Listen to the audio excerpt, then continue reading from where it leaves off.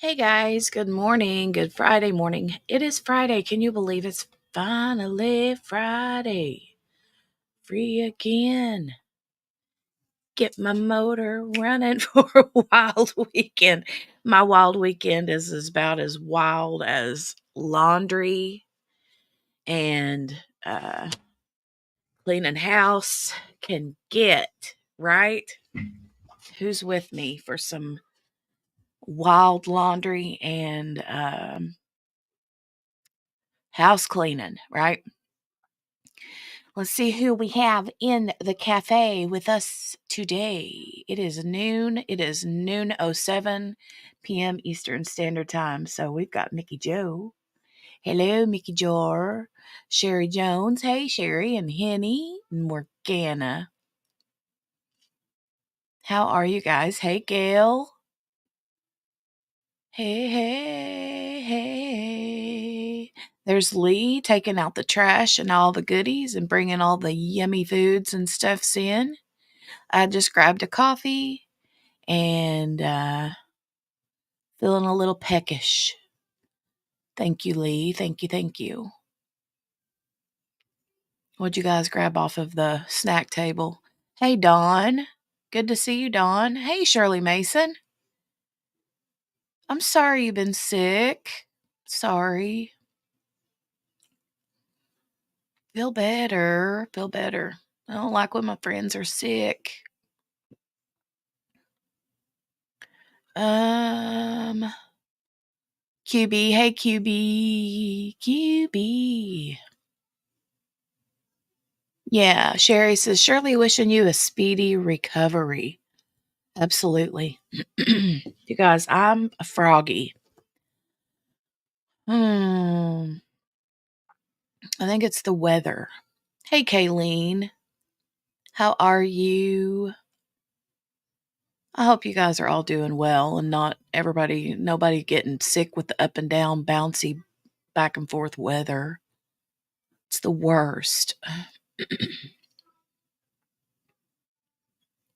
Let's see, who else do we have in here with us today? Anybody else? Anybody else? There's Steph. Hey, Steph. Steph's doing the multitasking thing. Oh no, a UTI. Shirley, take care. That's not good. I hope that you are on antibiotics. Hey, Chaloon. Good to see you, dear. How are you today? Not helping. The rain isn't helping your headache or your stupid jaw. I'm sorry, Steph. I'm sorry.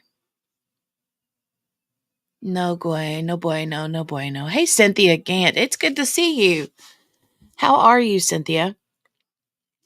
Good to see you. All right. And then if there's any lurkers out there, hi and welcome, lurkers. We love the lurkers too. Love all the peoples and all the lurkers. Oh, you're getting some apartment DIY stuff done today. Ooh, like what? I like DIY stuff. No worries, Lee. Don't worry. You good? You're good.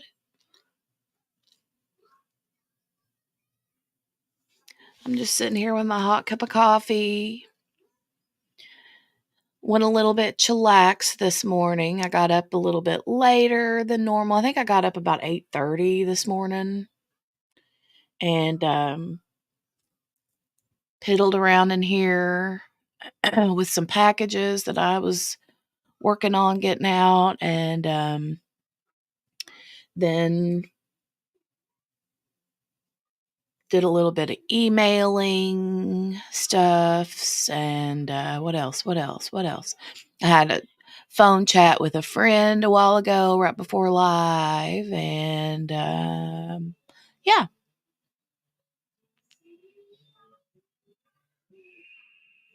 Hey, Ween Baby's here.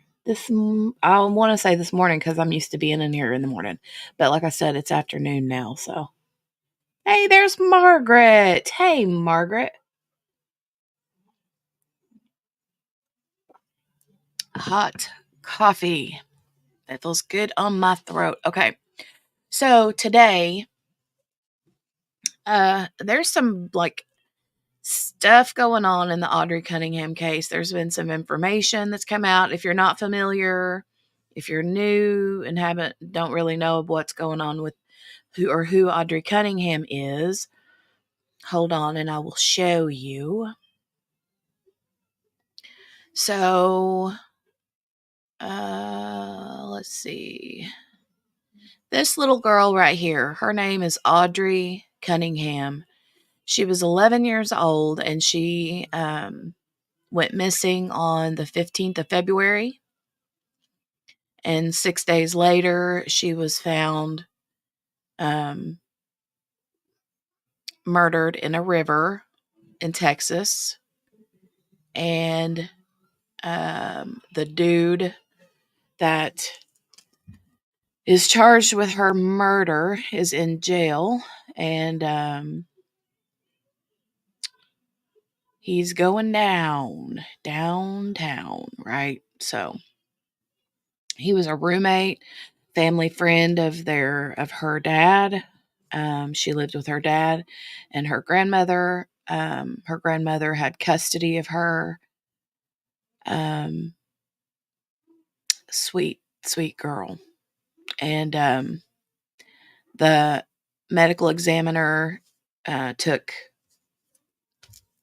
her remains to the medical examiner's office, and apparently they've already come back with a cause of death, um, which was blunt head trauma.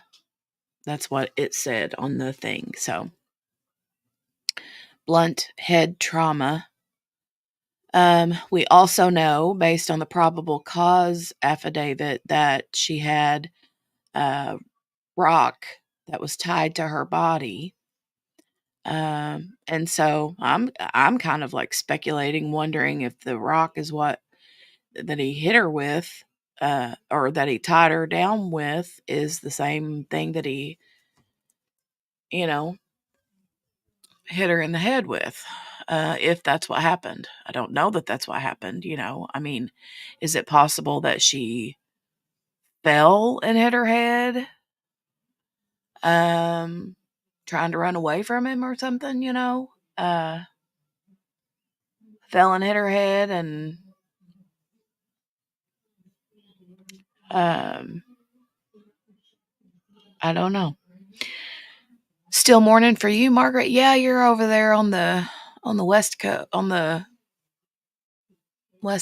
Yeah, I keep forgetting that. I forget about that.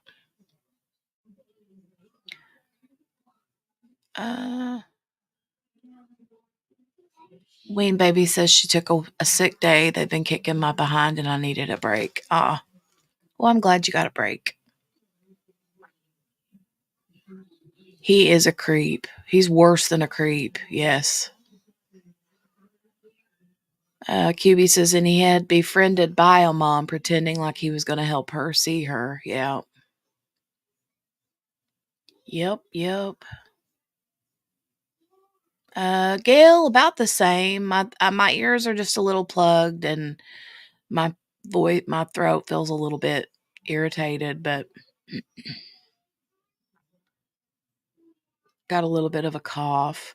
It don't feel like I'm sick. It just feels like sinus pressure and drainage. Um,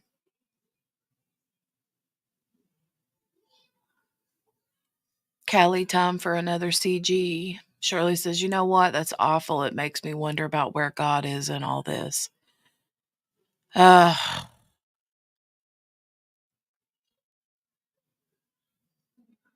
mm, Shirley, it's tough. I know. It's tough. Margaret said this weasel knew exactly what he was doing.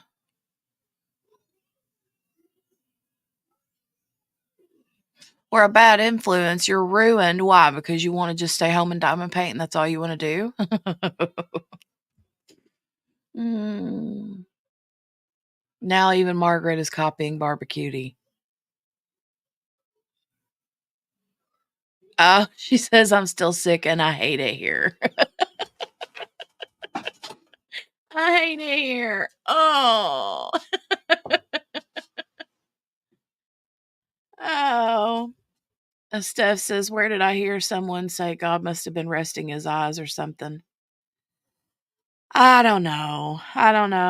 I mean, I just feel like it's easy to be like, God, why is this happening?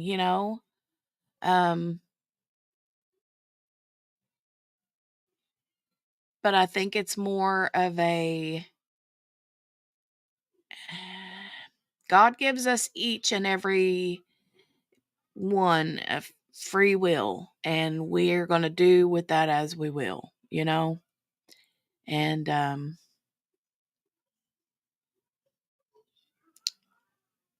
it seems like the longer and longer and longer we're here,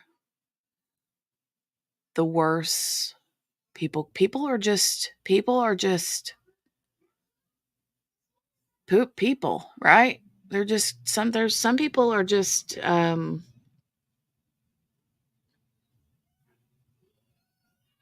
don't don't belong here on this earth. I know, Steph. I know. Margaret says, truly, I entered at my own risk. She did. She was told. We told her. We told her. Ween Baby says, I found a diamond painting Harry Potter pouch thing and I want it. We'll get it. I don't know, Steph. I haven't caught all of the Crime Nation yet.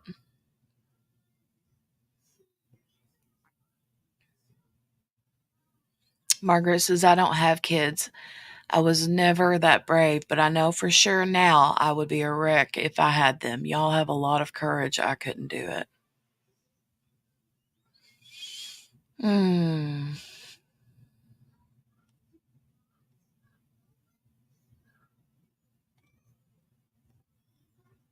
That means I have to leave the house. For what, Ween Baby? Why do you have to leave the house? You can order stuff online and have it delivered. All right. So,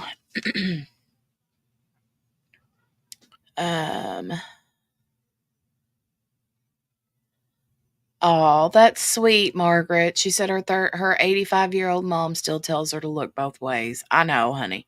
And I don't think that will never end. My mom and dad was the same way until they passed. I mean, they always worried, even over their adult children. So, there was some other information that came out about Audrii through Tim Miller. If you don't know Tim Miller is the dude that runs the EquiSearch in Texas. I think it's in Texas. And he was on Nancy Grace show yesterday. And there was some information that he revealed in that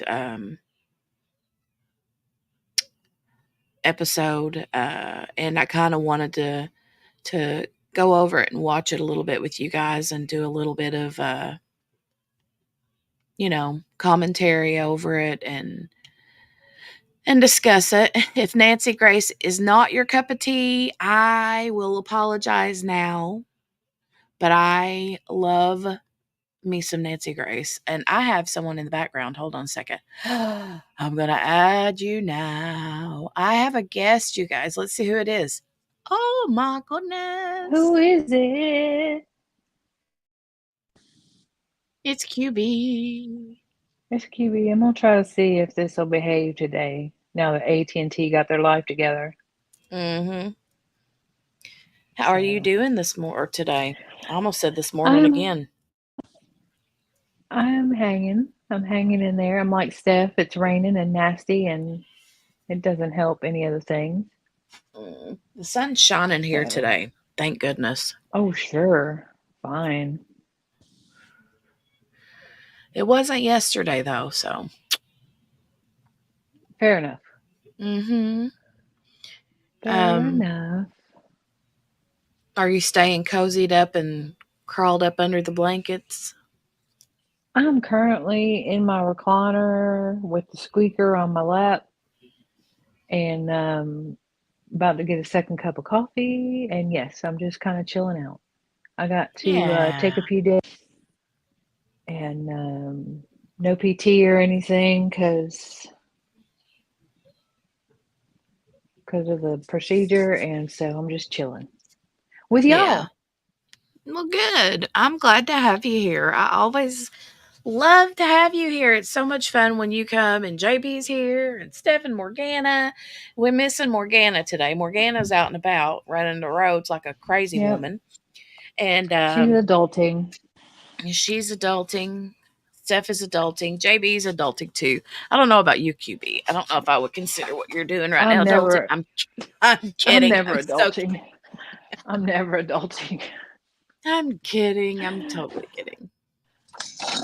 I never have days where I have like nothing Oh, that I I hear have to that do. coffee pour. I just heard that Did you coffee pour. hear it? I'm sorry. Was it That was lovely? Did no, you love it? that was a beautiful coffee pour. Oh, It was nice. that was top-notch coffee pouring skills. I made a full pot today. I was like, yeah, we gonna need that. Well, you know what? I'm So. thinking about doing the same thing because currently I have a brand new box of the Donut Shop Cape Cups, but Mm. uh yeah, I'm thinking sometimes it's just not strong enough coffee. It's just that, Yeah, the donut mild shop. medium Yeah. like breakfast blend or whatever. See, now I do Cafe Bustiello, so there's that. Yeah. It's not Bustiello, it's Bustiello. It's a bustier, coffee y'all, bustier. y'all, y'all know I make up my own words, right? Mhm. So anyway, sorry I'm making so much noise. I got to get the one here. All Mm. Wayne baby says she's not right. paying that crazy shipping to have something shipped to her. Okay, so sidebar. Mhm. Also, girl math. Raise y'all's hand because I know you do it. We'll add $10 more, so you ain't got to pay the $5 in shipping. I'm just saying. I'm raising my hand. I hate paying shipping. It aggravates me to the depths of my soul. Mhm. Yeah, we know you don't never want to pay that $4.99 delivery fee. Nope, girl. No, I will send somebody because I'd Lord rather have tip mercy. them. I'd rather tip the people in the restaurant $5 than to give Papa John. Why Papa John's need $5 more? Them 100 because their pizzas are expensive, Mhm. and I love them, but no. Yeah, I know. Look, Shirley's like me. See, saying skinny minute, I will add whatever. I'm like, oh, $10 to free shipping. Hold this. I'll be right back. Oh, these guys are in here talking about, I missed some of the chat up at the top. They were talking about Nancy Grace. Do you like Nancy Grace, QB? I do. But somebody said something about sometimes I love her, sometimes I love to hate her. Oh, yeah, yeah, That's yeah. where I am. She really grates on my nerves. Uh-huh. Um, and I think she's chilled out a little bit, not a lot, but a little bit with No. age. Mhm. But yeah, there's times I'm like, ma'am, I'm gonna need you to take several seats and calm all of that down. Yeah. She does get a little bit But feisty. yeah, I do like her. To hate her. Um, and I do sometimes. The biggest thing I have with her is that sometimes she will try somebody in the media. Even I Mhm. mean, they ain't even got a chance, and it's like, man. Hmm. Hmm.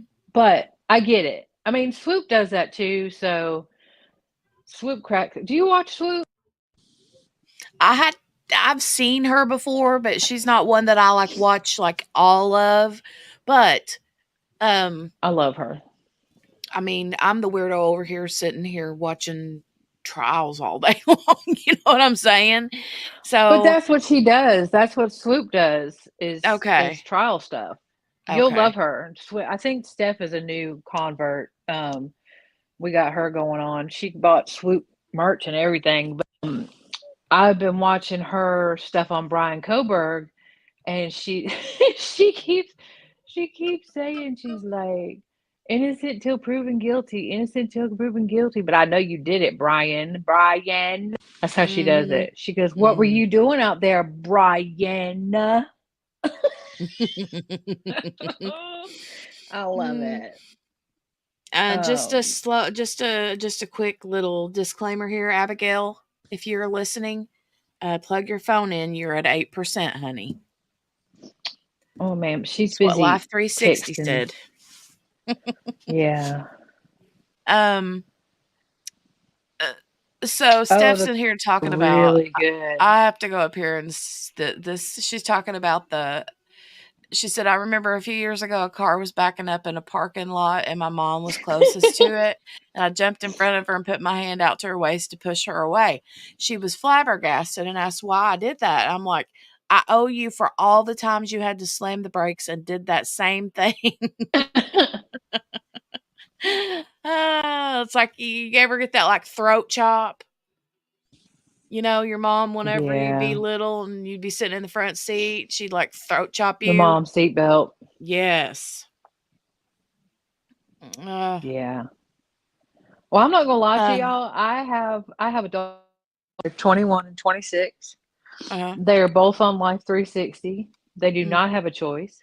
mhm, I'm trying to put not the girlfriend on there because I panic mm, when don't show up when they're supposed to. mhm, And it actually helped me. My youngest had a car accident and they went across the median and uh jumped the other lane of traffic. It was on the opposite side of where they started. And when they called me and were telling me where they were like, I'm on the right side, I'm on the right side, I'm on the right side. They were on the left side. They just didn't know they had jumped the median and gone across the other lane of traffic. mm. And so that's how I found them, was Life 360. Wow. Yep. So y'all ain't got no choice. I don't know what to tell Mm, you. well, I mean, But I got Life 360 on Abigail and Grace. We only did that back in the summertime when she come to visit, and so we was like, yeah, we're gonna do that because Grace was like gallivanting all over the world at the time. So, yeah, there's too much uh, stuff. There's too much stuff. And we had a thing happen here. That's what started it. These girls, I mean, they were drinking and they were driving too fast and they were doing all the things, and they blew a stop sign and flew across the road and into a marina, quote unquote. It wasn't really a marina, but it was like the other side of the marina, and nobody could find them because you couldn't see what they went through the trees or anything. And they ended up, and had they been able to find them before tide came up, they might have been able, you know, they might have been okay. And I'm just like, that's it. Y'all go missing, I'm gonna come find you. That's it. well, Morgana says that now she has blood on her shirt. Morgana, I hope that you have at some point in the chat explained why you have blood on your shirt. Otherwise, um, yeah. Well, I'll be running with bail money. We know why, but Mm. Steph, yeah, that's what you were telling me about.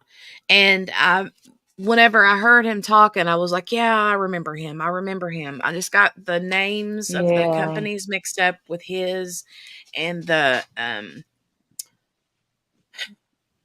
Adventures of Purpose or something. I can't remember what that was Oh, called. I love That them group. too. Adventures with Purpose.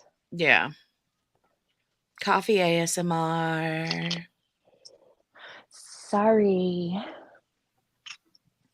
Kayleen says, I have two grown sons. I told my friend the other day, no one told me it was harder to parent adults. I worry for them. No grandchildren yet. Well,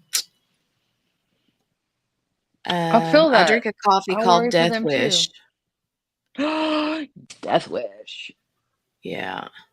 That's good I've stuff. heard of that. There's other people in the community I know that drink that. Mm, make you smell colors.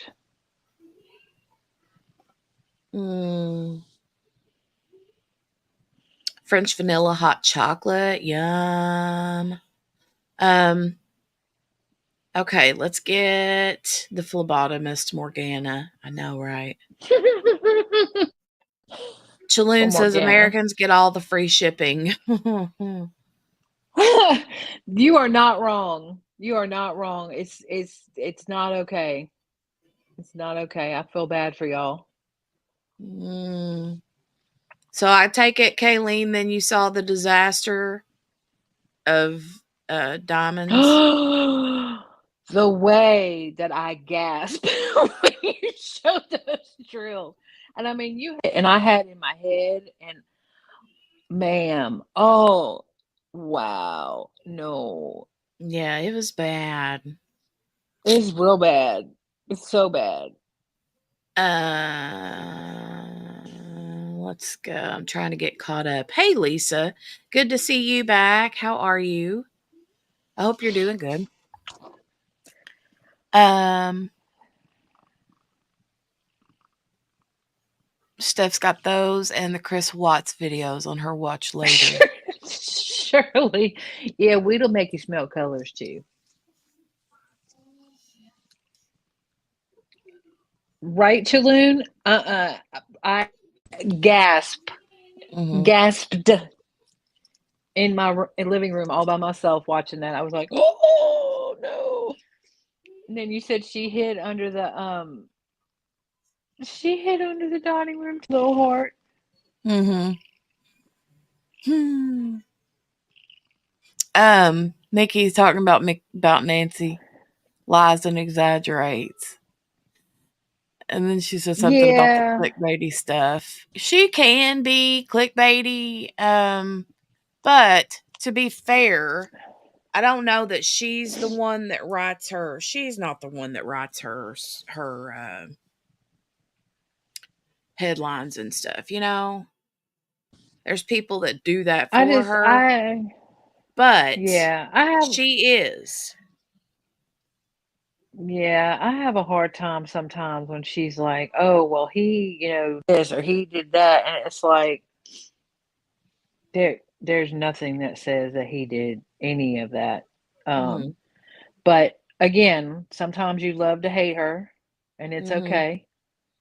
It's okay. Yeah, I adore her. I can't help it. I just always have ever since the Kaylee Anthony. You know. Yeah. Margaret and her mama is cracking me up this morning. She said she's calling because she probably wondering why her Life 360 ain't moving.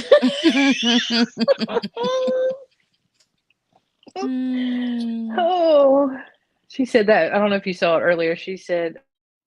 Uh, she said that's the only app her mom knows how to use.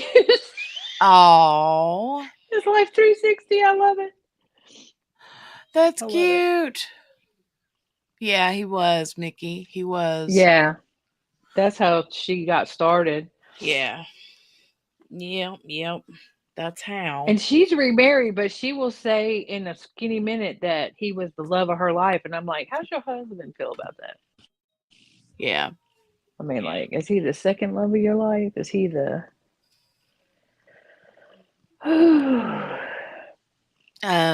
The Madeline McCann.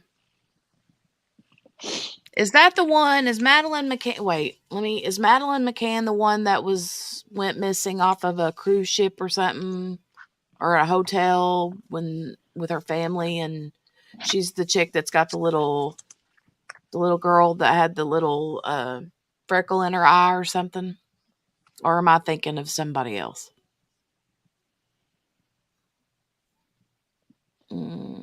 I can't remember. Yeah, I get you, Steph. There's times she pushes me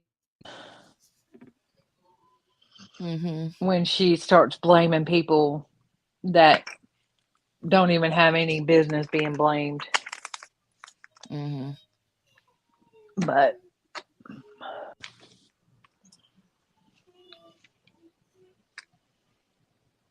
That the parents left the okay, yeah, yeah, yeah. That's what I'm thinking of then. Yeah. All right. So and I mentioned the whole Nancy Grace thing just because we're gonna recap her video. And like I said, if you're not a Nancy fan, I completely understand if you gotta like Chiloon said a while ago, take a shower, whatever, you gotta, if you can't handle her, you can't handle her. I appreciate that. So um Ween Baby said on Fridays, I used to watch her Casey Anthony coverage and drink every time she said Tottenham. Yes, yes, yes, yes. Facts. Or Bombshell Tonight. But we have her right here. Okay. She's like, okay, love y'all, BRB. It'll probably be a little while, Chaloon, because her video is like an hour long. I don't know that we'll watch all of it, but um yeah. And because it's Nancy Grace and stuff, I'll have to like do a little commentary and not play the whole thing like straight through. You know what I'm saying? But Tim Miller in here does give um does give some information about how her body was found and stuff like that. Yeah. So Lisa says, "Oh geez, I can't handle seeing that again. It was horrific when she described the movement of the wee girl's body." Yeah. Yep. Hey, Mary Lou. Hey. Okay, so I'm going to hit play on this. I'm going to mute myself, and I'm going to go check on JB and see where she be. I Yeah. thought she would be. Where's she at? I don't know. Where you at, Googly? Great googly moogly. That'll summon her.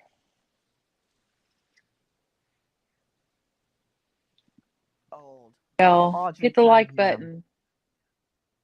Did Oops, 11-year-old Audrii Cunningham ever have a chance?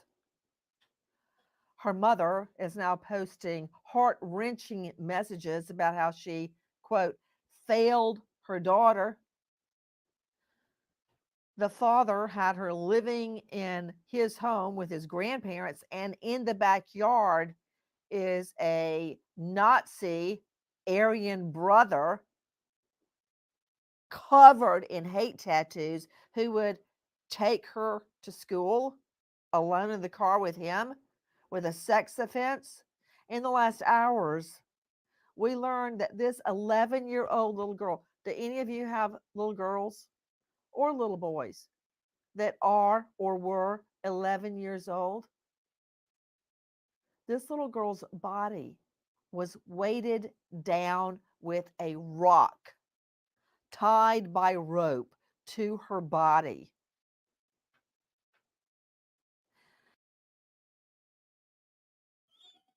So yeah, she's already starting out hot, but I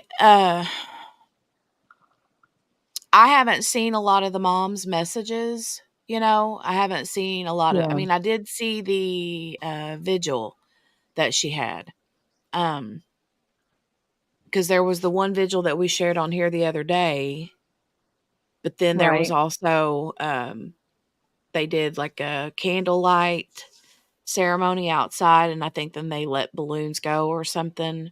But I don't know because I haven't watched this yet. I know that I found a clip of it that had Tim Miller talking, and I did see that part. It was just a few minutes long, but Yeah. I don't know if they've said yet where the rope was tied to her at. Do you know?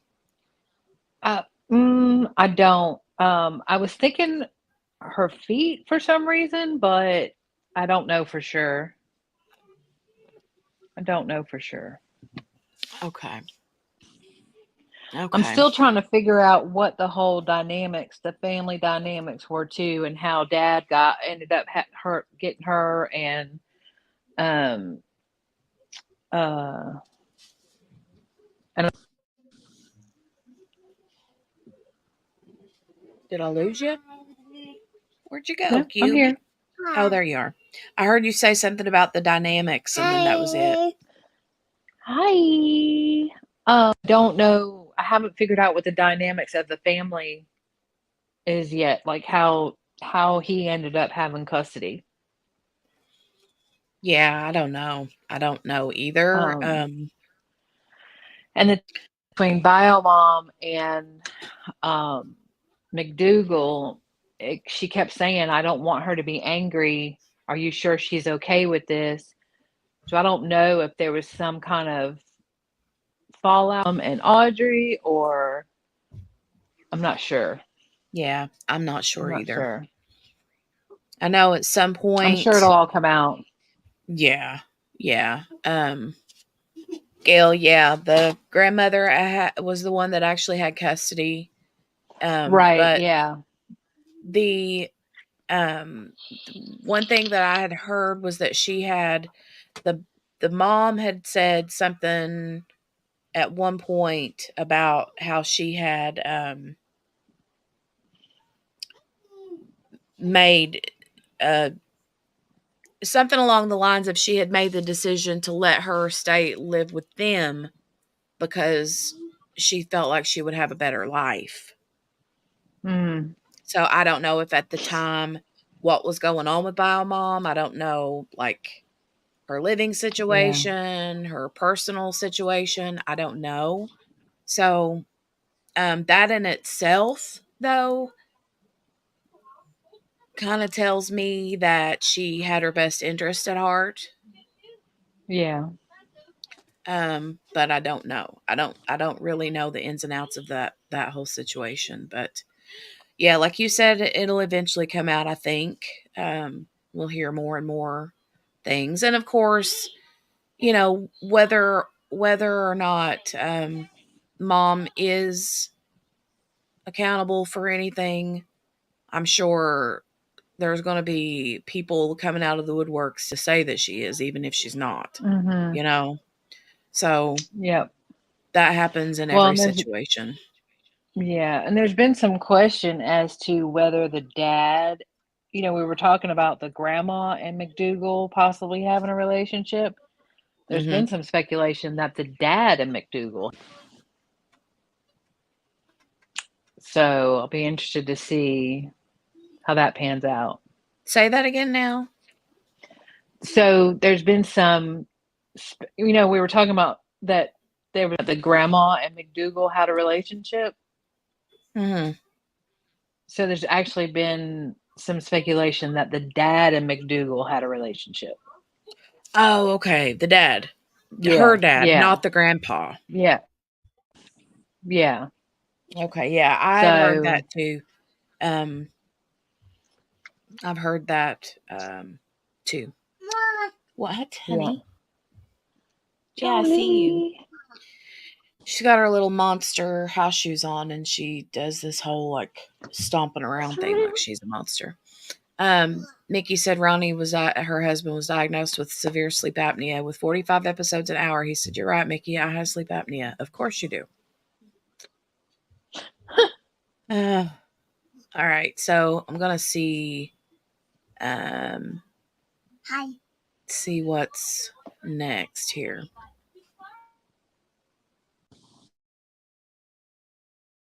Who could do that to an 11-year-old little girl? I mean, take a look at this guy.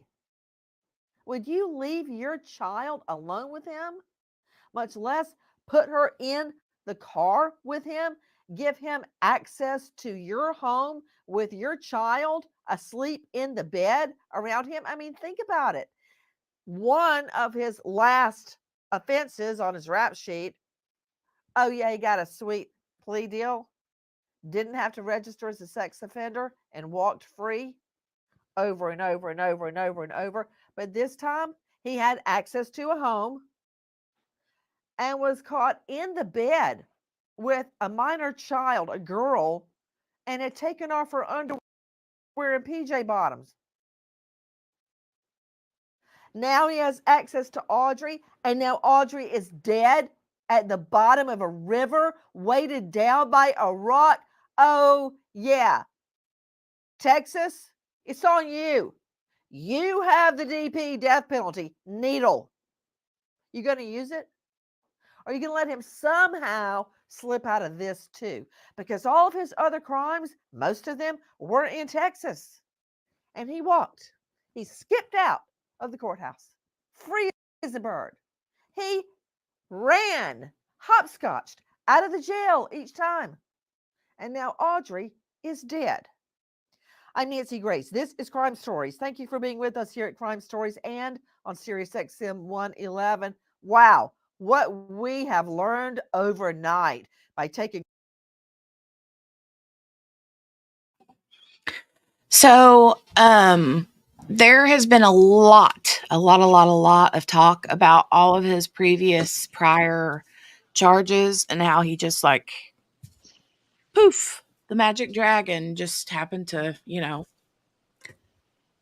he just gets to walk, walk, walk, walk, walk, walk. And that whole enticing a child thing that we were talking about the other day, Mm-hmm. um, I'm not sure, but there is an interview, if I can find it, that I would like to share. But the interview is of the girl that she just talked about, the girl who's now an adult, but she was 10 years old when it happened to her. And she was the one that he jerked her pants off and stuff. So I just don't understand how, with all of that, he was never. I don't understand it either. I don't get it.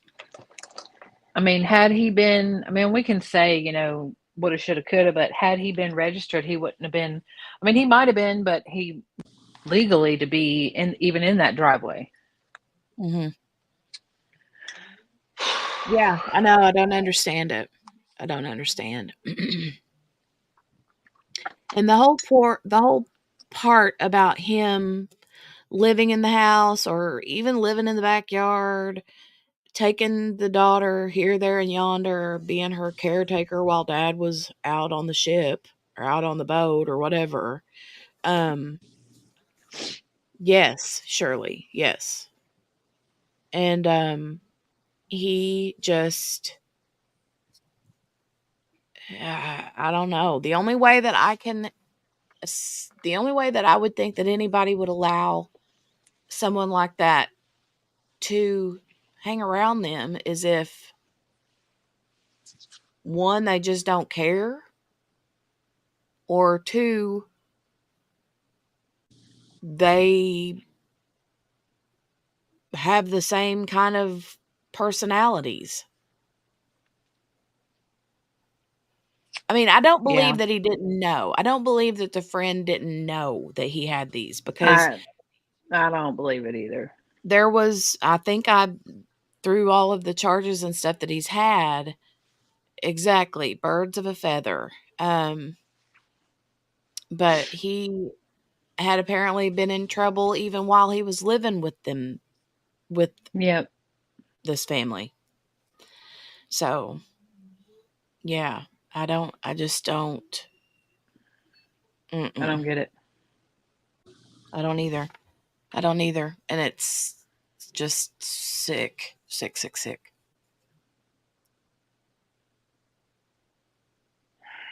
A long, hard look at a formal affidavit used as an arrest warrant. Wait till they perform those searches. But right now, joining me, in addition to an all star panel to make sense of the evidence as we know it right now, this lady is a hero.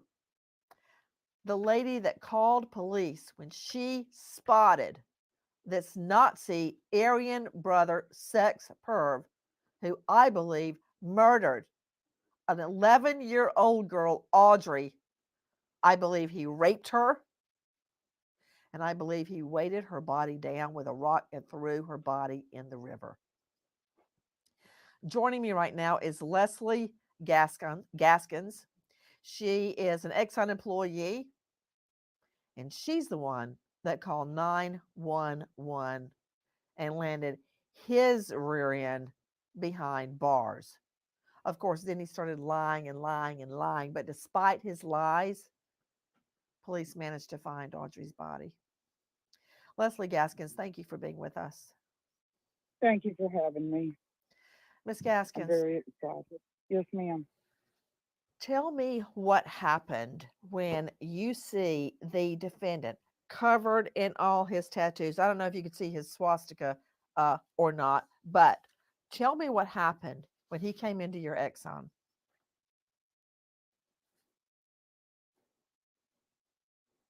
Say it was just a few dollars and change for gas. It could have been a couple of beers. I'm not real sure because I didn't know that he was significant.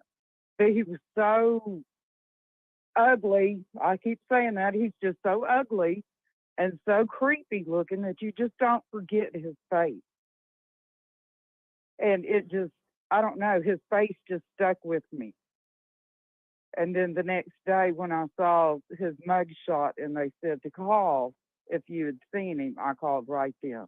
Didn't even hesitate. What, when he came into your Exxon, are you saying that it was either for gas or beer? Yeah, it was, yes, And I'm yes, ma'am. curious, hold on, let me get my writing pen. What time of the day did he come in? It was after 9 o'clock, I believe. I'm not real sure. 9 It, a.m., 9 'cause p.m.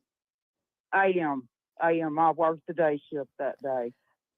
Question, was this on February 15, the day Audrey went Yes, missing? ma'am. Yes, ma'am. Yes, ma'am. I worked the day shift that day. What time do you go in?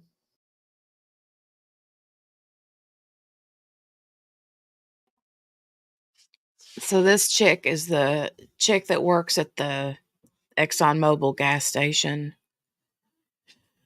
that she's talking about. And I think that there was some like surveillance of him going in and paying. But I can't remember for sure if that was at that location or not. Yeah. Um, Margaret says, looking like that, nobody can keep him in jail. His face screams jail. Mm.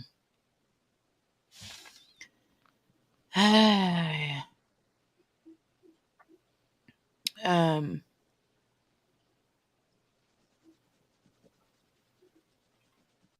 Thank you, Lee, for saying that about the word of warning. Yeah, I threw the trigger warning up there.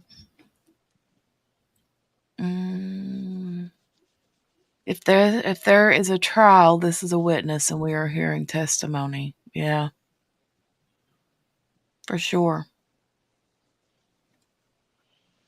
Spooky looking. Surely that's very possible. Like way possible, you know?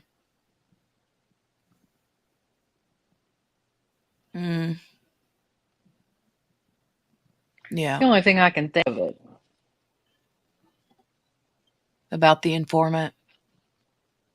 Yeah, I mean, how I mean, like I said, you can urinate on the side of the road and have and be popped for indecent exposure and have to register.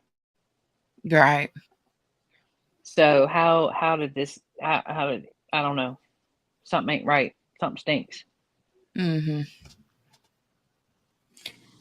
I don't know. I don't know.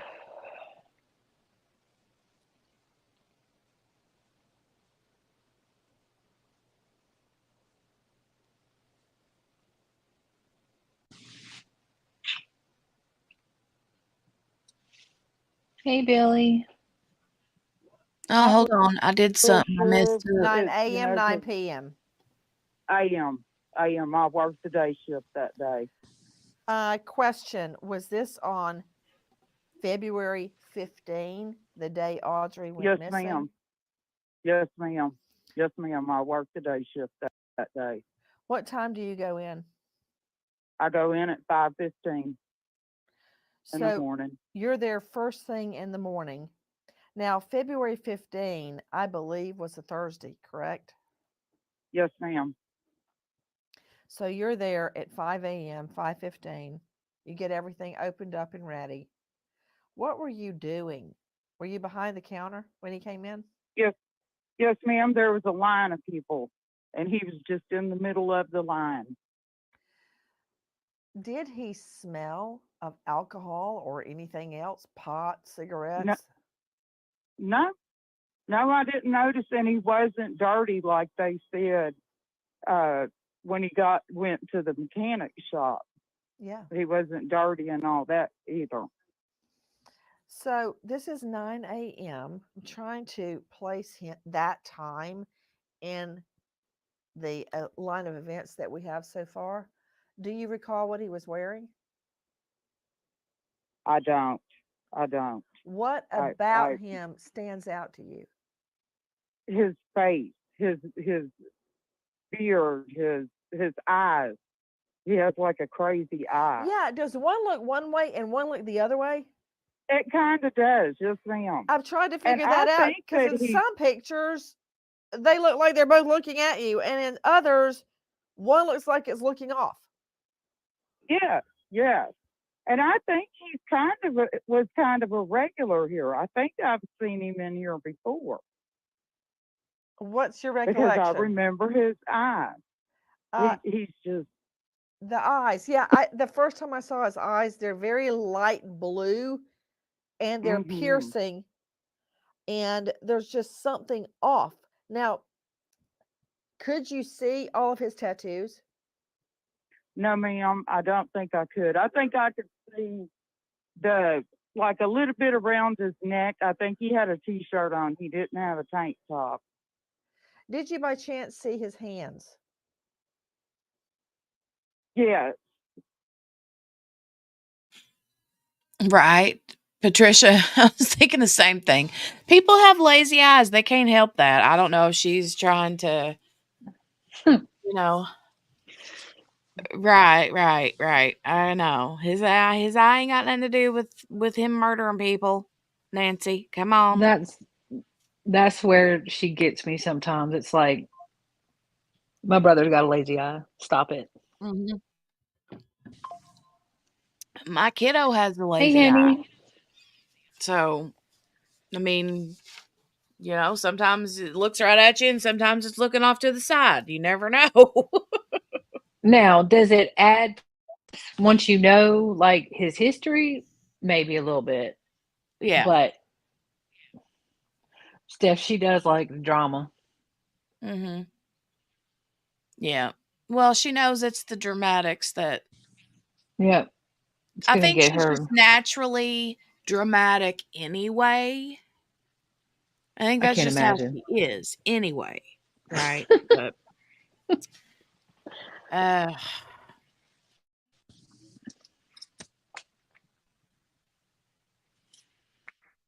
but I really didn't pay that much attention. Darn. I'm wondering if there were any scratches on his body, on his neck, his chest, his arms, his hands. He did he have on a long sleeve shirt? No, I don't think so. Did he say anything to your recollection? Just whatever he was getting, you know. It's 433 in gas is keeps sticking in my head. Okay, so 433 in gas. at that time you noticed him and you remembered him because of his eyes and his tattoos. And what happened next? He leaves. You don't think any more about it until when? Till I saw him on the on Facebook the next morning. What did you see? His mugshot saying if you'd seen him, he was the last seen with Audrey. If you had seen him, please call. And so I did. Would it concern you if he gets out on bond, if he's walking free?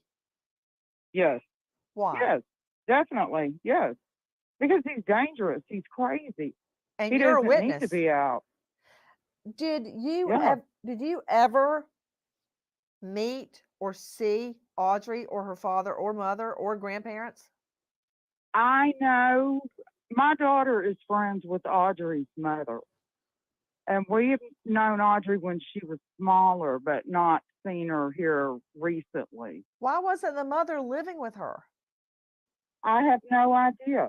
I have no idea because it sounds like to me she was in a worse situation than if she would have been with her mother. You So, know, does the mother live in town there? she lives in Livingston, I believe. Okay, with a population of a little over 5,000 people, how far away could it be? Yeah, Did you know her dad? no, I do not know him. Do you know how the dad knows the perpetrator? So wait a minute. I thought that Livingston was much bigger than 5,000 people. Am I wrong? Well, there's Livingston and there's Lake Livingston and there's all it's small. Let me look up real quick. Give me a second. Hey, Kel, good to see you.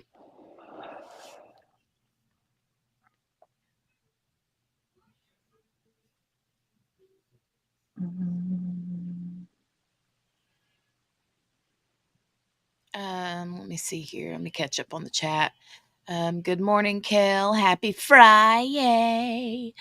Shirley says, well, now you put the way he looks together with the eyes. It's creepier. I was walking up the stairs after pouring a huge cup of coffee. So they have uh, it at Livingston, Texas at 5,760 people. okay, so it is small. And it's actually gone down. So 2020, let's see, 2021 was 5,808, 2022 was 5,784, and 2023 is 5,760. But Lake Livingston, I think, because I'm trying to remember if they're separate or together. If they're called like different stuff. Mm-hmm.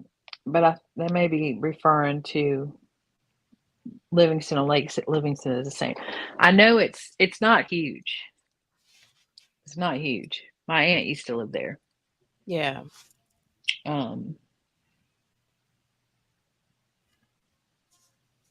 Well, like the town where I live is a small town. And I mean, I've got relatives who, they didn't want their kid around their dad, and they went years, and she never laid eyes on her dad, even though they lived in the same town. Yeah. Yeah. So I can see that being a thing, but I don't know. It just sounded from the text messages between them that there Yeah. was some animosity there. yeah. Because the mom was like, "Are you sure she wants to do this? Are you sure Uh-huh. she's okay Uh-huh. with set her?" You know. Right. So I'm not sure. I don't Yeah, know. I I'm don't not know. sure. I think a lot I more don't is know. going to come out. Oh, yeah, I do too. I do too. But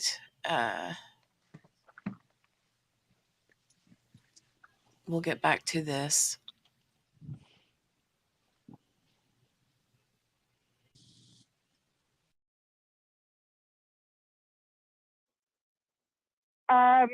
Friends, if you look on on his Facebook, they have, he's been tagged in posts of the dads for years, it looks like. You are hearing the voice of Leslie Gaskins, the Exxon employee who saw the suspect on the morning that Audrey goes missing and called police. Miss Gaskins, thank you. I hope you are prepared to testify. Yes, ma'am. Absolutely. I will do my part. He shouldn't have never been out anyway, not with his rap sheet. He should have never been out. Miss Gaskins, thank you so much. Joining us now, an all-star panel to make sense of what we know right now, but overnight, this is what we learn. Listen. According to court documents, Don Stephen McDougal used a rope consistent with a rope seen in his vehicle 2 days earlier during a police traffic stop to tie a large rock to the body of Audrii Cunningham to weigh it down in the Trinity River. Investigators were able to locate the body of Audrii Cunningham in the Trinity River by using cell phone records and video analysis, but they also needed help from the Trinity River Authority to lower the level of the water on the river so divers could find Audrii. After removing her body from the Trinity River, Sheriff Byron Lyons said she was taken to the Harris County Medical Examiner's office in Houston to determine the cause of death. Joining us an all-star panel, but first to Bob Price joining us, associate editor, senior news contributor, Breitbart, Texas. Bob, thank you for being with us. Tell me about the rock that was used to weight down this 11-year-old girl's body. So again, just trigger warning when they start. I don't know what information this guy's going to give. I don't know, what they're going to say. So just trigger warning, trigger warning, trigger warning. Steph says, any chance Mom was talking about the grandmother and not Audrii specifically? I was going back to try to read the text messages again. When I read it, in my mind, it sounded like she was talking about Audrii, because I feel like there was a place in there where she said, "Are you sure she wants to meet with me?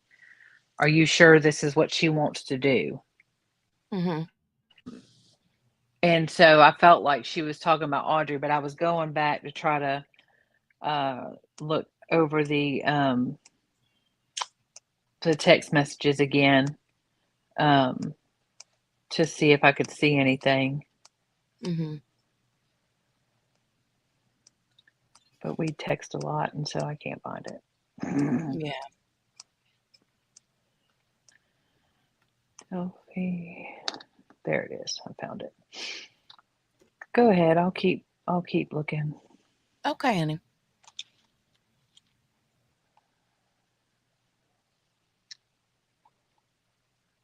So Nancy, I had suspected that he had used some kind of a weight or device to tie her down. I asked Sheriff Lyons about that during the press conference on Tuesday when they announced that they had found her body. And at that time, he did not want to disclose the information as to what he had used to weigh her down, but he did not deny that she had been held underwater by some type of apparatus and stuff. So now we know that there was a rope used, a rope that was seen in his vehicle 2 days before during a traffic stop, which again reemphasizes that the avoidability of this tragedy, had there been an arrest warrant for Mr. McDougal on an aggravated assault where he stabbed an individual back in August and was identified by the victim as the attacker in this assault, there would have been a warrant for him during that traffic stop, and he would have been in jail 2 days before her death.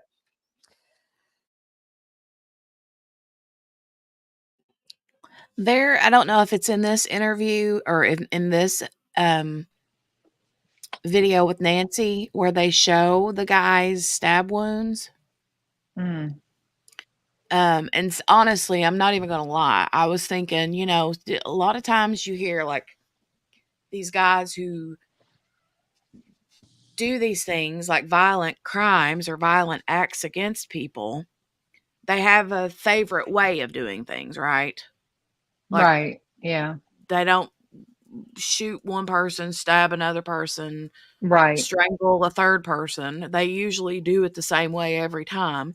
And so I was really concerned because I'd heard about this stabbing incident that Mm-hmm. he may have used a knife on her, but we haven't heard anything like that. So, And y'all, I just followed up for those text messages. They had been deleted once, and somebody found them and I should have taken screenshots. They're gone. really? Yeah, that link that I sent that brought you to the text messages Mm-hmm. takes you to Pretty Lies and Alibis, but it doesn't. It's no, there. It's not there. It's gone.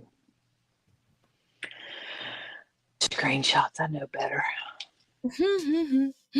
Um, It is wow. infuriating, absolutely. Okay, we'll go back.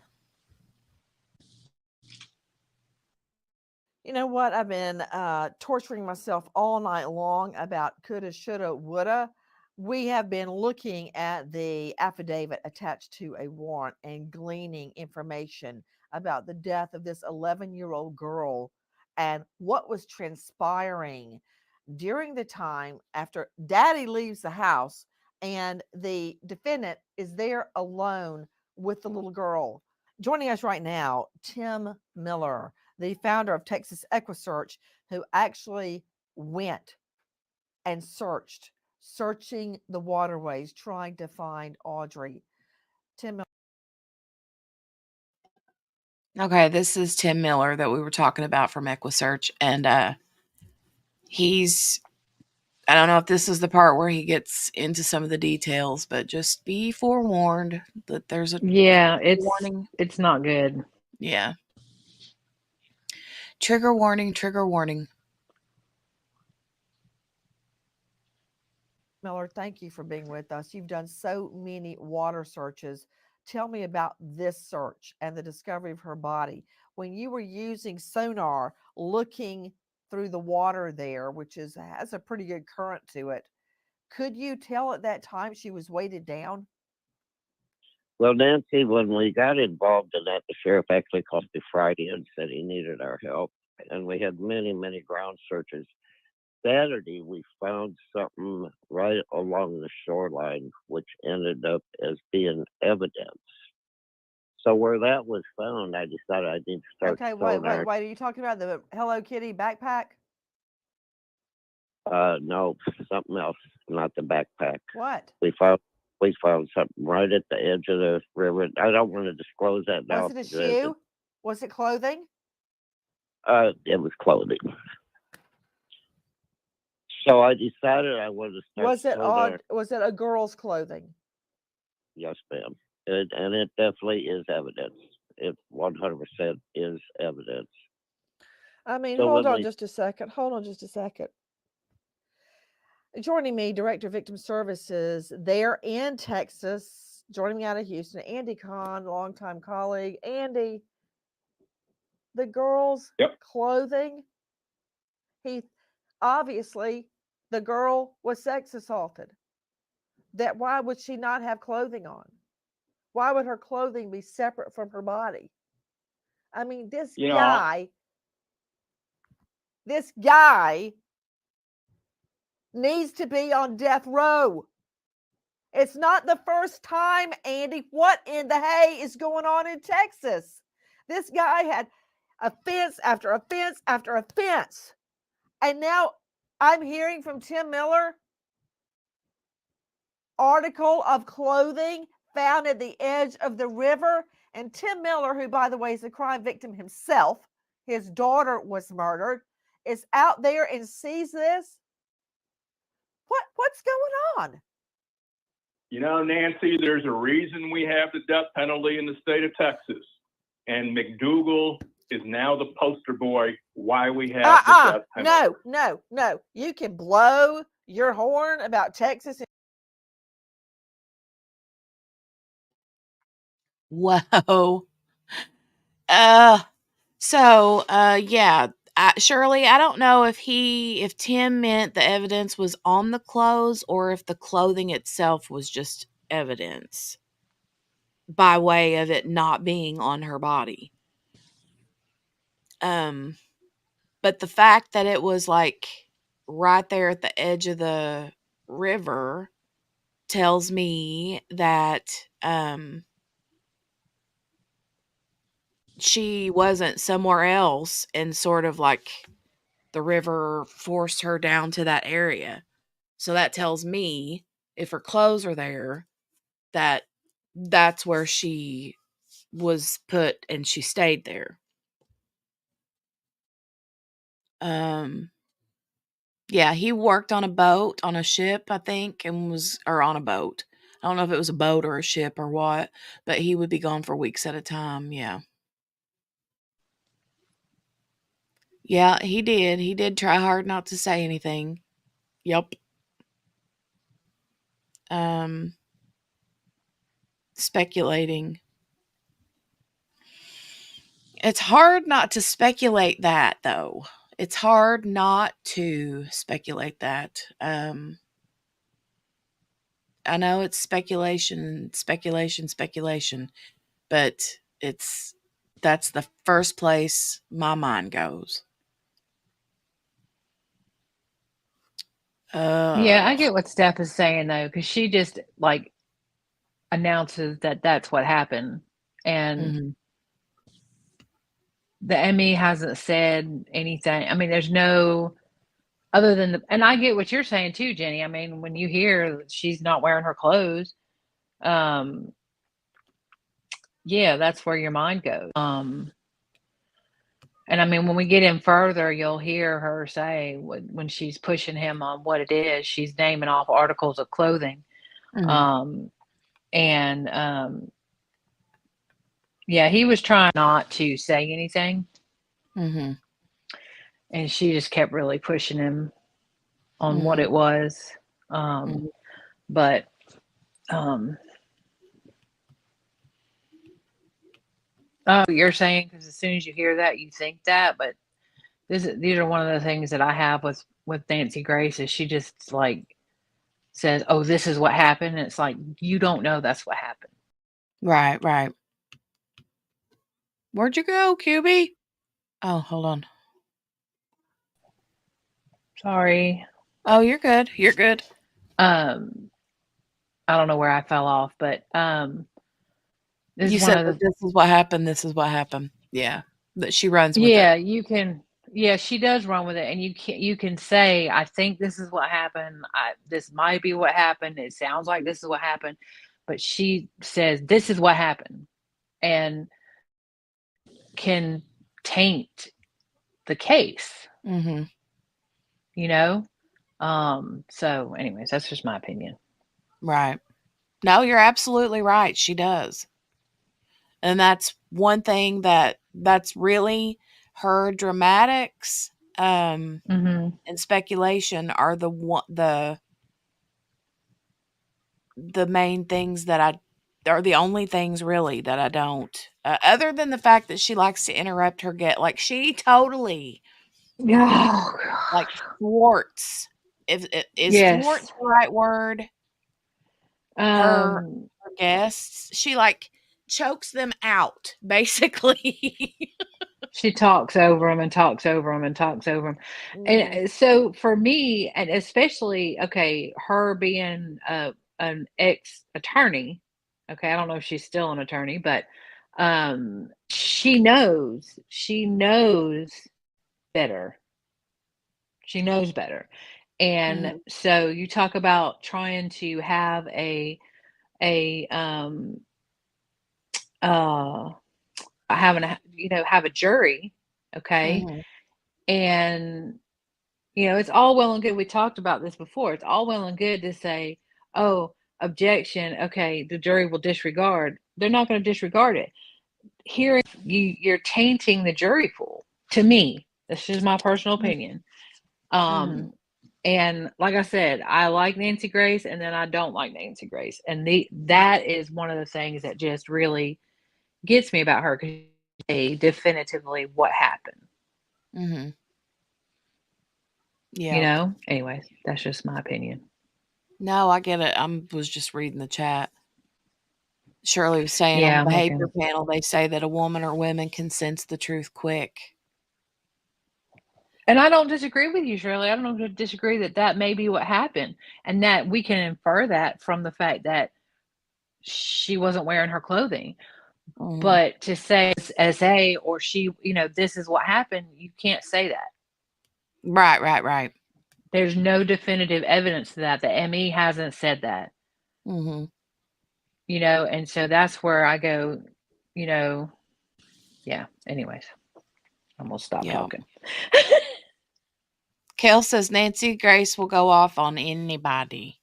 Anytime, anywhere, and God love her for it. That's great. Mhm. Shirley says that's what you feel. What do you feel in your gut? Exactly. And that's what QB was saying. You can infer that from what you hear, but Nancy goes the step further and says things when they're not This written is in what stone, happened. as it's written in stone. This right. This is what happened. Right. These are the things that happen. You can't say that. You don't know.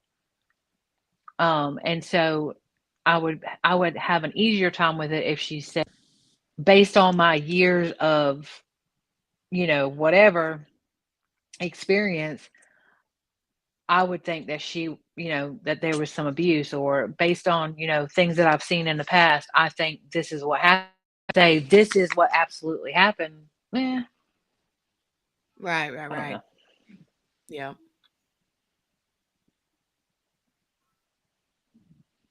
I agree, And Margaret. justice. I But mean, sorry.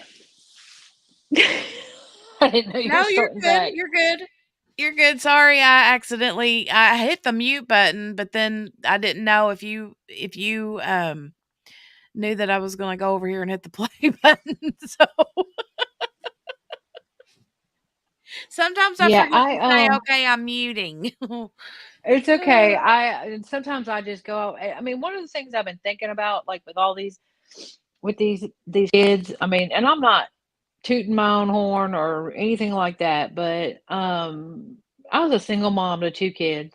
Okay, and I worked full time, and sometimes I worked more than full time, and never in my life I didn't even want to leave my kids with my family. Okay, right. like, and when even when I needed, I mean, like, I needed a break, okay? There are few people that I left my kids with, Mhm. okay? And again, I'm not saying I'm all that in a can of beans or anything like that. I'm just saying my personal thing was that, when I was home, my kids were with me. Right. And I didn't leave them just anywhere. And so I don't understand I don't know, I don't get it. I don't get Mhm. it. I don't get leave somebody like this person take your kid to the bus stop. I don't, and great. If you want to give somebody a shot, you want to give them a second chance, let them live in the driveway or whatever, that's great. But you don't give them out.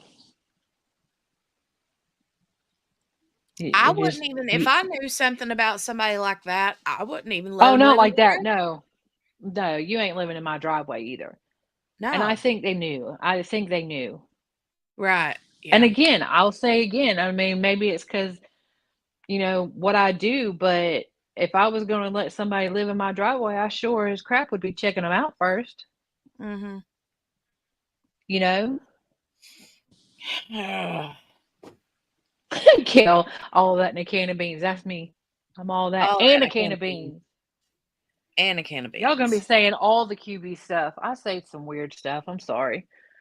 Um, Shirley, the grandma, why wasn't she with her grandma? Well, she lives with her grandma, but they all live there. they all lived in the grandma's house. But or the dude, he lived apparently in an RV behind the house, but still he had access to the house and could Yeah, come and they go as said he he had full pleased. access. Yeah, they said he had full But access to the house. but from what I've heard, um, is that grandma has a lot of like anxiety and depression issues allegedly, and is not always emotionally available, so to speak. But Sorry. I don't know how true that is. What?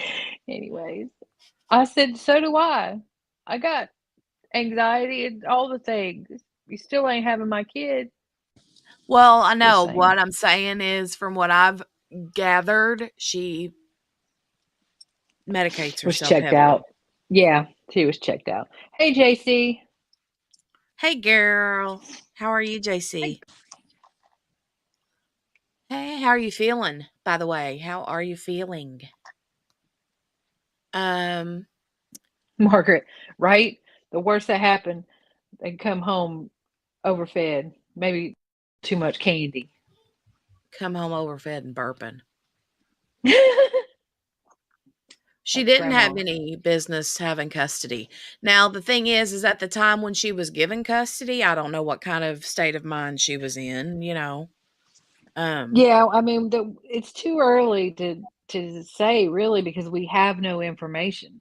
Like we don't know. We don't Mhm. know. I mean, did y'all see? Okay, so did y'all see the Facebook post that Adam Montgomery was making about Crystal when they were together? I didn't see that, I don't think. So they had released some Facebook posts that he was making when he and Crystal were together, and he was like, "I love you so much, and you're the best thing since sliced bread," and blah blah blah blah blah blah blah. So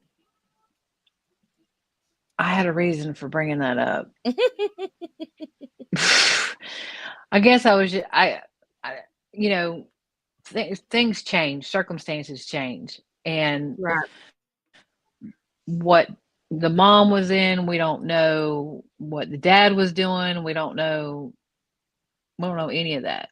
But for a mom Yeah. to say that she thought that she would have a better shot where or with grandma, you know, something had to be going on. Yeah. I agree. I agree, Margaret. I agree. Mm. I think you put all these adults together collectively, and there's not 1 ounce of stability for that child, and that's sad. Yeah, Yep. I agree with that statement wholeheartedly. So Well, like Nancy here sort of like started this out with, did this 11-year-old little girl even have a chance? You yeah. know? But Um, here's also my question. If she was at the time, so much so that they had the vigil there, okay? Did people not see something going on? Like not necessarily with this guy, but just with her home life in general. well, and there was that one chick that came up at the very, very end of that vigil that we watched on here the other day. And she Right? literally said that. She said, not that like to them, but she did say, in general, said, basically, if you see something, say something. We can't keep letting Yeah. things like this happen to our children, Yep. and we just blindly turn an eye and don't say anything. And I think she was in a roundabout way saying it to them, because why else would she have said that in at the vigil, you know? And everybody Yeah. like clapped after she said it, and she kind of got like a little bit of a, I don't know if it was a standing ovation because you couldn't see, but you could hear a lot of people clapping, and I was like, there you go. Yeah. So I It's don't know if just it's just a I don't situation where people turn their, I don't know that there was ever like abuse yeah, you don't allegations. know. Apparently she spent a lot of time, I mean, she went to school, so the teachers, I don't know if there's ever been anything mentioned from teachers or, yes, child. Jolie's hollering at me, but you just don't know, the neighbors. Yeah. Yep. I'd heard that the mom or the grandma wouldn't let Audrii go anywhere. Like, she wouldn't let her hardly like ever go anywhere extracurricularly, except for apparently the VFW when she would go down there or something. Mm. But I don't know that to be a fact. Uh, Margaret said, I'm going to go over to my mom's house later so I can come home overfed and burping. I'm going with you, Margaret. Yeah. Okay. I'm going to start this back.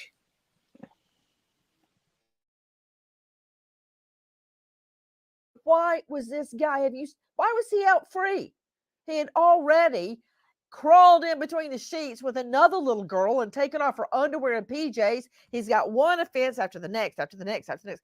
The man is using meth, for Pete's sake. The Nazi tattoo alone should have gotten him kicked off the property. That didn't work. But that said, don't start preaching to me about Texas as a death penalty. I want to know what this guy's doing out walking around to start with. The state of Texas failed 11-year-old Audrii Cunningham. Blah, no ifs, blah, ands, or buts. blah. The state of Texas failed this 10-year-old girl back in 2007 who he evidently was trying to sexually assault, and he got a sweetheart deal. He got sweetheart How deal did you after know she was sweetheart 10 years old? I didn't know that had been made Um, public. Yes, it is. I'm looking at it right now. We were trying to Yes, it is. protect her I will- identity. Yes, I will Another send 10-year-old you- girl, yeah, very similar 10-year-old to girl. Audrii, correct. very Yep. similar. And now this. I mean, you know what, Andy Kahn? My dad, God rest your soul, Daddy, would have killed this guy if he had tried to get in bed with me or my sister or brother. I don't understand why he got a cheap plea deal. And on the cheap plea deal, Andy Kahn, he didn't even say, I'm guilty. They let him plead nolo contendere. He wouldn't even No. admit what he did. I mean, talk about a sweet deal. Texas justice, and my they- rear end. Then they cut it down to enticing a child, which isn't even an offense that you have to register for. And that brings us to what we're going to be doing next legislative session. Next legislative session. You know what? That's all fine and good, and I like that. Be proactive, but nah. That ain't proactive. No, it's not. QB gone again. There she is. Hold on. It's retroactive. Thank you. I said after.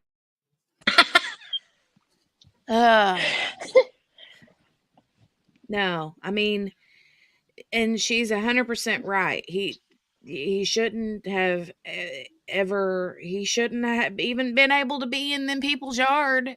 He should have been in the prison 10 years ago, or 15, or however many years. But Bare minimum registered. oh Bare yeah. minimum. Not even. He's not even that. When she's saying that he didn't even plead guilty to when he pled, made the plea deal, what does not? I thought if you made a plea deal that meant you automatically were. You can plead nolo contendere, which is basically no contest, in a plea deal. Basically, you're saying, I'm not saying I did it, and I'm not saying I'm gonna go ahead and take this plea deal. Now, a lot of times the plea deal says you have to plead guilty, but you can plead nolo contendere on a plea deal.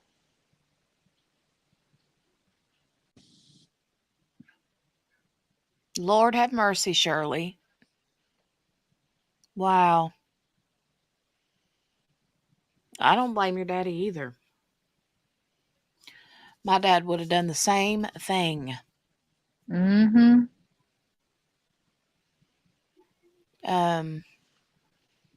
I'm a helicopter mom too, Shirley. Still am. They adults. I don't care. Patricia says, did he have dirt on the prosecutor? Because that's crazy. Right? I don't know. I don't understand that. I don't. The girl only was thing 10 I can years think old. of, and the only thing I could think of is they didn't have enough to make it stick. That's the only reason why they'd give him a plea deal.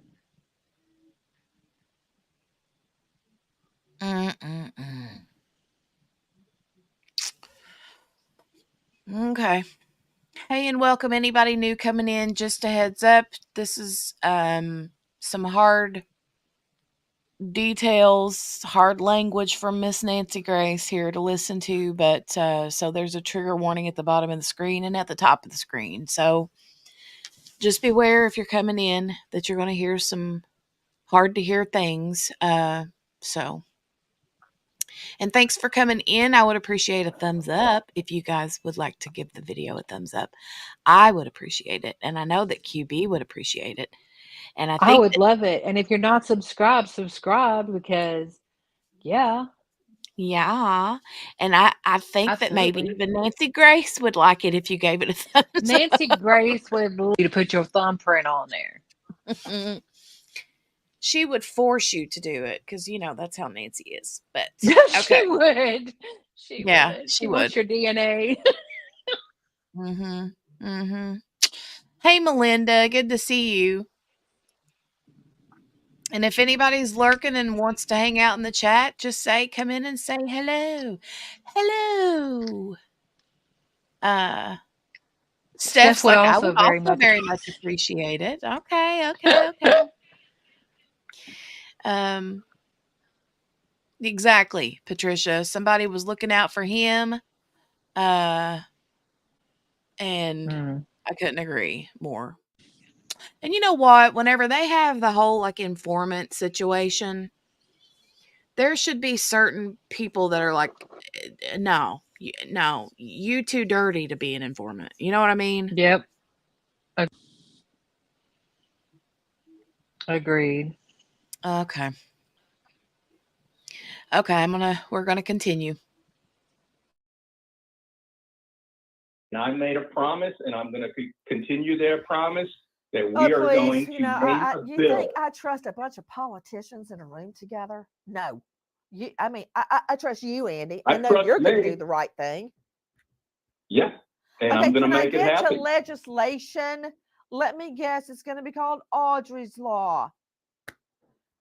Yep, That's unfortunately, as great. you I well don't know, want the child dead so she could have a law named after her. I want her alive. I can't have what I want. Now the only thing I can get is a death penalty. That's the only thing we can work toward now. But that said, you can tell me about your legislation later. And don't worry, I respect what you're doing. I value what you're doing. I want you to do it. But I guarantee you, if you leave one little crack in that legislation, some defense attorney is going to find a way around it so it won't apply to their client. Think about that. Tim Miller, can I get back to the search? Yep. You just got me so upset thinking about her being separated from her clothes. Now, I don't know what piece of clothing it is. It could have been a shirt. It could have been her pants. It could have been her underwear. But when you said it's definitely evidence, that makes me think it could have been her underwear. Well, it was definitely clothing, and it's definitely hers. So I decided to start doing side Was it her scans on pants? yeah. Why does an 11-year-old girl not have her pants on? He raped her.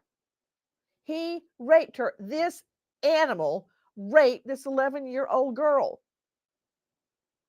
Okay, back to the search. Guys, when we're talking about sonar, think about you've seen, if you haven't gone fishing yourself, you've seen it on the fishing channel. You can't miss that. It's 24/7, 365. People are fishing. It looks like a blurry iPad screen. They even have them you can hold in your hand the size of a cell phone. And it looks gray, but then you can see black spots. Hey guys, sorry. I literally missed the last 2 minutes because kiddo needed milk. So I had to run out into the kitchen real quick and grab her a drink. And I did miss. QB, can you inform me what Nancy's talking about now? This was basically the snippet that you heard him, that little short snippet. Yeah. Where she said, was it her pants? And he said, yes, it was. And that's where I get, again, I know she's passionate and we love her passion, but she's calling out that he, I don't want to say the word because I don't know, but The I mean, I R guess word. he raped her. Yeah, like Right, yeah. he did it. He did it. All right, that's you. I'm not saying you can't infer that. I'm not saying that that might have happened, but you can't definitively say that. Hey, Brenda. You Hey, know what I Brenda. mean? Hey, Brenda. You Uh, can't say that. right. And like I said, I am not saying that he didn't do that. That's not what happened. I'm not saying that there's no reason for an 11-year-old not to have her pants on. Mm-hmm. I'm just saying, yeah. Anyways. Yeah. I know. You can't just blatantly say things like that, especially when you have no proof behind it. So Right. And I mean, we all know that happened. Okay. We all know that it's a possibility. But the ME released her, and they may not release it, but the ME released her cause of death, release anything that said anything about an assault. mm-hmm. And so you got to wait. You can't just. That's just my opinion, y'all. I'm sorry. Mm-hmm.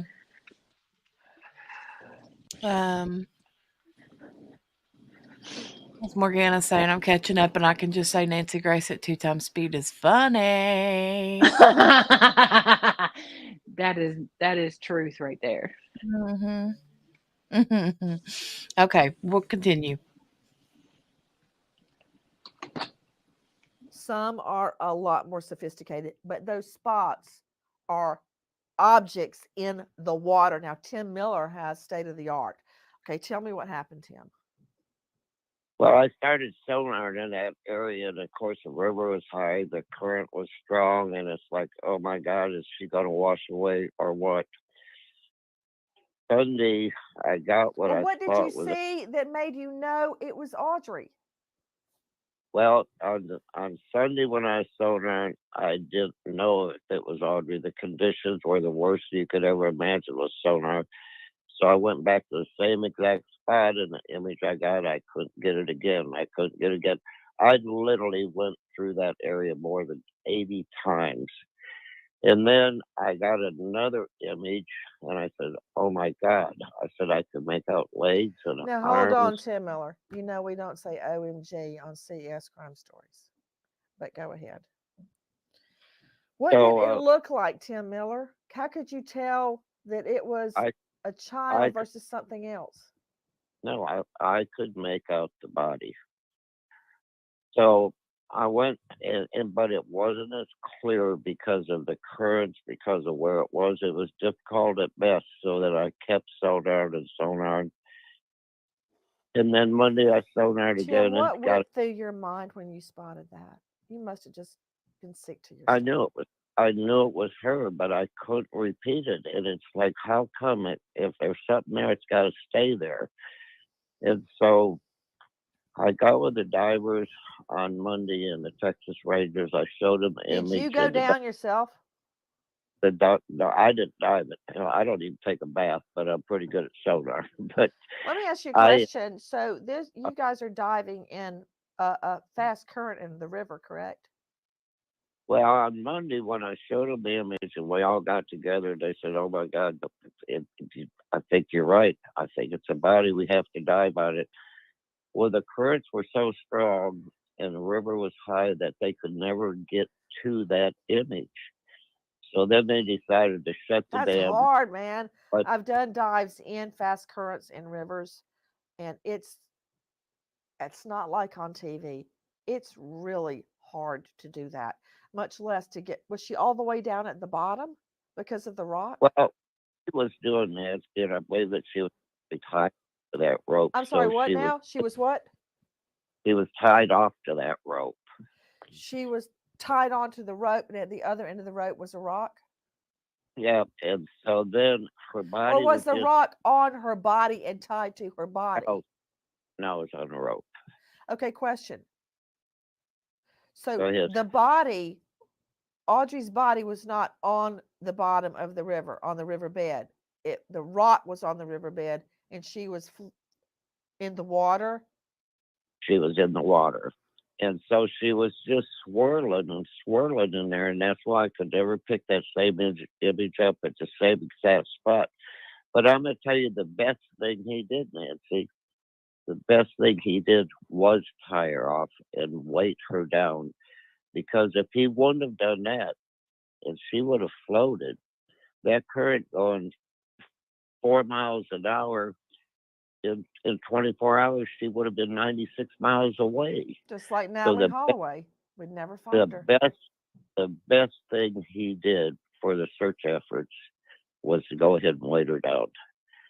Otherwise, again, in that current, and just think if she would have popped up at night when nobody was there, and in 12 hours, she would have been 50 miles away. So, it was a blessing in disguise.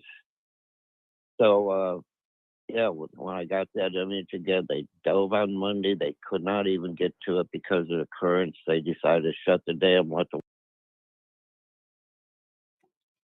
Well, I mean, if we can say thanks to anything, it'd be that he did actually, like Tim said, That's otherwise what they I would have never found her.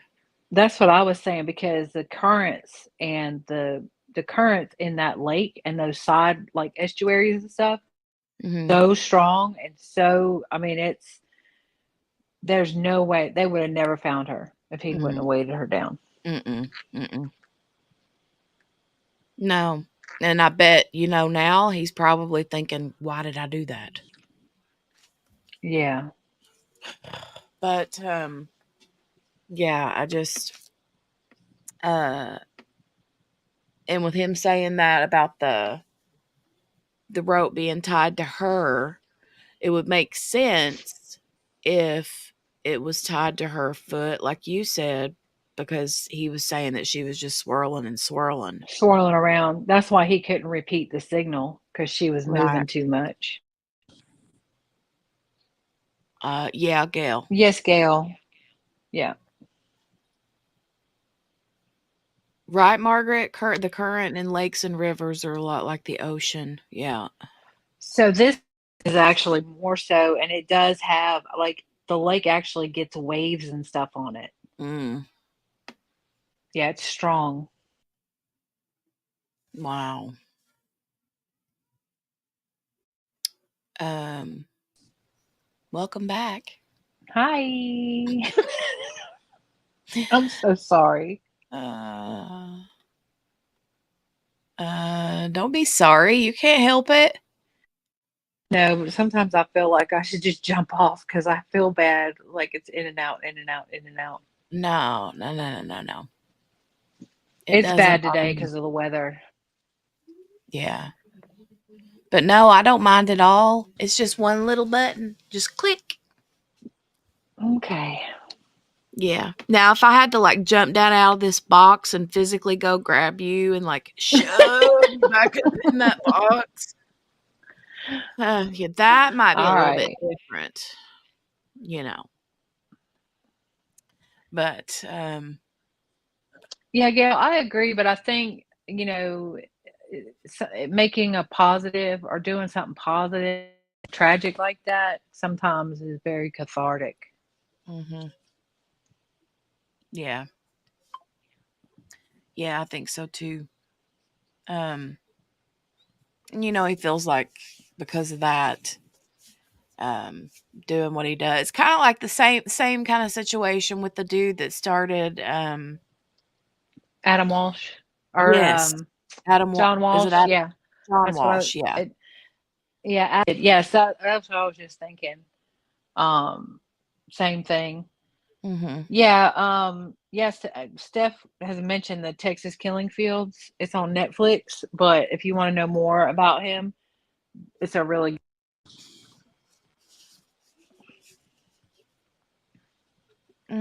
One day we'll be able to beam up like Star Trek, says Shirley. Beam oh, me up, Scotty. Um, I agree, Shirley. She does look good. I think she looks great. She must have a good plastic surgeon. surgeon. What? What? Who said that? Who said that? Oh, I didn't say nothing. I don't. Did you hear that? She has a she has a good regime, a good morning and evening facial routine. Mm-hmm. I could see her being one of these people that does this right here. Hold on and I'll show you. She's one of those people that does this every Yeah, morning I and need to every do night. that. Hmm. Beam me up, Scotty. But There's no intelligent life down here, right, Gail? Oh my gosh, yes. All right. facts. All right. I'll play.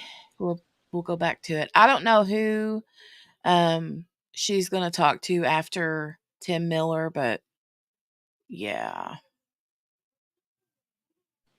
Her eyes are looking like I Dream of Jeannie. Oh no. Oh.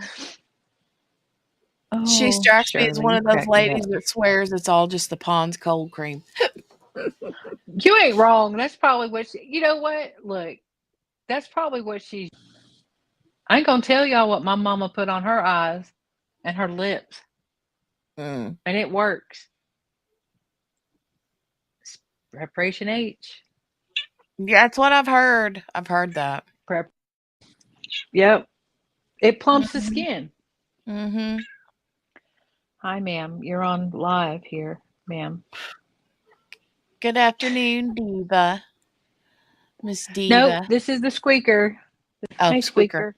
I get them Her confused. name is Nene or Nays, named after Shanae from In Living Color. Don't ask. Shanae. Yeah, she's my girl. We call her the squeaker because she chitters Mhm. and squeaks and talks to you. Right, Hi. Morgana, mine's already plump too. I don't need no more no plumping up. Around them eyeballs. I'm just saying. Mhm. Well, I know, right? All right, we'll continue.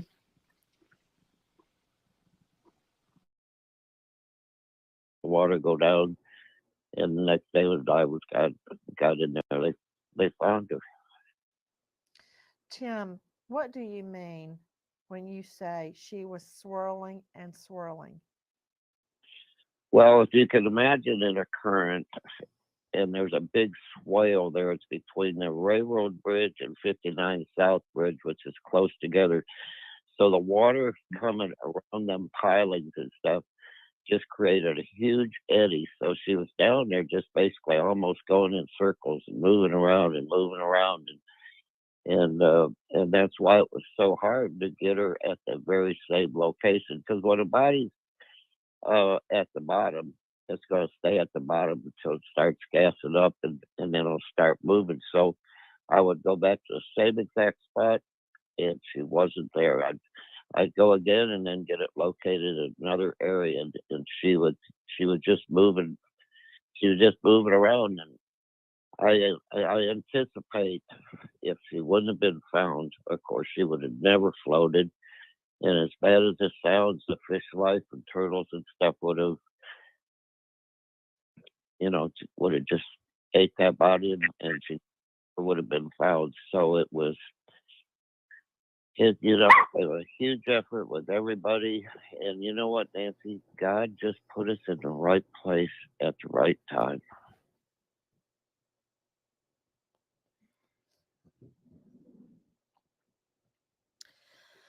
Tim, not everyone knows that you lost your daughter. So when you get a case like this, what does it mean to you that you found Audrii? You're the one that spotted Well, her on sonar. you may get me a little bit choked up right now. And when I got home, I said, Laura, thank you. Just thank you. Because if you were still alive, I wouldn't be doing this. I said, thank you, Laura. That's right. I'm not saying this to pat myself in the back. There's no ego involved in it. Again, I've just been blessed by God with what he's given me, and I'm pretty good at that sonar. I'm not an expert, but when I Tim, got you that, don't have to pat your own back. If it had not been for you spotting her on the sonar, she could have come loose from that rope and she would have been gone. Like you said, in 12 hours, she'd be 50 miles away. And we would never have the answer to what happened to Audrii Cunningham. And this savage, this brute, would walk free to attack another child. And you know another thing, Tim? We know of these two little girls. One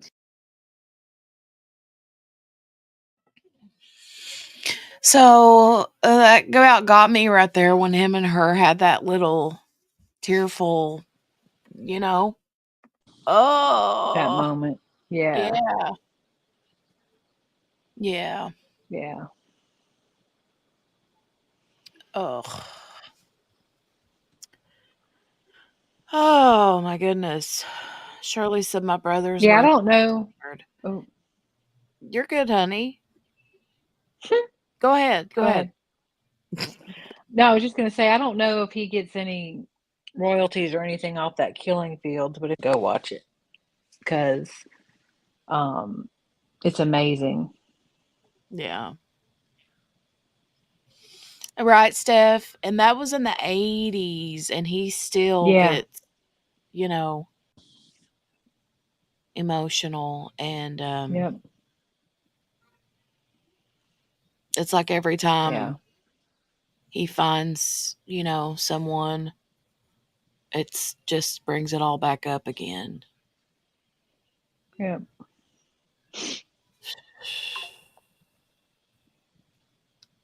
Um, Shirley said my brothers were in the Coast Guard and they had to be the ones to retrieve bodies, and sometimes they'd slip through the netting. Oh, Yeah. goodness.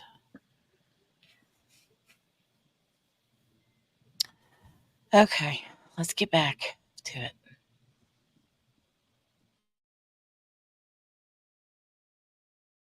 10, 111, very similar in physicality. We don't know how many others are out there because you and I know, Tim Miller, that only one out of, say, 8 or 9 sex assault victims come forward, and that is a conservative figure. You are hearing Tim Miller, my friend, my longtime colleague who runs Texas EquiSearch.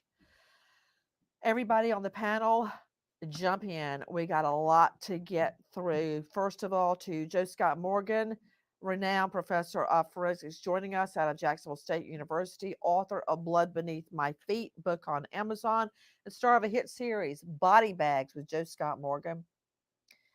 Joe Scott, right now, we don't have a COD, cause of death. She's still at the Harris County morgue.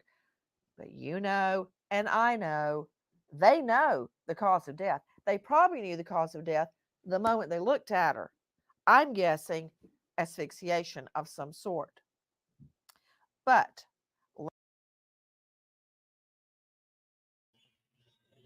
I was thinking the same thing.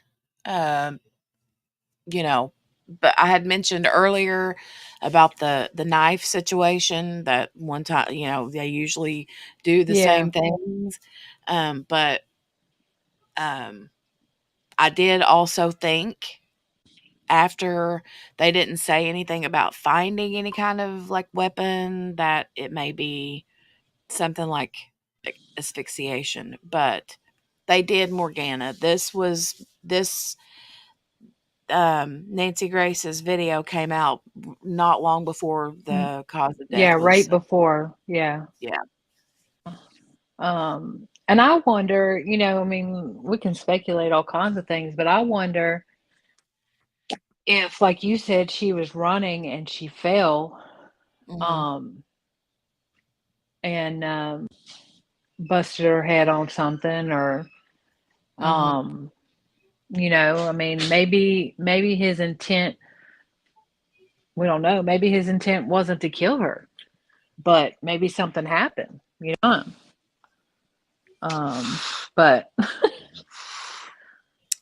Yeah. didn't mean to laugh. I'm laughing at something else. Sorry. No, I know what you mean, and I was thinking that too. I'm like, maybe, no, the stabbing was, of that dude, the man. It was a man. Um,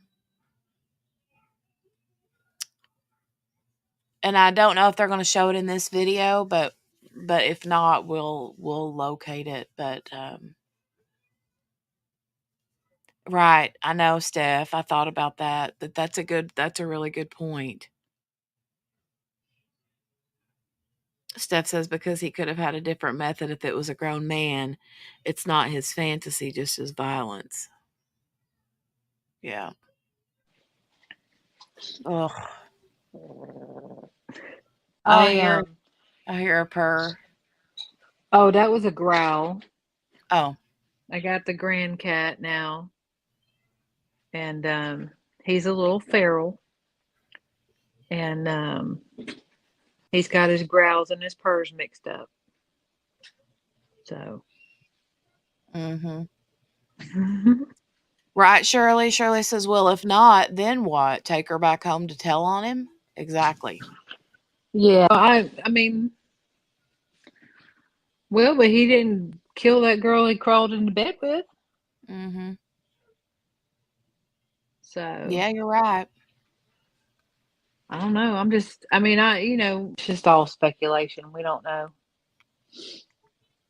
Victimology isn't the same. Margaret's like, y'all, the Waltons turned into Gunsmoke on my TV. What year am I in? I don't know, Margaret, but I just want to see you say, I hate it here. I hate it here. I heard her say it like that. And Steph thought you farted. What? No, ma'am. It was the grand cat. So, you guys, and don't take this back and forth like watching Nancy Grace and then coming back and laughing and cutting up. This is not. It's just how we deal.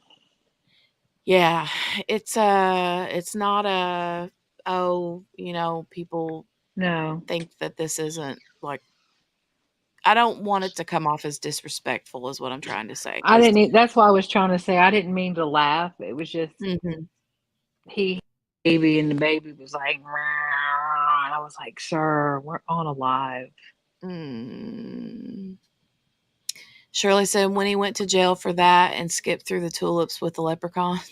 Right. Uh-oh, something happened. And then she gone. It is a coping mechanism. You're right. Yep. Nurses and doctors react the same way. Humor gets us through, right? Yep. Yeah. Okay. So I'm going to press play and then I'm going to take my phone with me because you guys, my bladder is about to just fall apart. Just make sure you mute yourself. Yeah, I will mute myself. It relieves the tension. True, it is a lot. Hey, Billy. Good to see you. Hey, Billy. Yep. Okay, I'm going to mute myself and then take my phone with me. So I'll stop it whenever I come back in. And I got to grab a refill on my coffee. Okay. Let me talk to you about A, toxicology. Did he dope her up with, let's just say, Benadryl or something like that? B, you heard what Tim Miller said from Texas EquiSearch. The water temps were very low. How did that help or hurt? Had there been any fish activity on her? I don't see how if she's in a swirling eddy. Just, you know what? You know more than me on this, Joe Scott. Just hit me. First off, I hope that the knots were not untied at the scene. I hope that I hope that the rock was not disengaged, because when we work cases and they arrive at the morgue, we want all of the elements present so that we can fully appreciate, how, for instance, with her, how was she secured? You think about the forensics of knot tying. Plus, Joe Scott, what about potential DNA on the inside of those knots? Yeah, and that's quite interesting. Depending upon how long she had been in there, and not so much she, but those knots. Were there any protected spaces in there? Right now, my gut would say no. But Nancy, there's a saving grace here, and Tim had brought this up, and this is the beauty of this. This you used the term savage. That was kind. That article of clothing that was left on the shore there, if it was relatively intact and it was not super saturated with water, there might be a chance that you can find some foreign DNA on there, and that may originate. Joe Scott, really, I am completely drained on the case. Please speak to me in regular talk. Are you talking about when you say I don't even? You're talking about sperm. You're talking about saliva. You're talking about epithelial skin cells, hair, any fiber from his clothes that could be on her pants. Is there some other DNA I'm missing? Hair, fiber, skin, sperm, blood, sweat. Is there some other DNA that I'm missing? No, there's not. Well, and well, also hold on. one I of the think Tim's jumping in. Do you have something, Tim? yeah, can I break in real quick? Please. Actually, with the Texas Rangers yesterday and stuff, and doing affidavit and giving all the pictures and stuff for the trial. And one of the things that we talked about is thank God that water was as cold as it was, because if he sexually assaulted her, there was possibly going to be able to get semen from her. Good point. Okay, Joe Scott, I hate to treat you like a computer, but that's more data that has been input into that brain of yours. Now spit it out as best as you can. We'll all try not to interrupt. Go ahead, unless no, we that's have okay, to. sure. Yeah. So, and one other thing here, I think that's really pertinent is the fact that that garment was found on the shore. I'm really wondering, Nancy, if he had not picked that spot to, commit this savage attack on her, that's the location where he may have stripped her and have done whatever he did to her that you had previously mentioned. And if that's the case, I don't see it right there. I would think that he would attack her and sex assault her in the car or in some covered area, not in the open area along the river right. bank.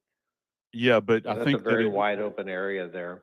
at this point, I don't think that anything can be discounted, though. We don't even have the You're right. But tell me what we do know, what we well, will what we get from that body.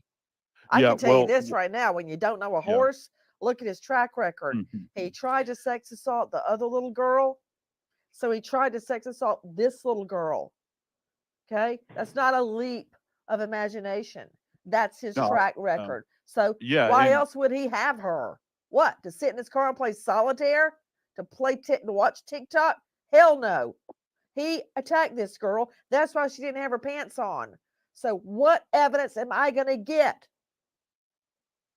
well, given the fact that she is found in a body of water, I think that it is going to be very difficult to have success with a rape kit. If he ejaculated within her person, okay, and she's nude in the water, we don't know that at this Well, are point. you telling me they can't retrieve sperm from her vagina or rear end? I mean, listen to what Tim just said a second ago. Her body was swirling around, Nancy. I I know, mean, but the she water was wouldn't like go a into top. her vagina. Of course it would. Of course it would, and it does. And let me throw one more thing at you. If that isn't enough, you're talking about a small child. She's, and I hate to say this, Nancy, but she's greatly dilated at this point in time. If in You're fact she talking was about her sexually vagina? assaulted. Yes, Nancy, I am. Well, And then so if say it, that's the man. Spit case, it out. Okay, now actually you're making sense. If her vagina is dilated because of the water, is that what you're saying? yeah, no, because of the sexual assault. Because of the And sex assault, you're saying that's how water could penetrate the vagina. Because ladies, think absolutely. about it. When you get in the bathtub, you do not get water in your vagina. Same thing here. But what Joe Scott is saying, I think, is that because she, we believe, had been raped, her vagina is now dilated and water could enter and destroy the evidence. Oh dear Lord. Unless there's some evidence on her pants. Is that right? Yes, it is. And one other area here that might be a bit more protected, believe it or not, might be her fingernails. I think that with nail clippings in particular, because that's kind of a hooded area, if everybody will just look at their fingernails, if she scraped him, there might be a possibility that's still trapped beneath her fingernails. That's kind of a long shot, but that's what I would be thinking as Joe well. Scott, why don't we have a COD yet? I think that they're taking their time with it. One of the things I thought about, and this is way off topic. I'm really, and they have to consider this. I wonder if she was placed in there alive. I don't know that, and they're trying to make a determination as to whether or not perhaps she had taken on water in life, and they would find evidence of that in her lungs. Also, there's a test that we do in the inner ear at autopsy that we check for drowning. I think that part of that is that's what's complicating this to this point. And also the Wait, suffocation. isn't it a matter of removing the lungs and weighing them to see if they're wet? Yeah. You can, and there's a What does that standard take? weight. 15 minutes? Yeah, it does. However, what they will want to do, Nancy, also with drowning to confirm it, is we look for what are called diatoms, and that's these little creatures that exist in the water that you take on, and you have to look at them microscopically. So I'm wondering if that might be part of it as well, Nancy. You mean whatever lives in the river water, whatever Yeah. microscopic organisms would now be in her lungs. Yeah, Now, and what is that the inner those ear test for drowning? well, that you would actually have water contained within the inner ear. And so that's part of the drowning process as well. And so that's something that we would want to consider and that they're looking at. I can tell you, Gotcha. they're being very thorough with this. Joe Scott, jump in as we move along, but I want Yes, to ma'am. talk about this affidavit.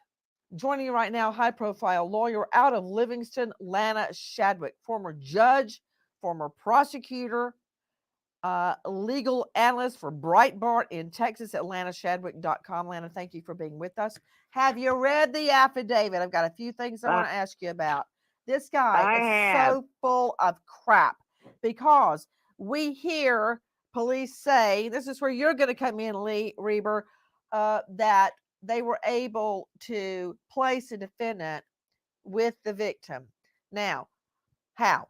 Through cell phone data, we know that, through other digital information, and through information from him. But I am telling you right now, he was lying through his teeth. The information they likely got from him is from his cell phone because triangulation doesn't lie. Pings don't lie. This guy lied through his teeth.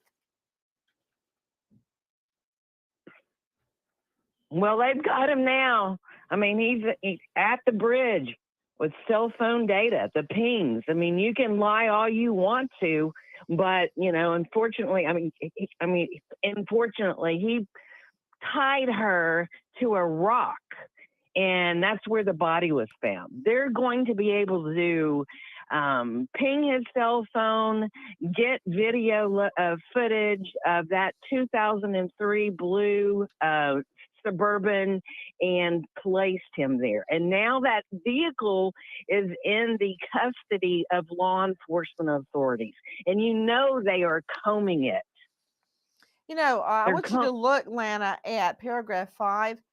Affiant shall show through investigation. That's the cop. It's the affiant. Investigations were able to determine through cell phone data, video footage, and other forensic evidence that McDougal lied about his whereabouts and activities. He flat out lied. Him. Hey, yeah, they got him. And another thing, take a listen to our friend at Crime Online, Rachel Bonilla. According to KTRK, Don Stephen McDougal was seen at a Livingston mechanic shop near Highway 59 the day Audrey went missing. Workers at the shop said McDougal was filthy, covered in dirt, and acting suspicious. He was there trying to get a part for his blue Chevy Suburban. So we know that he was completely filthy at mechanics shop. What about that, Lana? Filthy with what? Because he had been down there at the riverbank getting rid of a body? Well, absolutely. That's evidence of where he was beyond, having cell phone pings and video footage. Now they've got him covered in lake river mud. And so saying he's filthy. So the guy's so smart, he doesn't even bother to clean up anything before he goes out to get a part for his car. I'm very curious about what we know regarding that video footage and the cell phone pings. Bob Price joining me, associate editor, senior news contributor, Breitbart, Texas. Bob, do you know that the pings absolutely place him on that bridge? Because based on what Tim Miller is saying, he didn't throw a body off a bridge. He went down on the riverbank. Right, and with the clothing found on the riverbank and not tangled up in the grass along the river's edge, oh,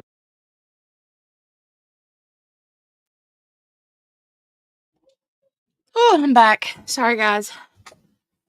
I was trying to hurry, but then things, coffee. Anytime I go in the kitchen, that's when the kids are both like, I want something to eat. And no, I don't want that. No, I don't want this. No, I don't want that. And they're very picky. And QB is gone. Daggone it.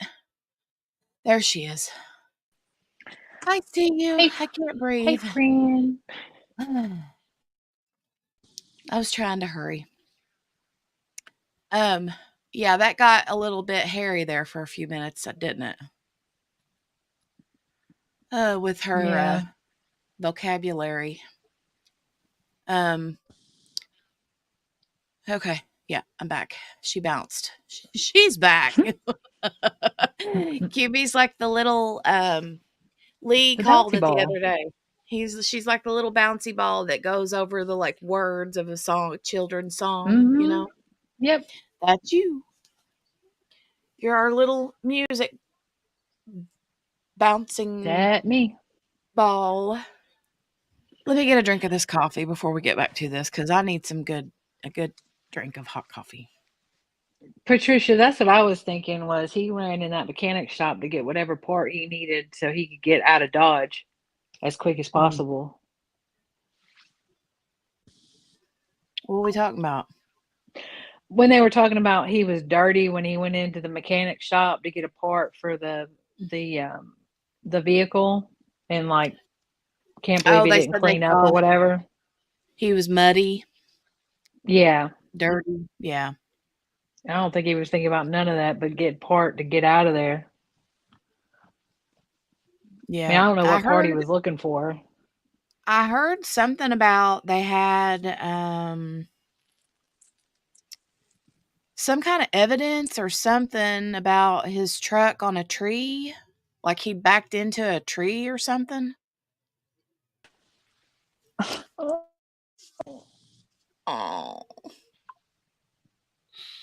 Are you going to say it? My bag. I ain't in here.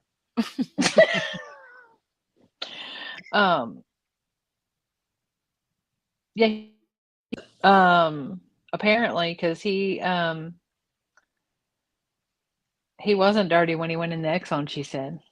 Mm-hmm. But he apparently did hit something. I don't know. Something about a tree. But well, I'm thinking that part was necessary. I mean, unless he he's just that callous. Yeah, like you're that callous that you just give zero, you know what, and you just go on to get a part for your car. Mm-hmm. Mm-hmm. Okay. All right, we'll continue. Shirley said, oops, sorry. You all right?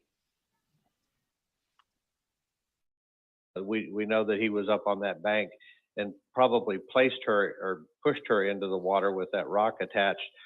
Not only did the cell phone data confirm that, though, he took the police to that location on Saturday and said that was one of the places that he'd been. Now, he lied about some other things, but he admitted that he was at that location. Well, Now, the Bob, interesting thing about him getting a cart. Please, my dear sweet boy. He only did that when they showed him, hey, your phone is pinging right here. Oh, sure, Probably and so, he lied through his teeth, man. So he was at this car shop getting parts for his car. He went on Facebook that day and started selling off a bunch of his personal belongings. He was planning to run at that point, and fortunately, the police caught up with him before he had a chance to flee. Lee Reber is joining us out of New Alexandria, Virginia, mobile device forensic expert and CEO of.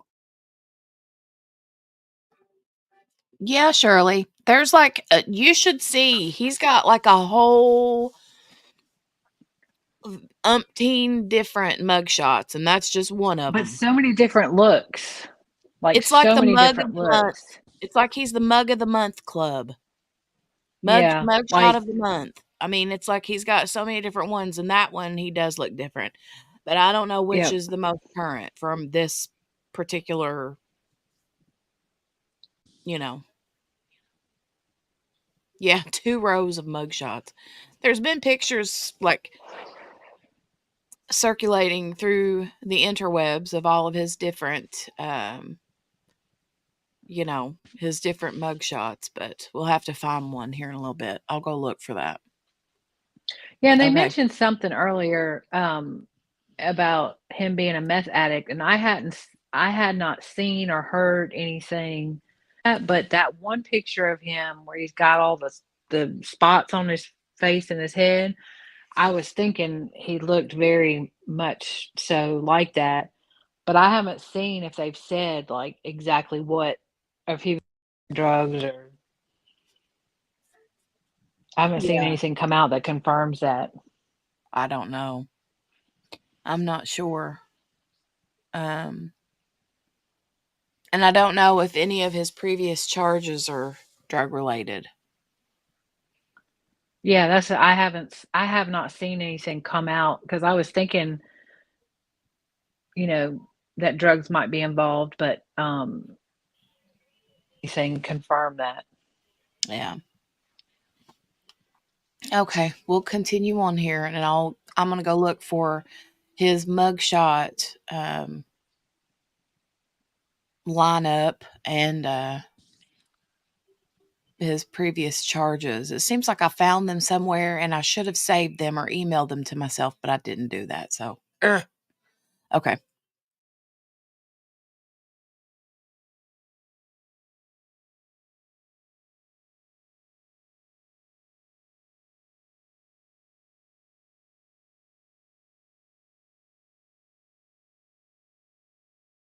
Oxygen Forensics Inc. He is the author of, listen to this, Mobile Forensic Investigations. And he's the host of a podcast, which is great, by the way, Forensic Happy Hour. Lee Reber, thank you for being with us. Lee, explain to me, how much can I rely on pings? How accurate are they? Can they place him at that riverbank? Hey, Tim Miller, how close were Audrey's pants to the bridge? Were they thrown from the bridge, or would he have had to go down to the riverbank? Had to go down to the riverbank, and it was actually in the water, so it was saturated with water. Joe Scott Morgan's not going to like that, because that could have gotten rid of any forensic evidence linking the defendant back to her pants. But that said, I'll go back to you in a second, Joe Scott. Lee Reber, explain to me, how accurate is the pinging process? Yeah, I think if you look at the triangulation, I mean, it could be accurate. It could be very accurate, but what I think is more important is the forensic evidence that's going to be from the device itself when they go and do the collection of that, because those are just GPS devices that could put you, a meter to the location. So I think that utilizing, obviously identifying, being able to, he's lying because the location, but once they have that device in their possession and do the processing of that, it's going to show, there might be photos, and the photos have EXIF data, we can show location. They can have just a simple from the data that's on the device, any applications that were utilized, and showing GPS locations. So I think the data from the device itself will be way more important than looking at, say, the data from the towers. Quick question. Bob Price joining us, Breitbart. What year is this perv's Chevy Suburban? So the sheriff announced that they were looking for information about this 2003 dark blue Chevy Suburban that he was seen driving and belongs to him. Okay. To Lee Reber, mobile device forensic expert, remember the Alex Murdaugh trial? How much we learned from his nav system? You could even tell, Lee, and you and I talked about this, you were awesome, when Murdaugh got in his car, his SUV, to leave the scene of the double murder where he murdered his wife and son, the nav system will even show him opening the car door, closing it, cranking up, putting the car in drive, driving, screeching out of the crime scene, driving like a bat out of hell, slowing down. It showed when he let his window down electronically, which I argue is when he threw Maggie Murdaugh's cell phone out the window, let the window back up, and then hightailed it to his mother's house 28 miles away. It showed when he cranked back up, got back in, and went back to the crime scene and went, "Oh, dear Lord in heaven, my wife and son are dead. Let me call 911." It was all a lie. But those nav systems are amazing. Is there such a nav system in a 2003 Suburban? Well, the vehicle itself, I mean, in 2004, or if you remember the OnStar system, they had OnStar systems. I know the 2004 Chevy Suburban has an OnStar. They all have computers with the nav system. 2003. Even in 2003. I'm just saying, and as old as the 2003, we had OnStar navigational systems that are running on all those opening doors. It'd be treasure trove along with the data from the mobile device. They better get on that subpoena to Chevy right now, because remember at trial, all that evidence, they had asked for it long ahead of time, but they got it during the trial or right before the trial. Defense almost got to keep it out. Hey, word to the wise in Texas. Lana, Andy Cunningham, pass this along. Get the nav system information now. Bob Price, what can you tell me about text messages between Audrey's bio mom and McDougal? Apparently, he was offering for the two of them to meet, stating that the little girl wanted to see her mom, and coincidentally offering to meet at the spot by the river where the little girl is found. So Audrey, I've seen some of those posted on social media, and clearly he was trying to entice this mother down to that river. Now that raises the question about when is the actual time of death for Audrey? Did he do something to her the night before and was trying to get the mom down there to do something with her as well? There's a lot of things that could come into.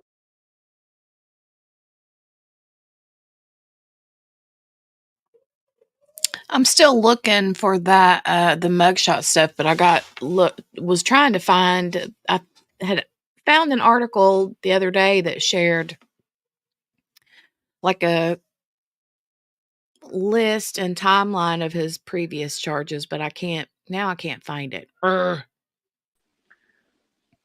me see if I still have it. I know what you're talking about. But it brings, a good point with the difference between the pinging and then actually having the cell phone. Mm-hmm. Because depending on how big the area is and how many towers there are, you can ping off a tower, really be like right next to the tower. Mm-hmm. But when you have the actual cell phone, then you can figure out where exactly it was. What do they call that? Like triangulation or something? Yeah, the triangulation on the cell phone. Yeah. So where sometimes you'll have one, they'll say, oh, well, they pinged off of this tower, they pinged off of that tower. It can just be that's the only. So they would ping off of it, not necessarily be near there. But then you get the cell phone, and that that solidifies anything you got from the tower. Mm-hmm. They said the pictures, any photos, like if you look at your phone, I don't know how it is on a Android, but on a iPhone, it'll give you the exact map location, the latitude and longitude of where that photo was taken. Mm-hmm. So they can place, they can place you right in the spot. But yeah, I'll be interested to find out the time of death, because like you said, you don't know, because it sounded on those text messages. I wish I would have taken a screenshot. The way that it sounded on those text messages, it was like he was trying to meet up with her right around the time that she would have died. Because I thought that was, I just thought it was really weird. It's like he's making plans to meet up with her, but this child is either going to be dead or already dead. So, anyways. Did you look in the Facebook group for the text messages? Yeah. Yeah, let me go back through. I'll mute myself. I'm gonna do some searching. I may drop off because I moved. Y'all know how to get me back. Yeah, let me get my shoes on and my clothes on, and I'll have to go out there and wait on you so I can pick you up and carry you back in here. Ma'am. I'm not being Plus, pants are nearly overrated. as dramatic as Nancy Grace, right? No. Like, okay, I don't think. I think you said no, you haven't. Have you ever watched Vivian Tries? No, Okay, all right. I need you to do that. I think I sent you a video, but I'm gonna need you to do that. Anyways, so when she rates Vivian heads, like, I'm gonna give this product 5 Vivian heads. That's like the best. I think we should do the same with like drama and Nancy Grace. Like on a scale of Nancy Grace, big is this person being? Give them okay, well, 2 Nancy Grace heads. On a scale of 1 to 5 with Nancy Grace, what scale am I whenever I'm carrying you in and out of this chat? What you say and how I actually feel. Because I wonder sometimes, like, if you're like, oh my gosh. Anyways, let me go look for these text messages. No, whenever I say, oh my gosh, it's out of fun. I don't never mean it like. No, hateful. I know. And I appreciate you being patient with me and my wonky Wi-Fi. Yeah. It was better for a minute, and then let me check. Hold on a second. Let me check if I am still on the. Yeah, I'm on the extension. I don't know. We got about 15 days left to decide, and then I'm gonna send this thing back.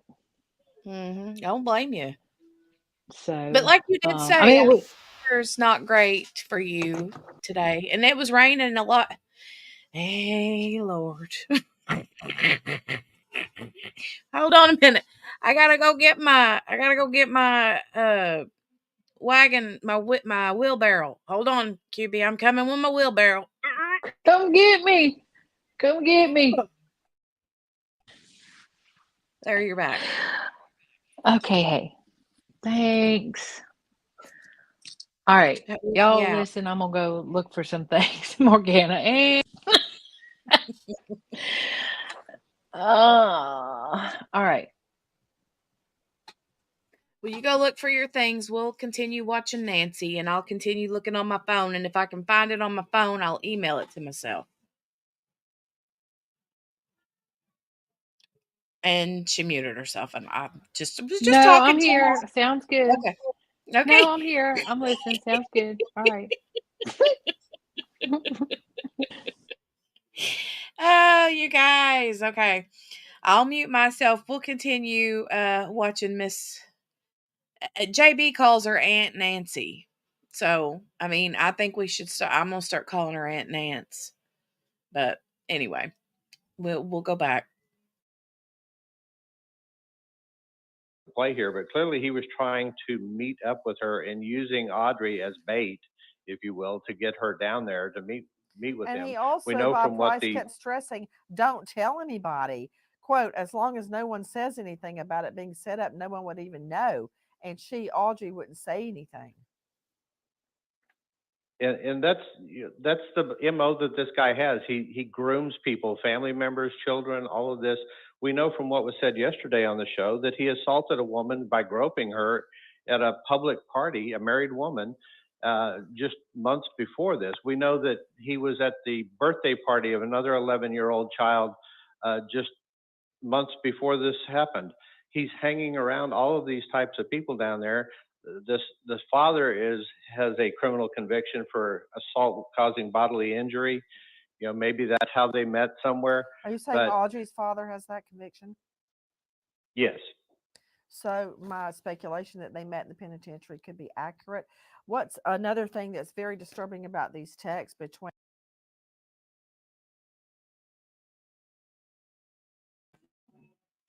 Wait a minute. I got to rewind that little section back. Hold on just a second. I was like, wait, what? Let me just rewind that back a couple seconds here. I found the text messages. I'm taking a screenshot. Yeah, okay. I'm going to hit play again, though. I just rewind it back a few seconds. If I need to rewind it back a little bit more, I will, but let's continue. Quote, as long as no one says anything about it being set up, no one would even know. And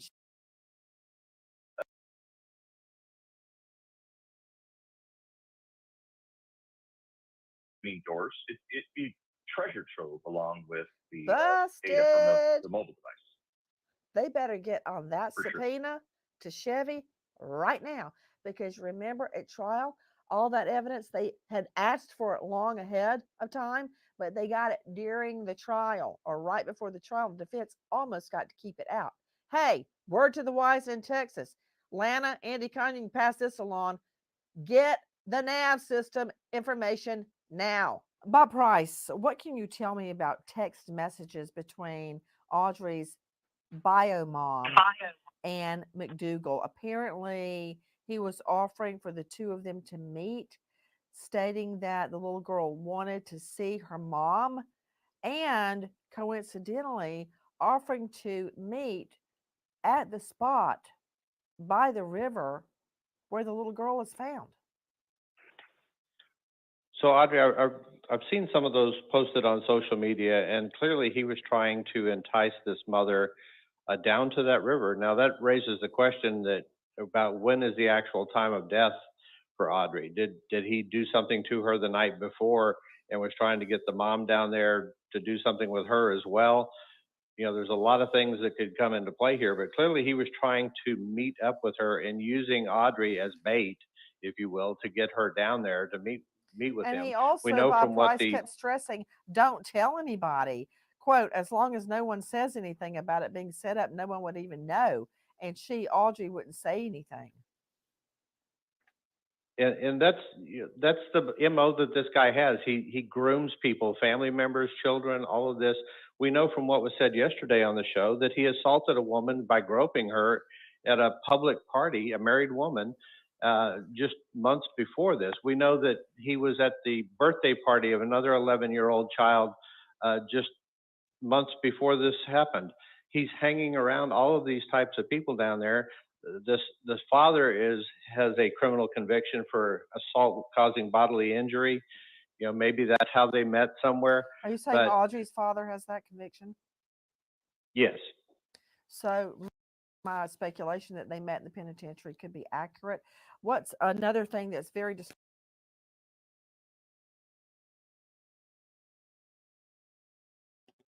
Okay, I don't think I knew that. Oh, there. Hold on. Did you know that about the dad? I didn't. And I missed it because I dropped out. And what was so he you in need jail to hear for? that again? Do you need to hear that again? No, you don't have to read it for. So the dad has a previous like Conviction. Yeah, but it was assault, some kind of assault. Mm. She didn't Mm. say like essay, but Mm. some I can't now I'm like, well, how was it she worded it? Hold on. We'll do it again. I won't go back as far though. Promise.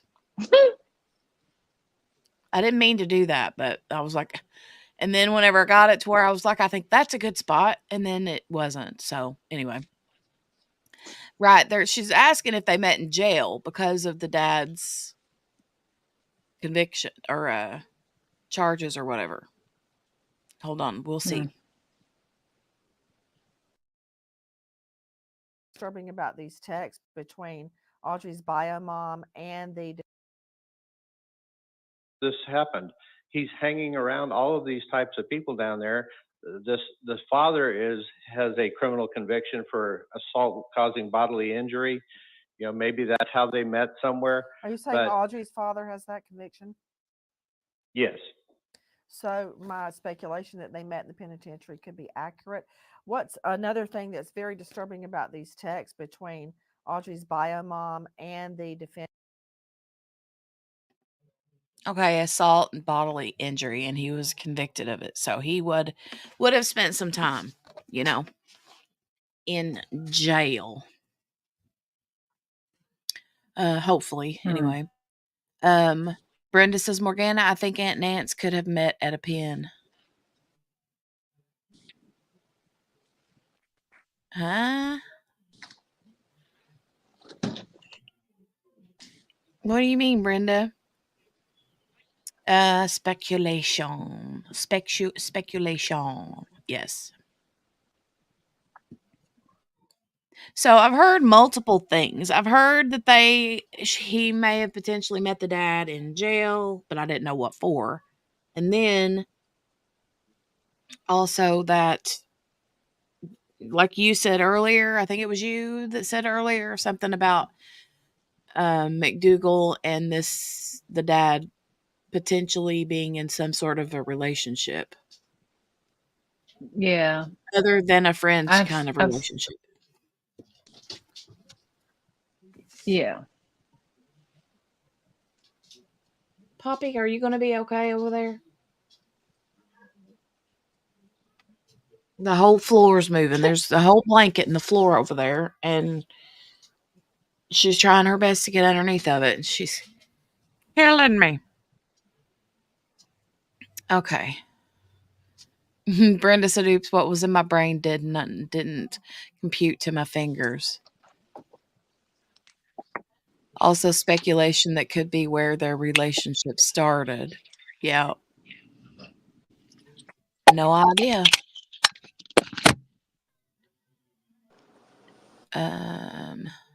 Okay. We'll continue on.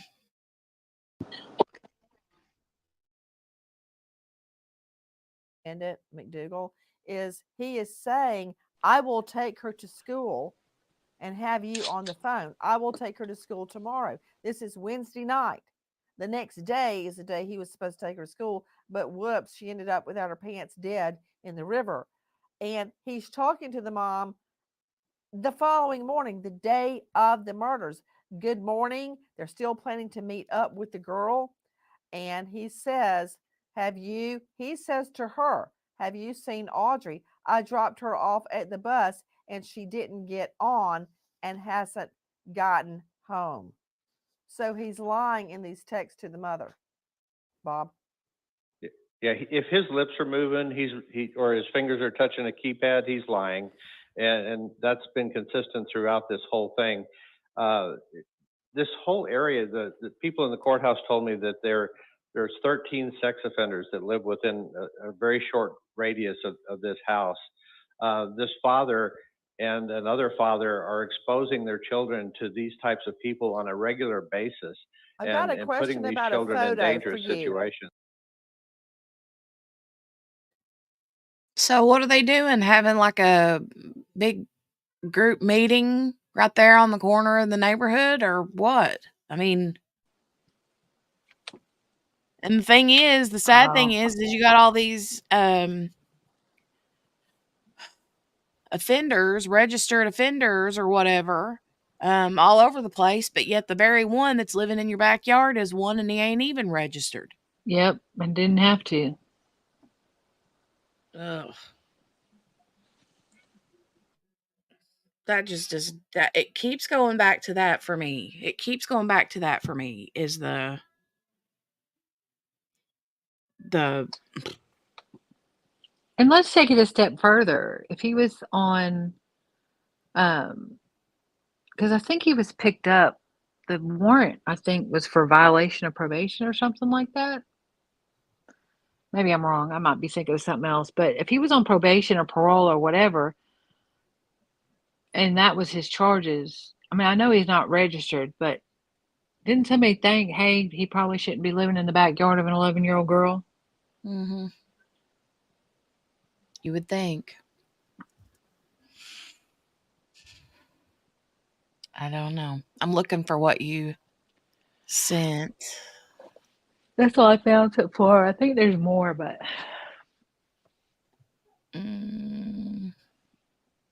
Okay.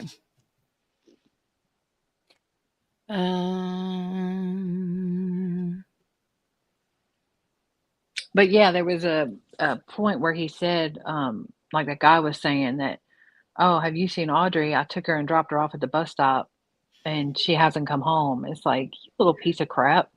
Mm-hmm.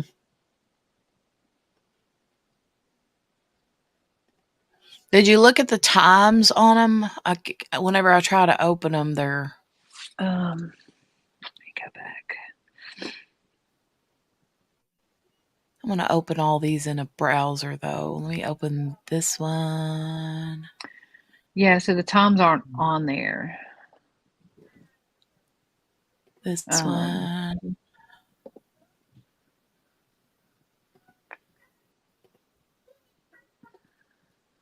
Hold on. I'm just opening all these up so that I can share them here in a minute. And then I also want to find. There's more than just these, though. I've read more than this.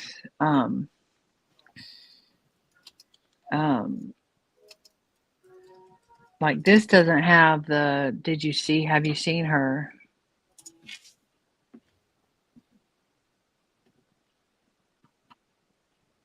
That one don't have it on there? No. I'm still looking. Can't believe they're gone. Rude.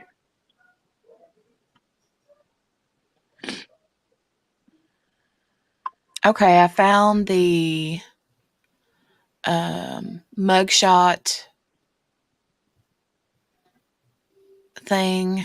And then there was also this I found that I wanted to go back and look at.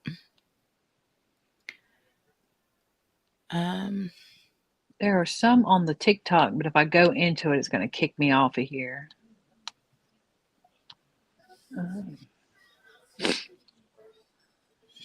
Okay, so let's go back. Where was I?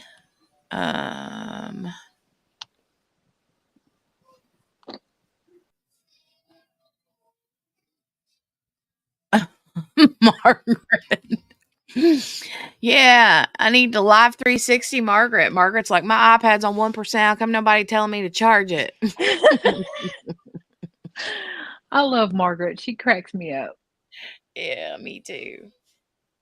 Oh, cracks me up. And I'm glad that we dragged her into the diamond painting chaos. Right? Okay. So, how much more? Let me go over here real quick and see how much longer this is. So it's got about 10 more minutes. So we'll finish this up and then we'll go look at the text messages. And then I found the video of Stephen McDougal's other victim, the girl, the female. And That is not all the text messages. I need to know why they're hiding these text messages. I don't know. All right, I'm gonna get back to Miss Aunt Nance and Aunt Nance. Okay, here we go.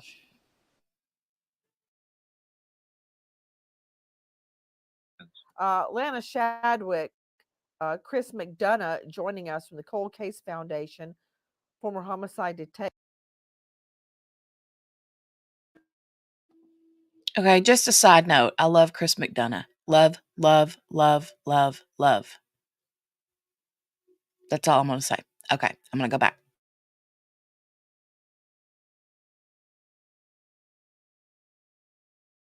And host of The Interview Room on YouTube. I've seen photos of the dad, who, according to Bob Price, has a conviction for assault. Was it ag assault or assault, Bob? Assault causing bodily injury, misdemeanor. Misdemeanor. Then they wouldn't have met in the pen. Maybe the county jail. But Lana and Chris, have you seen the photos of Audrey's dad with the defendant? And they look like they're at some outing. They're both wearing the same kind of handmade bracelet.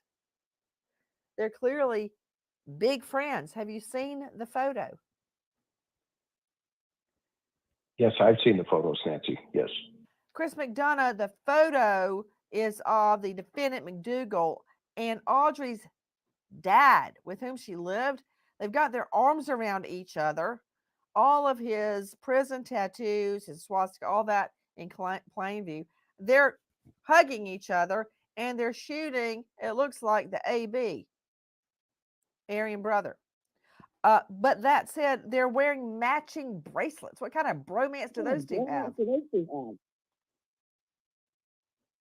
You know, that photo is obviously pretty disturbing, Nancy. And for this dirtbag, in order for the state of Texas to, quite frankly, hang a millstone around his neck and toss him into the sea, I think it's important not only that they look at what we call suspectology and kind of dissect what his past is, but I think this.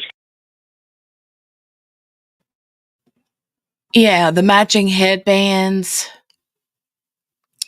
I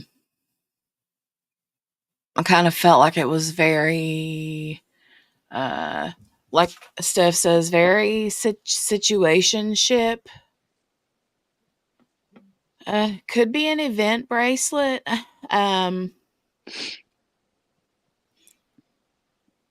I don't know. I mean, there's a lot of things that could be speculated on just from that photo. Right? Yep. I just sent you a screenshot of what the mom said. Apparently, people have been coming after her about losing custody for a failed drug test. And she's like, I'm going to clarify this one time and one time only.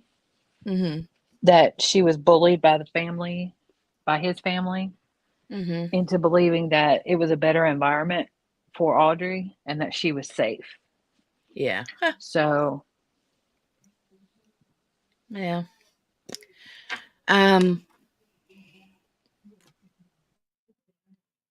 Oh, Steph says, like, this one is with me, right? What are your thoughts on that photo? Did you get to see it? Who, me? Mm-hmm.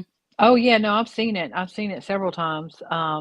Yeah. I mean, I see where the speculation comes from for sure.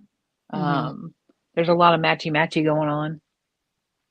Yeah, there's a lot of matchy-matchy. And hold on, I want to go back and look at it again because there was something that drew me to think. I need to make this screen bigger because I make it. There we go. Now I can actually see the thing right there. Okay. There's something about it that made me think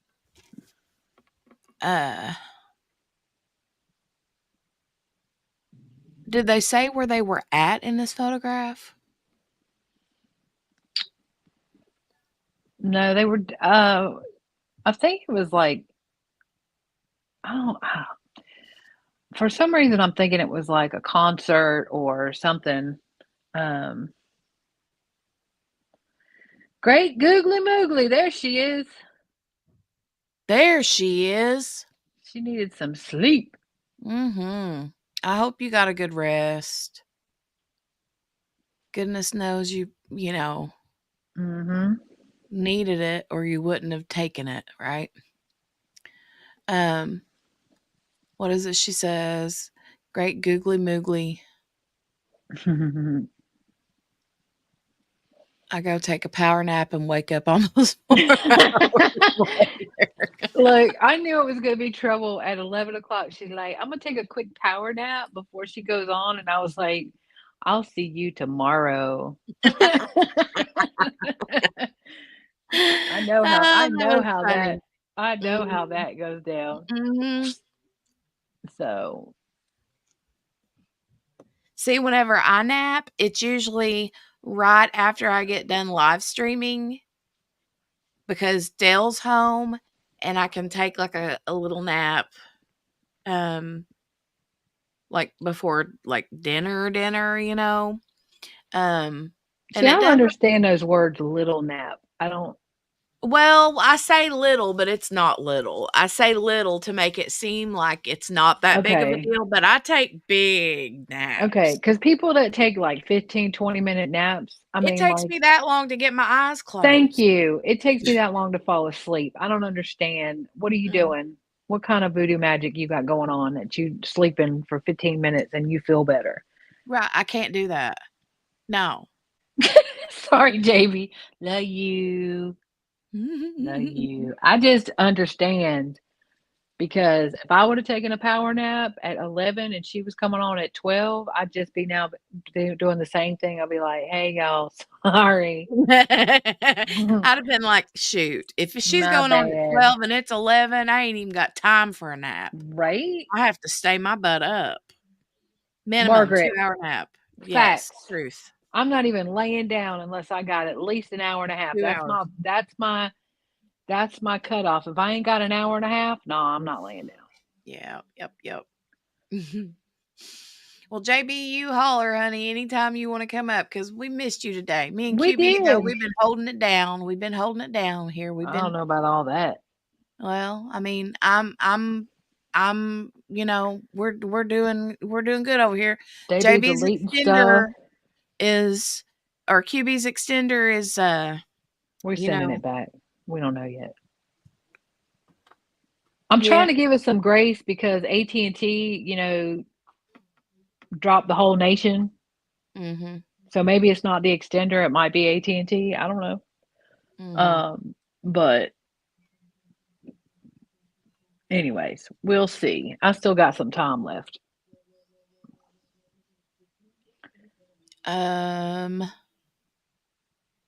What was it Steph said a minute ago about the yeah, just that tattoo alone would make me stay away from the yeah, exactly. And here's the thing on that, okay? Okay, I'm gonna play Devil's advocate. He ain't got nothing. He gets no Devil's clavicle. But there are people that get tattoos and later regret it. However, they cover them up. Okay, they don't put them on display. Right. And there we go. There she go. She gone again. For the love of all that is holy. I hate it here. Anyways. Everybody's like, and she's gone.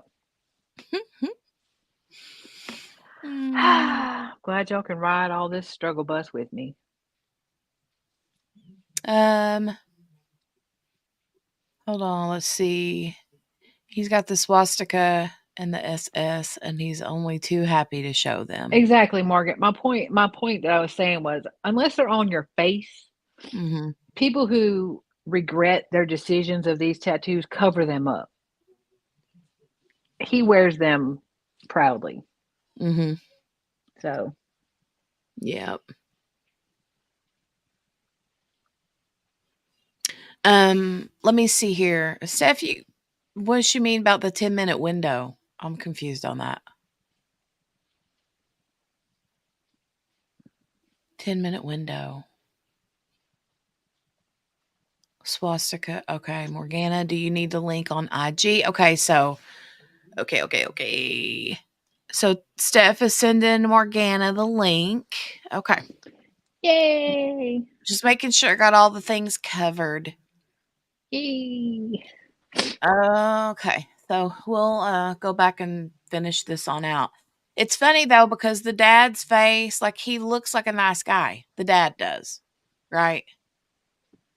He looks like a nice guy. I don't know that he's not a nice guy. I don't know. But the fact, I don't know. What does his bracelet say? Can we make that out? What that says, the yellow and the black? I can't see it because the banner's in the way. Let's see. Oh, yeah. Let me go over here. Hang on. So, like and then free something? Also, it's yellow and black. Does it have to do what the dad's wearing his shirt? What is YMFC? I don't know. It says it's like free or fro something.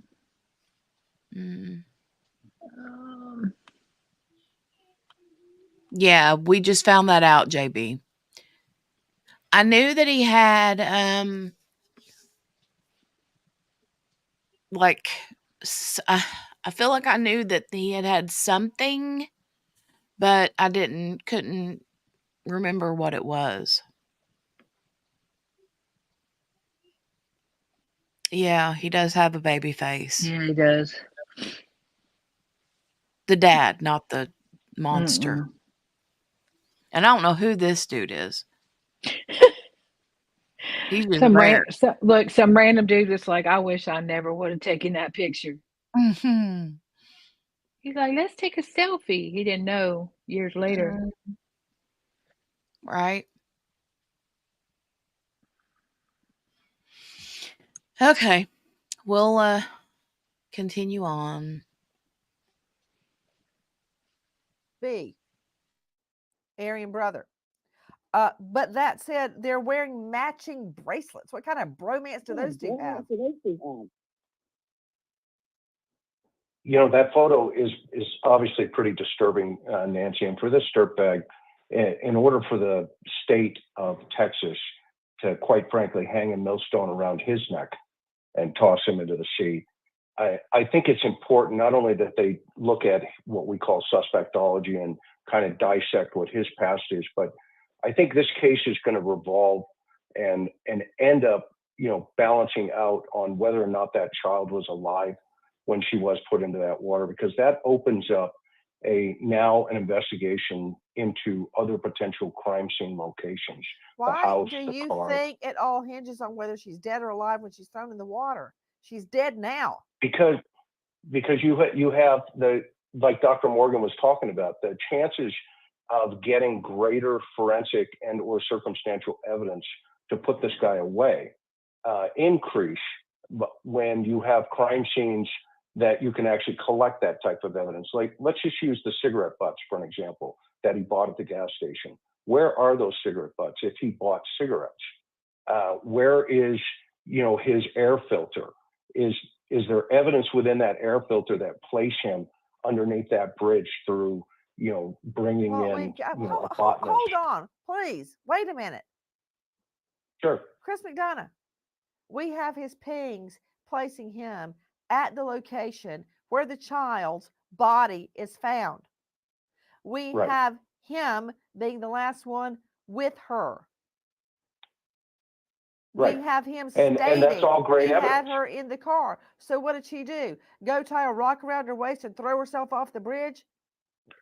No, but that's there's all great evidence evidence right now to convict him. Are you kidding me? You think we Yeah, can't no, prove totally his case agree. without DNA? We can. DNA is But just the how would you icing like on to the find? cake. Okay, Nancy, take a breath, breathe, let him answer. Ooh. Stop talking over people, ma'am. Honestly, I'm not even gonna lie. When I think part of it is, I think because she's always got people on her show, and it's the same people. She always has like the same, not the same always, but she always has these expert panelists, right? Right. And you know, there is a give and take relationship there. They take her social oops. They take her social like um thrashing for the extra exposure on her channel, you know what I'm saying? But I wonder if there's like this like background story to everybody that talks with one another regarding being on Nancy's show, if they're all like, "Oh, blah, blah, blah, yeah, blah, blah, blah," you know, and they like really don't care because they know that's how she is. And she probably afterwards is like, "I'm sorry I have to be so hateful to you, but it's for the ratings." You know? Right. Right. Hmm.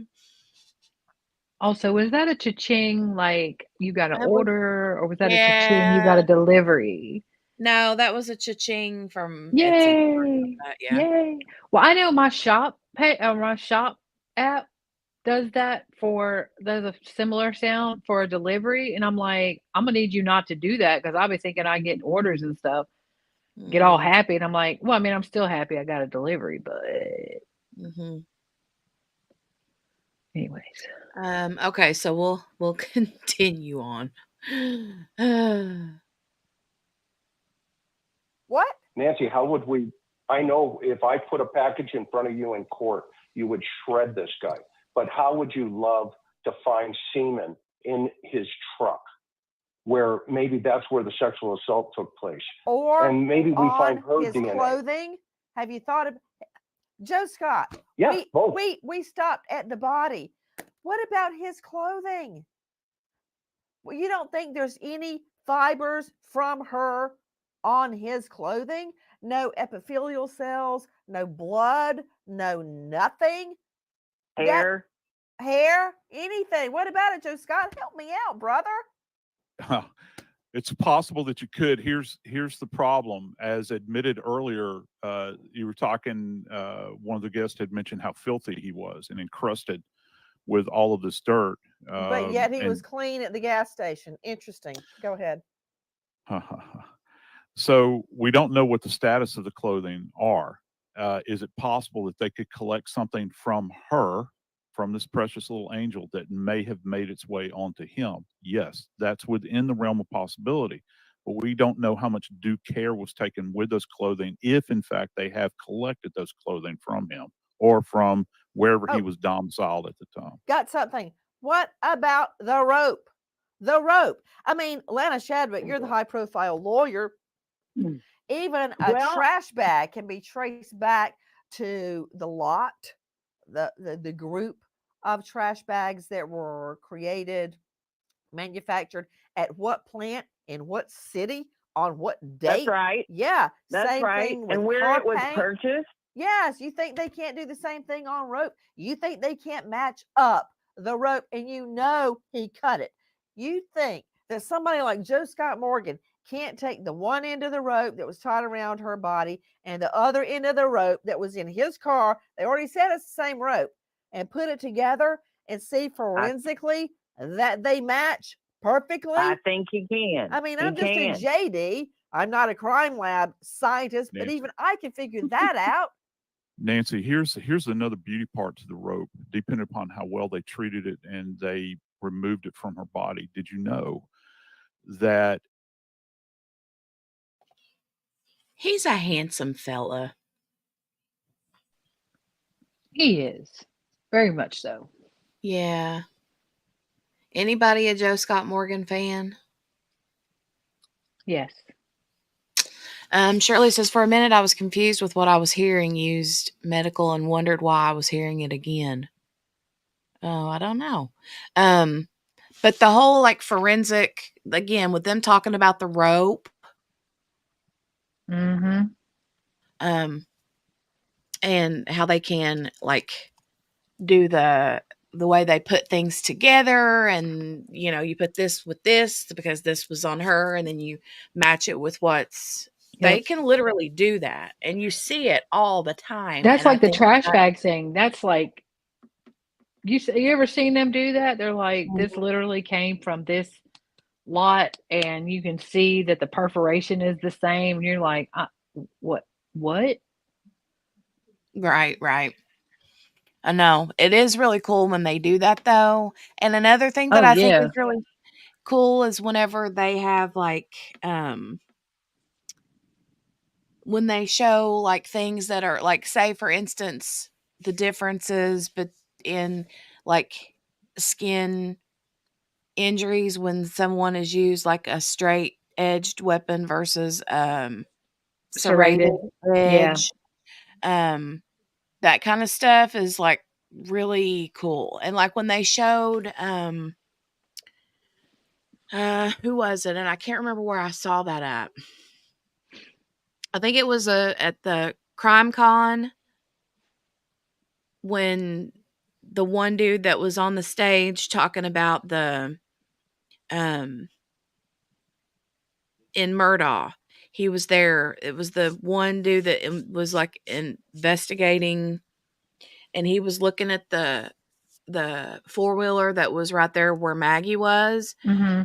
And they were talking about the mark that was on her leg and how she was literally ran over with that four-wheeler, and they was like, we can prove it because look, here's the tread on the tire, and here's the bruise on her leg, and it literally matched perfectly. I can't remember if they were even if they were able to use that evidence in the trial or not. It seems like there was something that caused that to maybe not come in, but I could be wrong on that.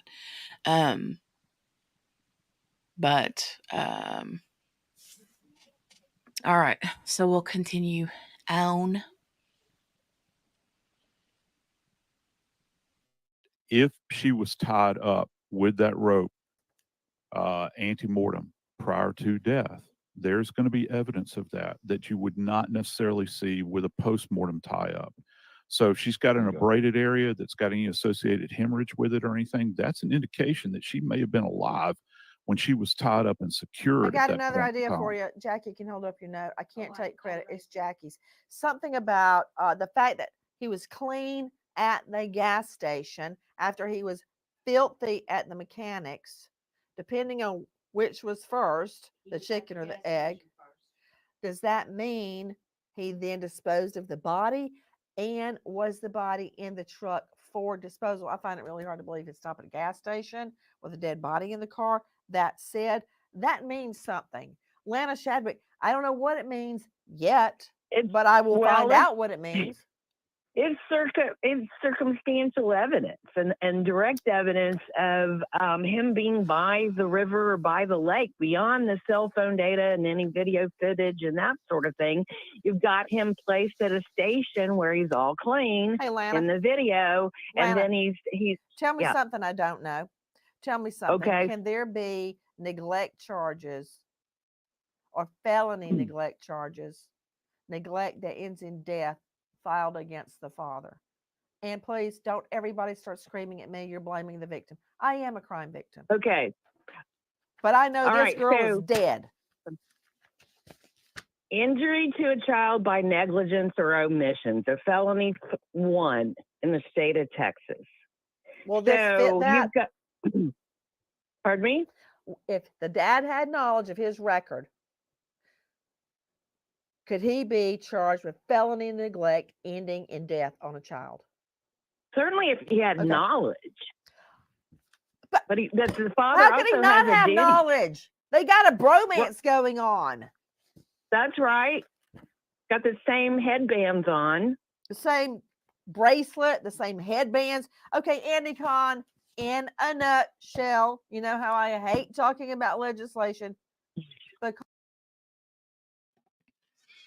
I don't know, Shirley. I think that I would probably at this point consider the mom as a victim, not of murder, but I would consider her a victim at this point until we know more about whether or not she did have anything to do with it. Because at this point, the only thing we have to go off of is that she wasn't in the daughter's life for a long time. And Shirley, how there's long nothing that she shows yet that she was an addict. But what has been shown is that she felt like she had a better shot at a more stable life with the father. I don't think that or with the grandmother. The grandmother's the one that had custody. Yeah. So, but there's nothing that shows. I mean, there's speculation that she lost custody because she failed a drug test. There's all kinds of speculation, but nothing's been shown. And so I think that it's a little early. But regardless, mom was not there. Mom didn't allow her to be around this guy. Dad did.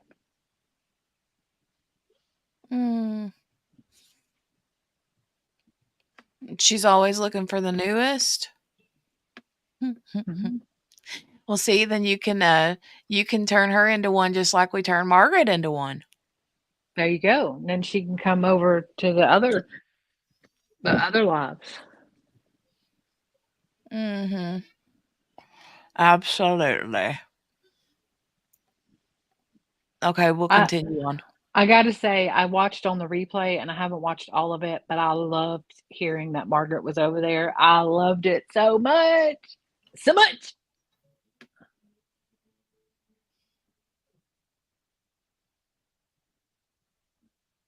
Cause of the Audrii case, what do you hope to achieve?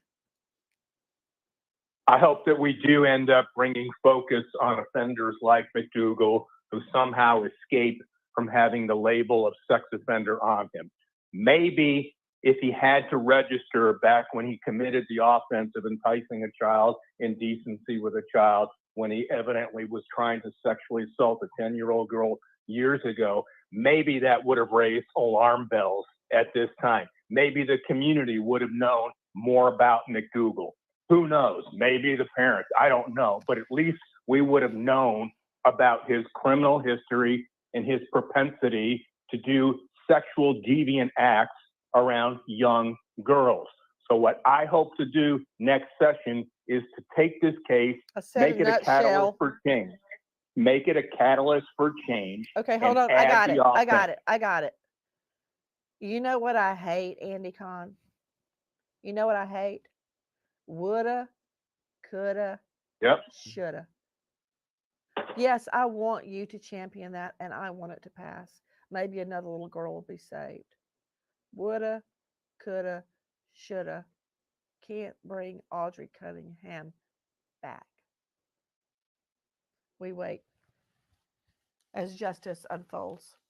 Goodbye, friend. Guys, thank you for watching Crime Online with Nancy.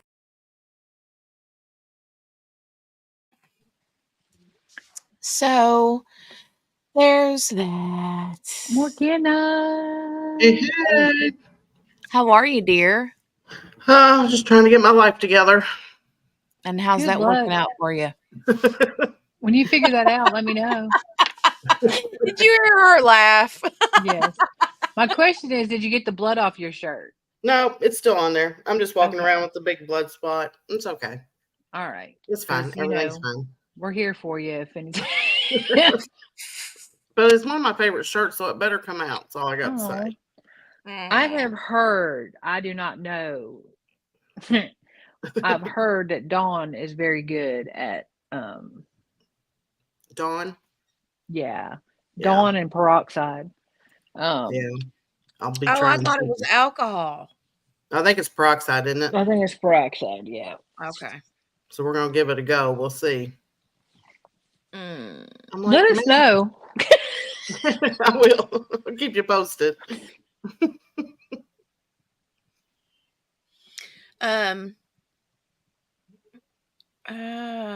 Shirley said, I swear to Buddha that I thought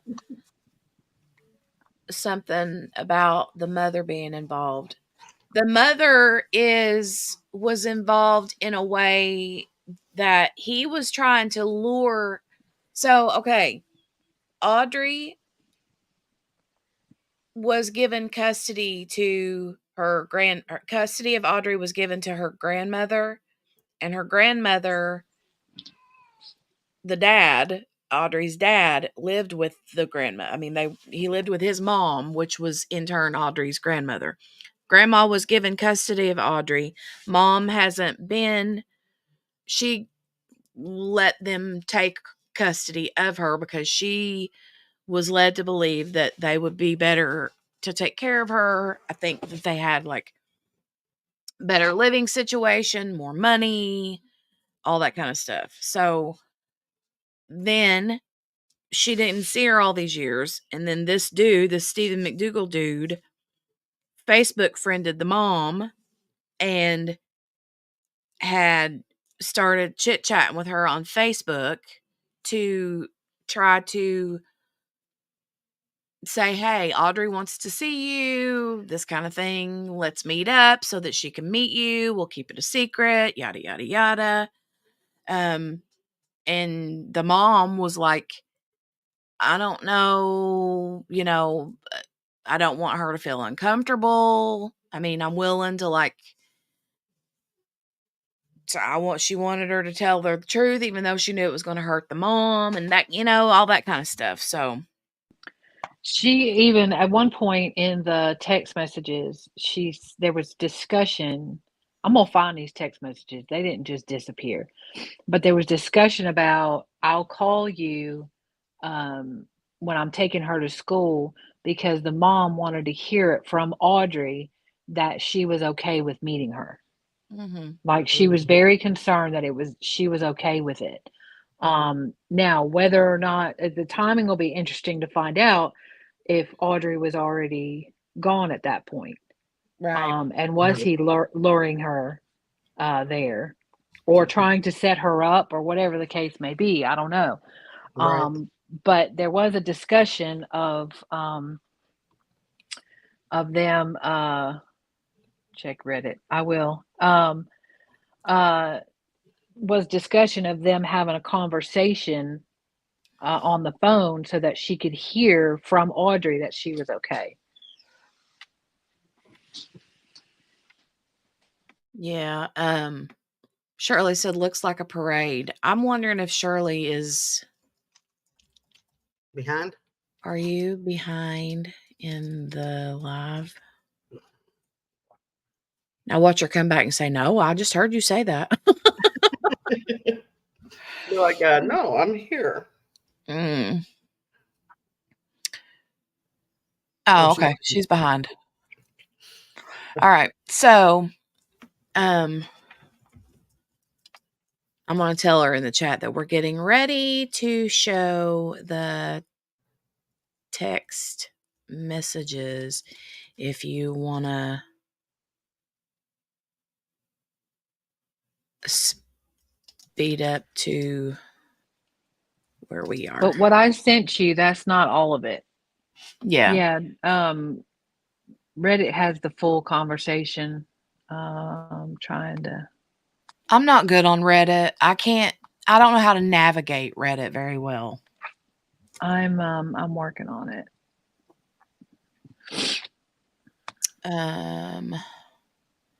So let me go through and we will find okay.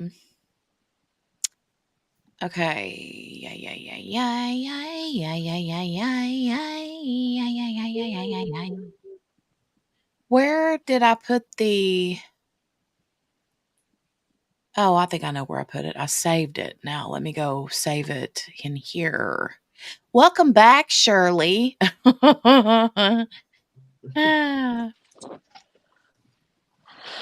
me go was lost into in time. Yeah, she was. Let me go in here and add this as an overlay so I can show you guys this little montage. We got Darth Vapor over here. I thought Steph was in here for a minute.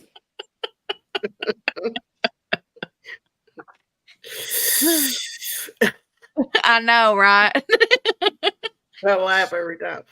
We're going to start calling her Snoop Dogg. I couldn't get that one to work. Hold on, let me go find the other one.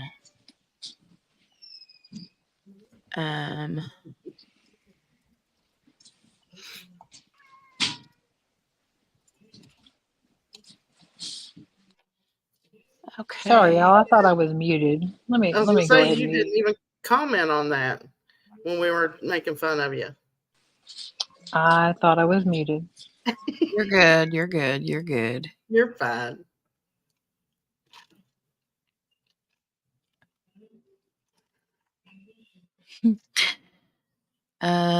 Where is the one? I'm looking for his mugshot.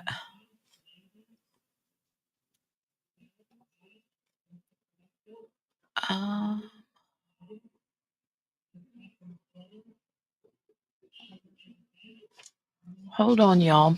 I'm looking. She's looking.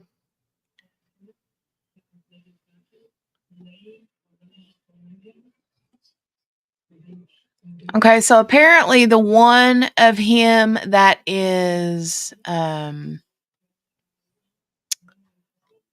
have you guys seen the one mugshot of him where he's in like the black shirt and he has like his head cocked a little bit to the side? Seems like I have. That's the one that is that's his current mugshot. The one now, yeah. For this incident, yes.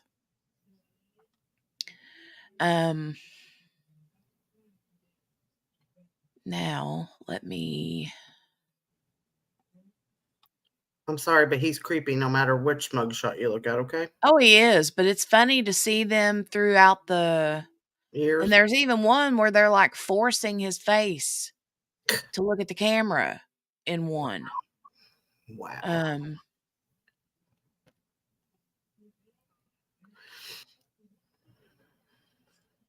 There's this, but it don't have that picture that I was talking about of him being forced.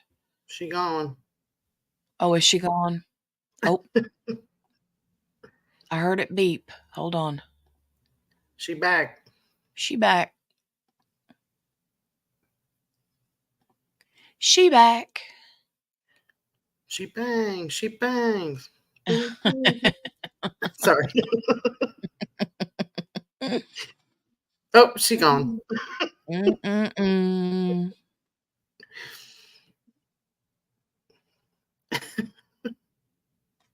Lord have mercy. There she is. Baby, Come she's back to y'all giggling. I'm sorry, y'all. I may jump off. I don't know what's going on. Don't need to jump off. Stay on here. I'm trying to look up stuff and I move my phone and yeah, kicks you out. Yeah. Okay, I found this website. I'm going to share this article. This has got some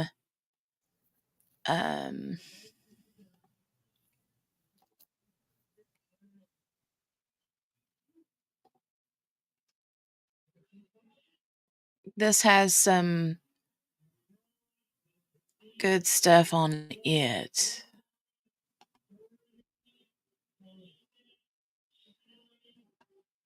Oh, I see Steph. There's hey, Darth girl. Vapor. Hey. Hey. How are you? Hey. Hi. Wait, did you see me? You see me? No. No. Okay. Hi. She's like, wait, you can see me? You can see me? Wait, Uh-oh. why am I echoing? Hold on one sec. You're not echoing for me. Anybody else? No. Nope. Oh, it's Cupid. She'll be back. What the heck? You sound fine, Steph. I don't know. Hello? Hello? Hello? Okay. I think I fixed it. JB said no echo for her. Okay, good. You guys couldn't hear an echo? No. No. Okay. I had YouTube still in a different tab and I muted that window, but apparently it muted the whole laptop. But I could hear myself through both StreamYard and YouTube. Yeah. Yeah.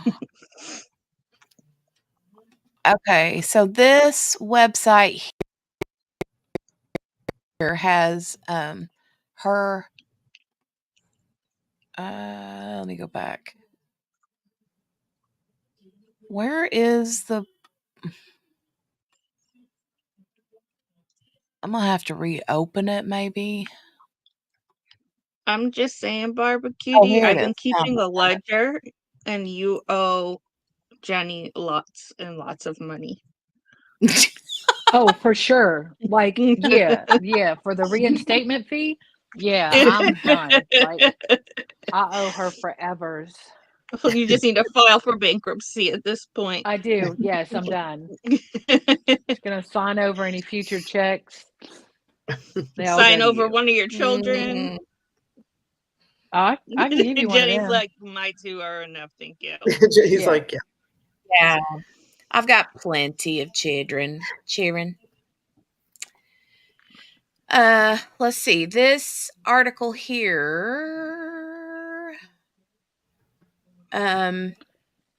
has a lot of Shirley the charged. Sorry.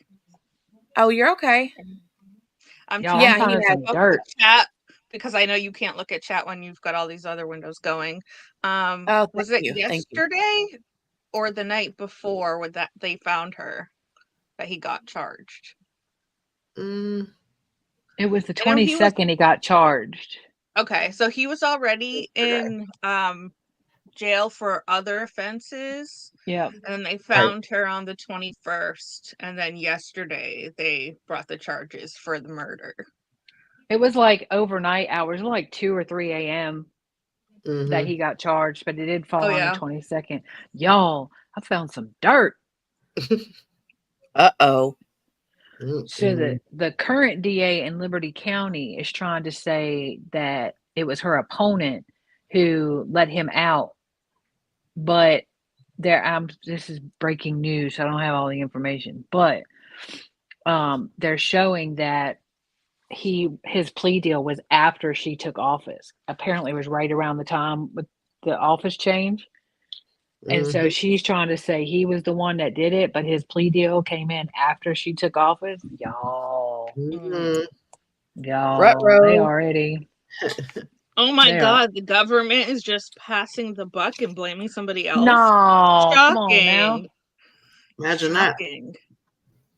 I heard audio. There was an audio clip that I heard this morning of the sheriff, that whatever Byron or whatever his name was that did the press conference. That whenever the previous thing happened where he got off, he was actually recorded saying that they dropped the ball and that they made a mistake. Yeah. Hey, someone's taking ownership. Yep. Y'all, you know they all pointing fingers. Yeah, but it's very rare that somebody's like, we dropped the ball. It's usually, well, this one did this, so don't look at us. Y'all, I'll be right back. Okay. We'll go ahead and read this real quick. Shirley, plea deal for a previous offense, not on these charges. Yeah. Not on this, no. This down here, though, this shows kind of like a timeline, but then down here it shows his previous criminal history. It says here, according to Lieutenant Craig Cummings, McDougal was friends with the family and lived in a camper behind the home where Audrii lived with several of her family members. McDougal is an ex-con with a rap sheet that dates back to 2001. I heard it was actually before that, like his first convictions or whatever was like in the mid to late 90s or something. Yeah. It says he's been arrested in Harris, Montgomery, and Liberty counties numerous times over the last 2 decades. 2001, he was convicted of, okay, so here we got the How possession old of is he? marijuana. Yeah, How how old old is is he now? Right now, I think he's 42. Okay, so the ones from the 90s, he would have been Yeah, underage. 42. Yeah, he's 42. Yeah, the one in the 90s, he would have been underage, so that would be They wouldn't show that. expunged. Right. So in 2001, he was convicted of possession of marijuana. 2003, possession of marijuana. 2003, possession of a dangerous drug. 2005, evading arrest or detention. Let me see. JB says she has the whole text conversation. She wants to know what's the best way to send it. Is there a link to it that I can share? Just the link, or is it photos? If it's photos, you can send it's on Facebook. Okay, well, if it's on Facebook, just send me a link to that. But where? Do you want it on? She can send it to Discord. Okay. Thank you. Thank you very much, Googly. Oh, QB said let her in. Oh. Knock, knock, she said. Hello. Yeah. Hello. Googly, screenshot, because I had the whole thing and it disappeared, and they were showing that stuff on Facebook is gradually being taken down, like conversations and stuff, and all kinds of stuff is being deleted. So I wonder if that's court ordered. I don't know. If somebody's trying to hide something. I mean, law enforcement will be able to get it, but yeah, it's evidence in the trial, so law enforcement might have. She said, "Okay, screen shooting. Thank you, ma'am." As we speak. Yeah, because I had the whole conversation. That link that I sent to y'all had the entire conversation. It is gone, and I could only find like bits and pieces of it. I'm on the Facebook now, reading over everybody discussing what's going on. Okay, so FYI, let me take a screenshot of this. Go ahead. I'm sorry, I didn't mean to interrupt. I just want to make sure Googly got what she screenshots. needed. Yeah, that would suck. By the time Jenny opens it, it's all gone. That's what I'm saying. Like they were saying somewhere, I was reading that everything's disappearing off of Facebook. A bunch of stuff the mom had posted on Facebook is all coming down. So I bet it is court ordered. I bet their lawyers. I'm sure the prosecutors are like, "Shut this down. We need this." Yep. Take it down. Take it down. Take it down. So oops, sorry. Go ahead, Hi, honey. Lee. Hi, Lee. Hey, Lee. So on this Facebook, the Justice for Audrii Facebook, there's a bunch of people posting anonymously, but it's like, here's the breakdown of main people. Joshua Cunningham is Audrii's dad. Tabitha Munch is Audrii's paternal grandma, also an ex-drug addict. Now, I'm not confirming or denying none of this. I'm just telling y'all what's on here. Well, they said yesterday when we were, well, not yesterday, I watched it yesterday, but at the vigil, that Tabby was part of that recovery program. Yeah. At Celebrate VFW. Recovery? Yeah. Okay. Stephen McDougal, Audrey murderer, lives on the property. Casey Matthews, Audrey's mom, but lost custody in 2015. Julie McDougal is Stephen's mom. Henry Reyes. I wonder if that's the guy that's in the screen or in the picture with him. What is that thing called? Selfie. My brain just shut down. It says Joshua Cunningham and Stephen McDougal friend. He's also a registered sex offender. Who is? The Henry Reyes guy. She's just saying people that are attached to. Okay. The way you read that, it made me think. Yeah. It kind of sounded like you meant that the dad was. The dad, no. So it says Henry Reyes, Joshua Cunningham, and Stephen McDougal's friend. He's also a registered sex offender. And then Deandra Reyes is Henry Reyes' mom, and Rachel Walsh is Henry Reyes' significant other. So somehow or another, these people are going to come into play. Interesting. Is it just me, or does there seem to be a lot of registered? It does appear to be. Area? Yes. Because it's not a very big place, right? It's not. And there was 13 in that general vicinity? Yeah, just within so far of where she was living, I think they said. So it makes me wonder if they were easier on them there. I don't know. It's weird though. That's exactly what I said a while ago, Shirley. I said, "What is it like the neighborhood? What like they're having a big club get together?" Yeah, and he's like and they're everyone registered, but the one that lives there in the backyard isn't. Mm-hmm. Oh! It says Stephen McDougal was involved in a stabbing back in August, which we know, but Henry Reyes, the friend and also sex offender, and Rachel Walsh, which is the significant other, were also arrested on that same stabbing. Interesting. Huh. Interesting. Say that again. I'm sorry. You can hear my dog. It's okay. All right. So Stephen McDougal was involved with the stabbing in August, which I think is the charges he was picked up on.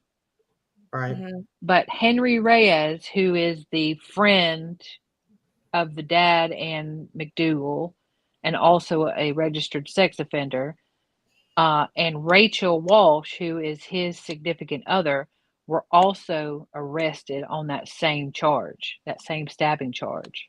Mm-hmm. That's wild. That is wild. So they all have knives and were stabbing people, or strange? Yeah, that's a crazy bunch of people. I'm telling you.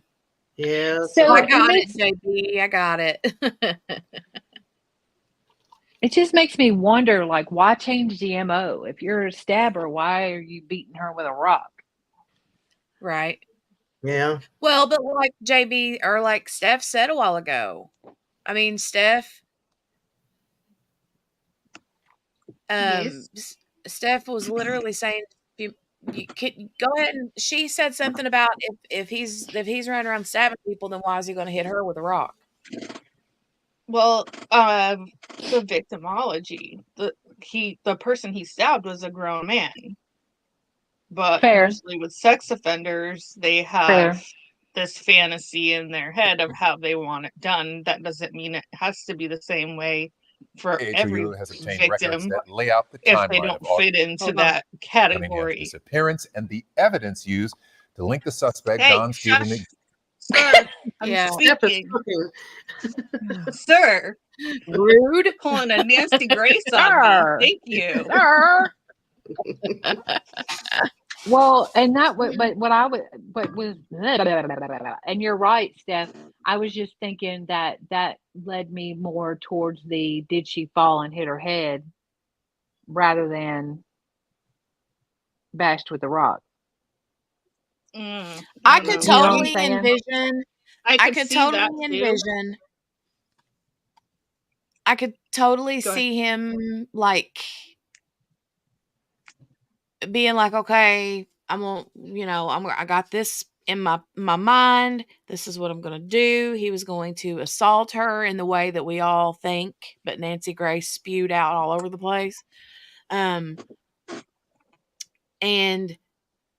she was trying to run away, fell, hit her head on a rock. He's like freaked out, tied a rock. But he had the rope with him. But I mean, okay, I'm not gonna lie. What, like someone else I got said rope in my earlier, truck. I got rope what in is my he gonna truck. rape her and then bring her back home? Like everything's fine? Yeah, but he didn't kill the girl he was in bed with. He didn't kill wasn't her. he caught in bed with her? I don't know that. I don't The know way for that sure. Nancy said it was like he was caught in the bed with her, so he Well, may have. But we know intended Nancy. to. True. But you don't know that he wasn't abusing this girl for already. Yeah, he could have already been abusing her. Yeah, I mean, I don't know that this would have been the first time offense. I mean, we don't know. What, if he was doing it, why would he take her elsewhere this one time? Well, maybe he took her other When she places. should have been in school. Yeah, he could have taken her other places before. I mean, and all of this is speculation, but we have no idea. we just have to wait for more information to come out. I'm just saying the fact that his MO was always, I'm not going to say it doesn't happen, but you don't usually go backwards. Like, you don't start by stabbing people and then blunt force trauma.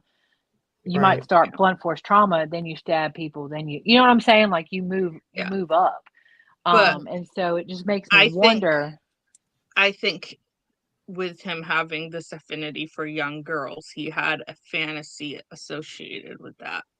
And he's not going to get that same gratification doing it the same way with a grown man. No, I don't disagree with you. That is definitely a possibility. But I'm not gonna lie to you. If I ever get pulled for something, they gonna look in my truck and be like, "Ma'am."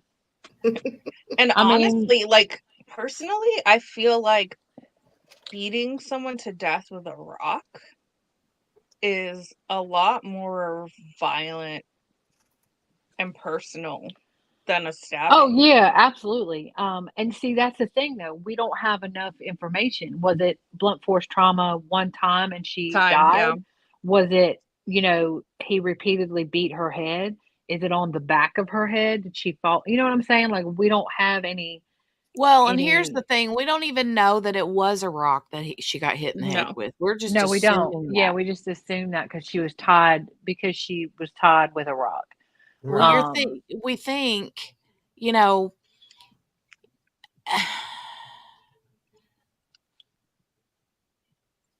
I don't know, like, okay, what led up to it, okay? We know she gets in the truck. She's thinking she's going to school. Or to meet her mom. Yep. But then you have, her pants are found at the river. If she's going to be, I mean, would he have assaulted her in the truck or would he have assaulted her in why would the pants be there? I mean, did he do it in the river? You know what I'm saying? Like, why would her pants be there unless he's like, was in the river with her, took the pants off, flung them to the side, or they could have came off while she was swirling. That's possible. That was one of the things I was thinking was, we're where I was saying about Nancy Grace is that we're kind of jumping to conclusions here because no one has said what the state of the pants were. Okay. Were they wet and dried out? Were they covered in mud? Were they, could it have been? She said they were wet. Or somebody said they were wet. Okay. Yeah, Tim from EquiSearch said they were in the water. They were wet. Okay. So that's the thing. I mean, did they come off? I mean, because when I tell y'all that this is like rushing water there. Oh, yeah, I imagine. And it could easily yank a pair of pants off. Just like the Peterson case. If she's tied up, well, she wouldn't be tied by the foot then, because then it would be stuck to the rope. Right. She wouldn't have been, the pants but wouldn't have been able to come off if it would have been but tied if to she them. was swirling around in the water, that would have caused her pants to start falling off. Mhm. So if she was tied off anywhere other than the foot above where her pants are, then that's a possibility. But to be honest, I really don't feel like that would have been the case, because Tim didn't want to admit that it was the pants. And if he would have felt like, oh, this is a situation where the pants came off because she was swirling in the water, then he would have been like, yeah, but now, Nancy, we're not really leaning that way, you know? Yeah. But I'm just thinking, why would he have chosen a rock? As if it was a rock, it wouldn't have been premeditated. Unless he's like, okay, in my head, I'm going to take her to the river and I'm going to do this, and then I'm going to hit her with a rock in the head and then throw her in. You know, usually, I mean, she might have We fought need again. more. Yeah, we just need more information. And I mean, and you, God love Nancy Grace. You know, she gets all like whatever. I thought they came back with the cause of death very quickly. Yeah, they did. And so we don't have anything. We have nothing. Like, we just know, okay, it was blunt force trauma. That's it. We don't even know that there was a rape kit done. And we don't know if you know, we don't know any of that. Why googly typing in the chat? Yeah, that's the thing. Depending on, you know, if the pants were big on her or whatever. I mean, a lot of things can happen, and we don't know that he wasn't trying not to say anything just because he was told by law enforcement, "Don't say nothing." You know, HOU has obtained Yeah. records that lay out the There he goes timeline of again. Audrey Cunningham's that dude, sir, disappearance and the evidence. being very rude. Sir. Apparently, he hates it here. He does used hate it to here, link the sir. Jeez, Louise. Well, we're not keeping him here. He can go. No, I agree, Shirley. We're a jury of his peers, and we're just discussing it.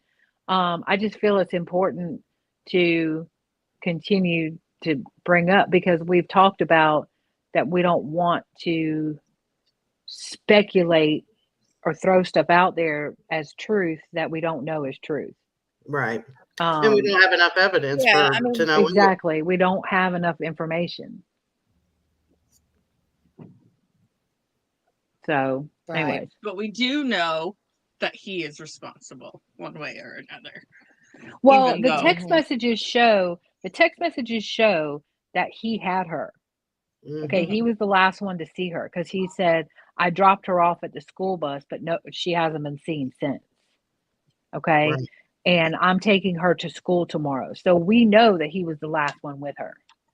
When did he text your mom that he had dropped her off at school? In the afternoon? That was in the afternoon. I think it was in the afternoon. There's no time in the afternoon, because he said that she hadn't come home from school. She hadn't made it home from school. Okay. Yeah. I wanted to make sure it was afternoon, because otherwise, how would he know that? Yeah. So, but, why googly typing it? Where googly at? Googly. She's got to pick her kiddo up. Oh, that's right. That's right. Okay, I thought I saw her in the background. That's Steph. And she's Never an mind. hour behind us. So okay, my bad. So it's just now 3:00 for her. Yeah. She's getting kiddo. Yeah, I don't.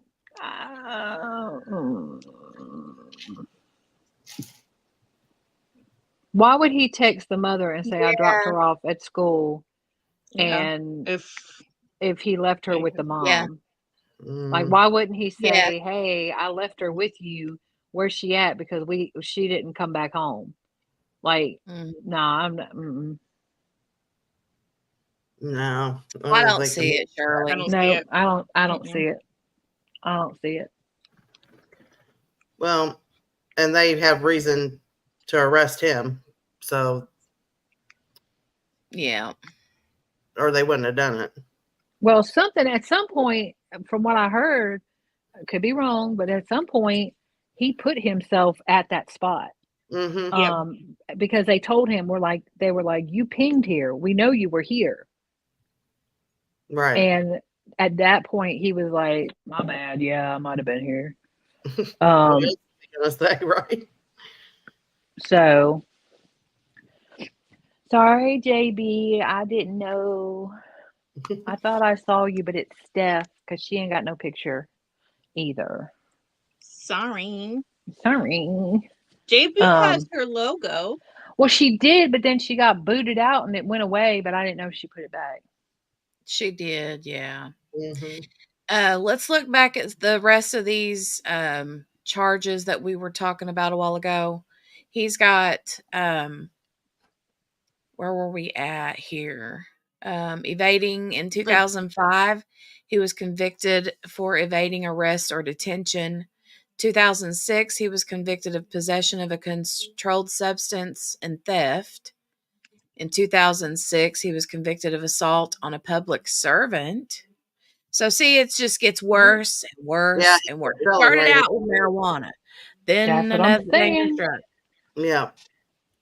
In 2006, he was convicted of the assault on the public servant. Then in 2008, he was convicted of enticing a child with intent. 2009, he was convicted of unauthorized use of a vehicle. 2010, convicted of aggravated assault with a deadly weapon. 2014, theft and reckless driving. 2019, aggravated assault. And then in 2023, convicted of resisting arrest. So, let's see.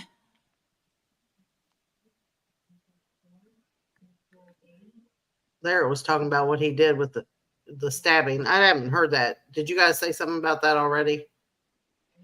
Yeah. Yeah. Oh, I missed it. Probably when I was. Yeah, I want to show that interview because there's an interview of that. I need to just find it. I thought it might have been in the Nancy Grace video, but that's not it, and I missed it. So I'd like to find it. JB, I'm sorry, your picture had disappeared for a minute. She's like, ma'am. Exactly, Patricia. Patricia says the escalation of his actions is well documented. Yeah. And then she says enticing a child should not be a charge. It sounds so wrong. It should be a more severe charge than that. Absolutely. Definitely. Agree. Also, Barbecutie, are you trying to tell me you'd rather have JB here than me? Ma'am, look, listen, we're not going down that road. No. Oh, I thought that, look, I can't even see. I don't have my double glasses on. I can't see. I just see that there's a couple people over at the side is all I'm saying. But if you had a picture, then I would know it was you. I don't know how to do a picture on StreamYard. Are you showing your? I'm looking on the phone. Are you showing your double glasses? When I turned on your live last night and you had them double glasses on, I'm like, she's my spirit animal. I thought I was the only one that did that. Look at you. You're so cute. I love it. Shirley, I totally see what you're saying. Shirley was saying a minute ago, when she was talking about the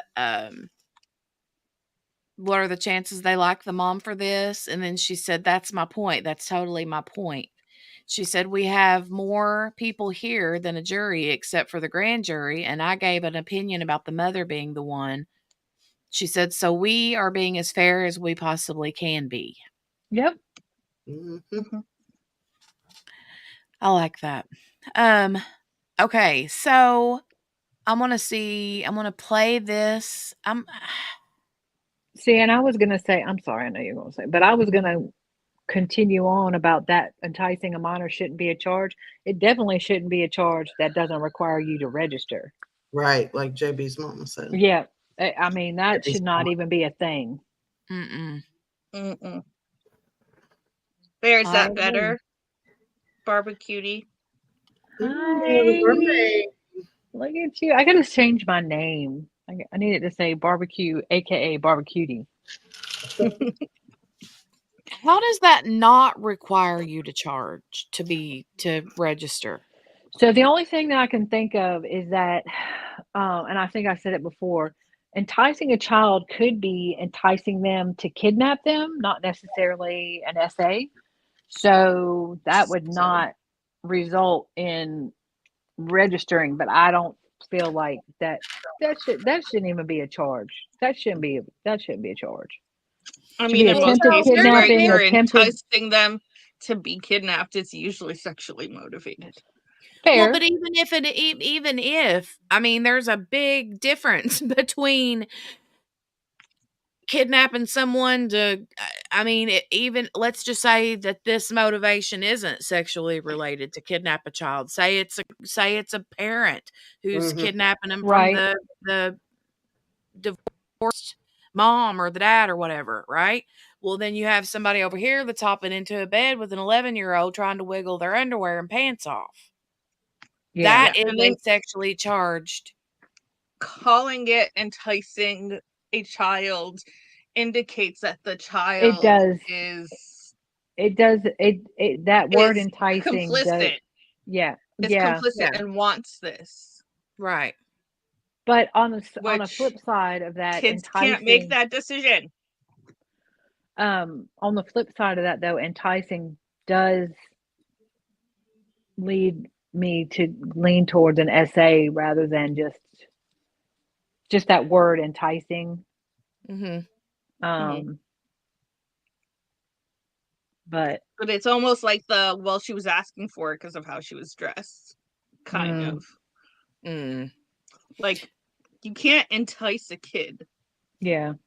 Well, It's when you watch the little video with her, that child that we're talking about, she's now a young woman, but she says that the first thing she said whenever he climbed into the bed, because he climbed into the bed and like forced the cousin out of the bed, and he gets in the bed with the girl there, and she's like, "Do you know how old I am?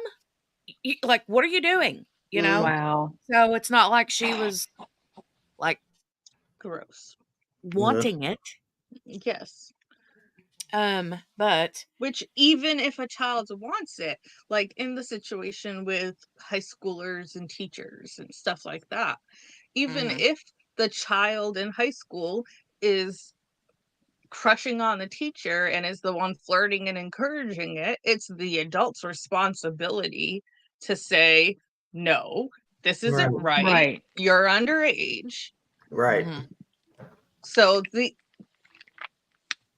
enticing is just, man. Yes, Patricia's, that phrasing puts the blame on the child. It's a victim And blaming. Patricia has changed her profile picture. Yay! Yay! Hi, Patricia. You're pretty beauty.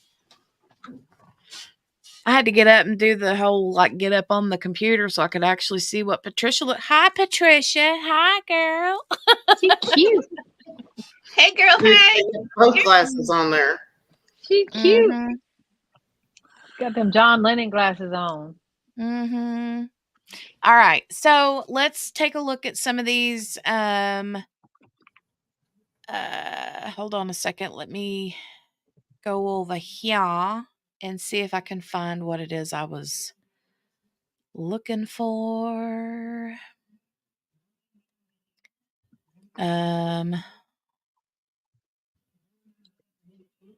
So the girl's name is Carissa Davis. And bless this girl for being outed I already. know, right? I know. Unless she came, I mean, she's apparently, she's doing an interview, but still, like after all these years, she was doxxed, or she came out willingly.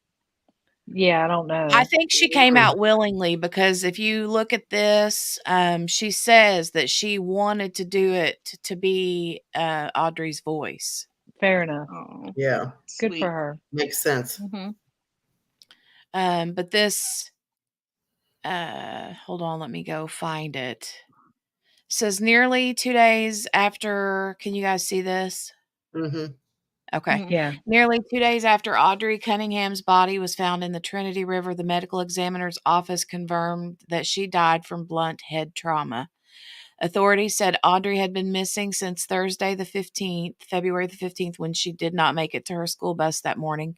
Investigators found the 11-year-old's body 6 days after the Amber Alert notified Texans of her disappearance. Polk County Sheriff Byron Lyons did not disclose the condition of Audrey's body, which the Harris County Institute of Forensic Sciences received for an autopsy. On Thursday, the medical examiner's office said Audrey died from homicidal violence, including blunt head trauma. Officers or officials did not provide further information.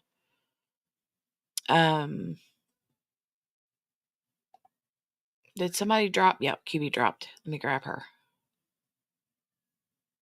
Patricia's Also, like, "Oh, I'm Caro, making me blush." sorry Hey. for the doggo barking. I'm muting myself because he barks whenever anyone walks by the front door. Oh, it's okay. Jenny, did you have to ask who dropped? Yeah, it was QB. Wow. Wow. Oh, yeah, Sad. she's like, "Did you act?" Now I get it, Morgana. Morgana's like, "Did you really have to ask, though?" Love you, QB. I hate it here. Look. Okay. I'm muting. I got a vape. Yeah, no angry vapes. Darth Vapor. You and Steph are Darth Vapor. Bag. Okay, so Don Stephen McDougal was first named as a primary person of interest in the case and later a suspect in her murder. Polk County District Attorney Shelley Sitton said McDougal is charged with capital murder of a person equal to more than 10 years old, but less than 15.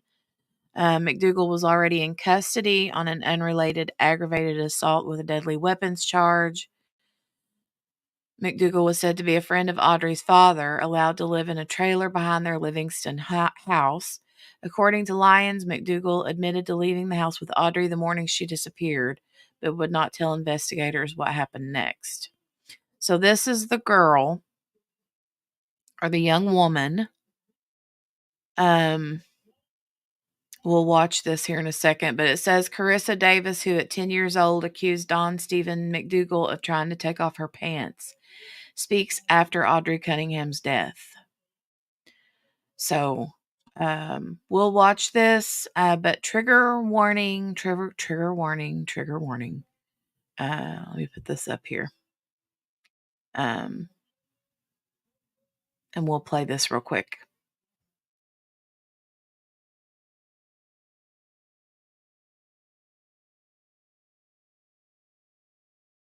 Also tonight, we're taking a deeper look at the suspect's past. A woman who was targeted by McDougal as a child is bravely coming forward to share her story tonight. She is one of several people who police say experienced violence from McDougal. ABC 13 anchor Elisa Rivas is live to walk us through the timeline here, Elisa. Charlie, Eric, there are so many layers to this story, starting with the case prosecutors are building now. And it's hard to fathom. Don Stephen McDougal was a family friend, a person even trusted to live in a camper behind the home Audrey shared with her father's side of the family. Despite his disturbing history, court documents don't get into what Audrey had to endure in her final moments, but they include this haunting detail. Her body was found in the water, weighted down with a rock. The rope he allegedly used was also said to be found in his SUV. McDougal's criminal history goes back more than 2 decades. Just last summer, police say he stabbed a man he did not know who was helping him jump a car battery. And tonight we are hearing also from one of McDougal's old coworkers who says McDougal attacked.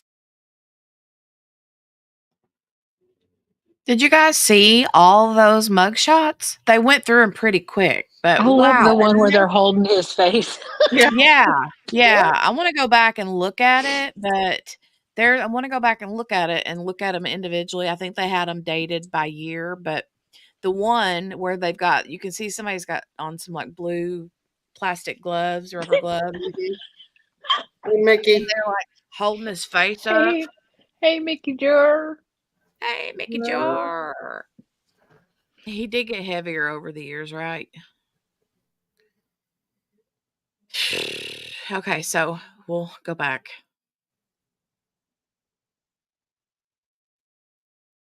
Tim, when he threw him out of his home 14 years ago. I opened the door up and told him he needed to leave, and he come at me with the knife, and I had my shotgun, and I hit him in the face with it and shut the door on him. I had no idea he was that kind of person. McDougal was reportedly sentenced to 4 years in prison for that incident. Long before the violent attacks against adults, McDougal also pleaded guilty to enticing a child in Brazoria County back in 2007. The young victim told police he crawled into bed with her and tried to remove her pants. He did not have to register as a sex offender as part of the plea. The victim is in her 20s now, and Audrii's murder is hitting her hard. ABC 13's Luke Jones is the only reporter to talk with her about this and is live now with her story. Luke. And you know, Elisa, she says what happened to Audrii could have easily happened to her. I mean, total shock when she saw Don McDougal's face pop up in online posts. And tonight she says she... Yeah, I specifically remember that now about how she said that she saw his face popping up in social media posts and it like shook Triggered her. her. Yeah. So, and just so y'all know, Brazoria County is Houston.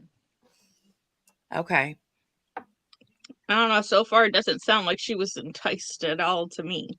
Yeah, no, not at all. Yeah. But the dude with the beard that was just talking a second ago, he's the one that, got stabbed. Surely, because he told him to get out and was trying to push him out, and he wouldn't get out. That's why he hit him. I bet he wishes he hit him harder with the butt of the gun. But he does. Yeah. Mm-hmm. Okay.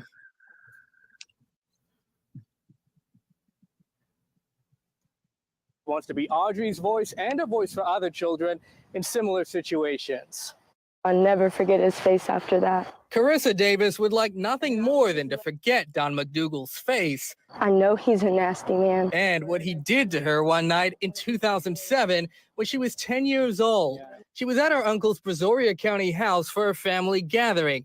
McDougal's sisters were family friends. And he came into the room that me and my cousin were sleeping in. Davis says McDougal yanked her cousin from their bed, then got into bed with her. Tried to take down my pants, and I immediately jumped up at that moment. I remember looking at him and saying, "Do you know how old I am?" Davis raced for the door with McDougal in tow. He grabbed me, and when he did, I just swung my arm and I hit him. But now that he's been charged with Audrii Cunningham's murder, she can't help but wonder what would have happened had she not been able to fight back. And everybody was still asleep. I mean, my uncle's backyard was woods. I mean, it could have been me. McDougal pleaded guilty to enticing a child and was sentenced to 2 years in prison, but got credit for almost 1.5 years served. Notably, he was. So is this dude? I mean, is this footage here? Like this is the day, the morning after he did whatever, or the morning before, or what? Is that the Exxon? I think so. Mm. Yeah. Now, was it okay? I'm lost that, but was it at the same house or a different house? No. This happened. Different house. No, I want to make sure this was a different house. Yeah, This different was family. 16 years ago. Yeah, I knew it was a Yeah. long time, but I didn't know if it was because it's. I don't know. I got confused. There. She looks a lot like Audrii, though. Yeah, same Yes, age and she too. would have been about the same age. Yeah. Yep. So he's apparently got a type, right? Sicko. Disgusting. Okay. We'll finish this out, but then I want to go back and look at his mug shots.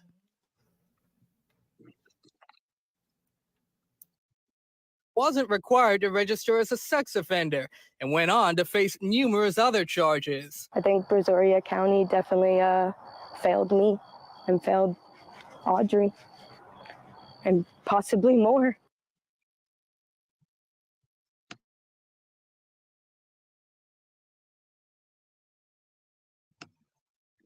Also, can I just say that he served 6 months?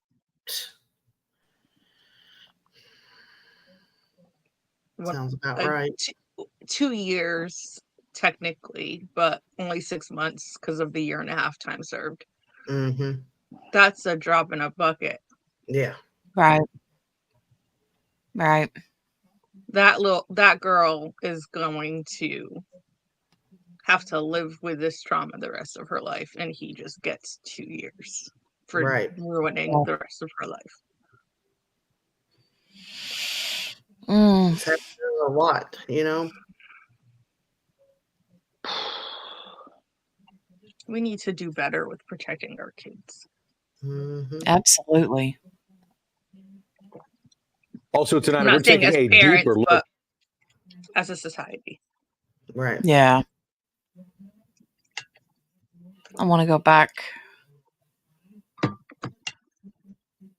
and look at these mug shots again.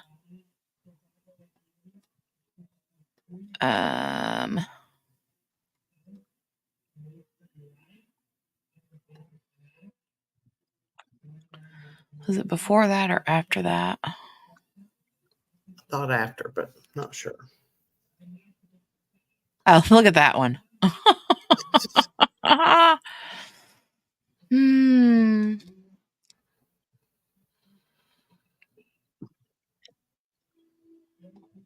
Hold on, I'm going to mute myself because when I play this, it's going to echo real loud. So hold on. SUV.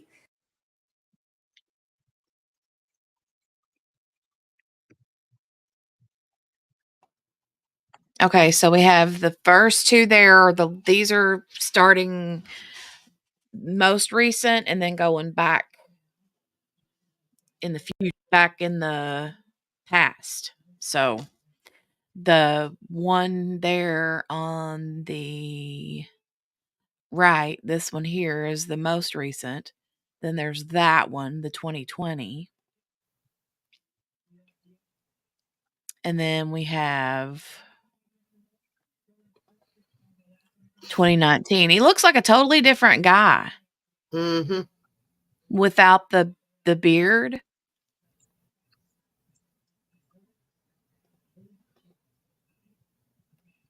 $2014, and then there's this one, the 2010. That's Jesus, the that one. was terrifying. Yeah. Looks like he's dead. It does. It does. What in the world? That's my favorite. That's my favorite too. He reminds me of one of the what's his name off of the Addams Family. Lurch. No, not Lurch. It's is it Lurch? No. Cousin It. Cousin It. Uncle Fester. Margaret's got it. Yeah, Margaret Uncle got Fester. Yes.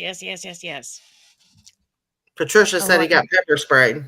That's probably very much true. Looks like it. It does look like it, yeah. When did they say that he got in trouble for resisting arrest? That was later though, wasn't it? Not early on. Was 2010 when he assaulted the officer? Oh, it might have been. Mm. I don't know. Then we got but the way those hands are grabbing his face, he was fighting. Yeah. Yeah. And he's got his face all squished together. Look at that. Deviant. Hmm. All right. So now we're going to run over here and look at these Facebook messages between him and Mom. If you go back the other way, you can see like where the drug use changed him. Mhm. Yeah. Mhm.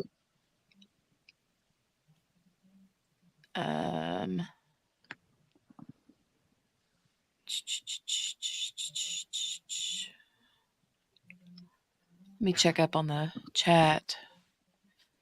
Probably Yeah, for Shirley, they wear those early gloves anyways. for fluid. They don't want Yeah. come in contact with stuff. Yeah. Mm-hmm. I'd have to wear a bunch of gloves, okay? Right. And a bodysuit. Facts. Hazmat. Yeah, exactly. Okay, let me. Oh yeah.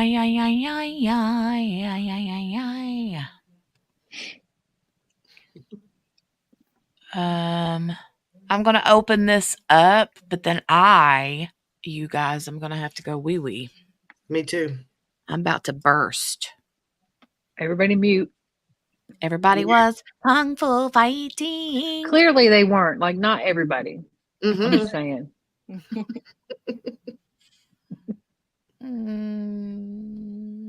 That's JB. She the ninja. She kung fu fighting. Right. Okay, you guys chit chat for just a few minutes. I'm gonna I'm gonna go wee wee and get me some water and then some water, and then we'll come back and we'll look at these or these Facebook messages because there's quite a bit of them. Are you gonna grab some coffee? Yeah, Coffee? probably will. Probably will grab some coffee. Coffee talk. Steph, you said earlier about March. The quarter. The quarter. Yeah, that's every time I gotta come back in, it's a quarter. I'll be her back, you guys. 457. You said All right, Shanae. man. You owe said me. It's Martin. It's Martin. It wasn't Yeah. in living color. Yeah, you right. Martin. Martin. Yeah, that's my girl. You owe me $750,000 of $1 million. Of $1 million. That's why I gotta Four pay Em every quarters time of I $1 use the million bathroom. is $1 million. Well, yeah. There's that. I don't girl math. I don't math at all. Look, no shipping. We don't pay shipping. How many diamond paintings could you get for $1 million? I wouldn't be if I had $1 million, I wouldn't be spending them all on diamond paintings. Same. That's folks. I absolutely need a bigger house for the diamond paintings. So facts. Facts. Look, you caught the same thing I did on that Casey Anthony thing when Cindy was like, or they were talking about Cindy, and she was like, "Yeah, she was diamond painting," and I was like, "Say what? Say what? Say what?" Yeah, she turned that whole bedroom into a craft room, and she was in there diamond painting. I was like, right? Yeah, she turned Casey's bedroom, but she said that it felt like it had more of Kaylee's energy. So yeah, because Kaylee spends a lot of time in there. But when she said diamond painting, I was like, say word, what? We don't claim her. No, I'm not claiming her because she was her lie detector. Yeah. But my problem with her is all of the enabling she did before this happened. Facts. Like if she nipped Casey in the bud with the lies and stuff before, then this may never have happened. Yeah. Oh, I'm with you. Not saying it's her fault. JB, look. So I don't get attacked. We all know my words are hard. Words are hard. I like other things that are hard. Ma'am, don't start. Behave yourself. Behave yourself. Yeah, behave yourself. It's been a while, okay? Yeah, don't look. Don't start stuff when I'm here with you, and I can't do nothing because I will pop out. I'll be like, "Oops, I dropped out. Bye." Oh no! And then I'll be like, I have nothing to talk about because I'm awkward. Oh, come back, y'all! Come back! Look, Morgana Baby, come back. Morgana from the bathroom said, "Behave yourself. Behave yourself." I hope you washed your hands, Morgana. Right? Maybe she's not done yet. Maybe. I mean, I'm just saying. Anyways, sorry, y'all. I thought she said she was leaving it on the text messages. She did not. No, she did not. Left us here to fend for But ourselves. I mean, it's not like we can scroll down, so we'd only be able to read a few, Right. and then we'd be sitting here. That's what happened yesterday. I mean, I got them on my phone. I do too, I think, because it's in the panel chat, right? Yeah, but I screenshotted to make sure. They were nasty. They were talking nasty. Ew. Yeah, to begin with. He was It was gross. probably trying to do the same to her that he did to Audrii. He was talking about rocking her world for a truck and a title. Ew. Yeah. I'm sorry. Ain't nothing hard worth Ma'am. a truck and a title. No. I don't care what size it is. I don't care what you look like. And this guy clearly looks like bleh.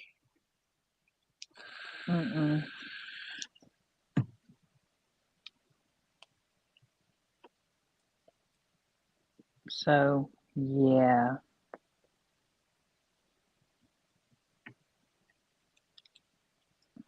That gross.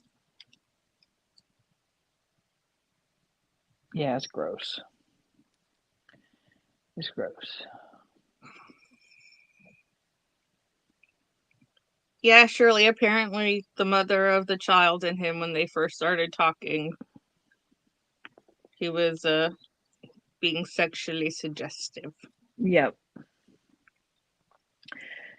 And she was with somebody, so she's like, I'm gonna have to ask him if he's okay with it. Ew. And yeah, and he was like, well, just tell him that, you know, you're gonna have fun, but you're also getting a truck and title. It's gross. It's Ew. gross. So, yup. Morgana, that man ain't rocking nobody's world. Nah.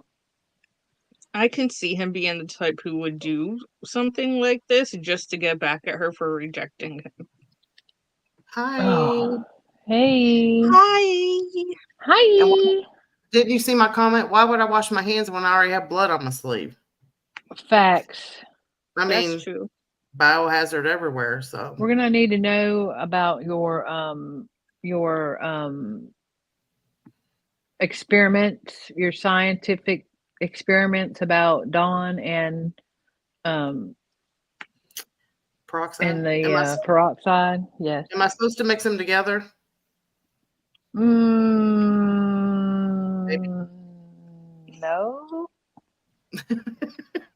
Well, you're not giving me very good instructions, QB.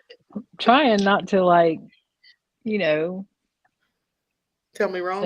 Say I know how to do it.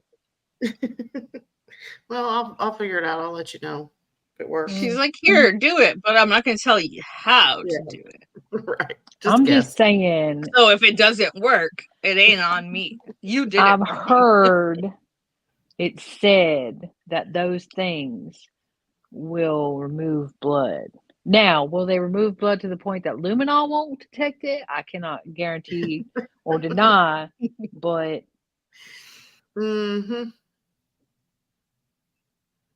I hear you. What y'all gabbing about? Nothing. Blood. Talking about how to get rid of blood.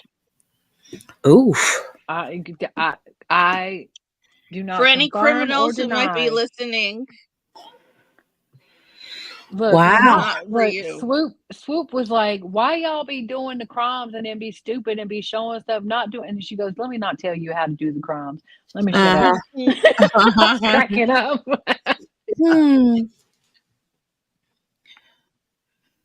Okay, let's see. Da da da da da da da da. Nope. Only JB is kung fu fighting. Not everybody. I'm too old for kung fu fighting. Might Yeah, hurt me myself. too. My legs and arms don't move that fast or that high. Mm-mm. Mm-mm. And I'd be more likely to hurt myself than somebody else. Right. All right. So here we have, let me hide that. Trigger warning. Have you read these, Jenny? No. It's gross. I mean, I've read parts of them, but not all of them. Yeah, the whole thread is nasty. Just FYI. So it's rated X. Definitely. No, not quite X. Rated Well, it's R. kind of R, yeah. Okay. This is not for general audiences. Nope. So should I let Steph read this? Or QB, do you want to read it? No, I think Organic. I need to hear you read it because Steph would be the one probably. No, I can't. think y'all. It's too look, small. I can't read it. Y'all don't let Jenny get out. No, this Jenny. I think Jenny got to read it. One person needs to be one person, and the other person needs to be the other one. Ooh, yeah, like a role Stop play. it! No, I don't want to be the dude. No, you're going to QB. It's you. Oh man, no. I mean, I got them on my phone. I can read it, but I can make it bigger, baby. Look, I can make it I that got big. it on my phone. Look, that's what she said. I'm sorry, that's Steph. Steph said that. I didn't say that. No. Jenny needs to read it. I think Jenny needs to read it. And plus, I can't be trusted. I fall out just by looking sideways. That's true. Jenny's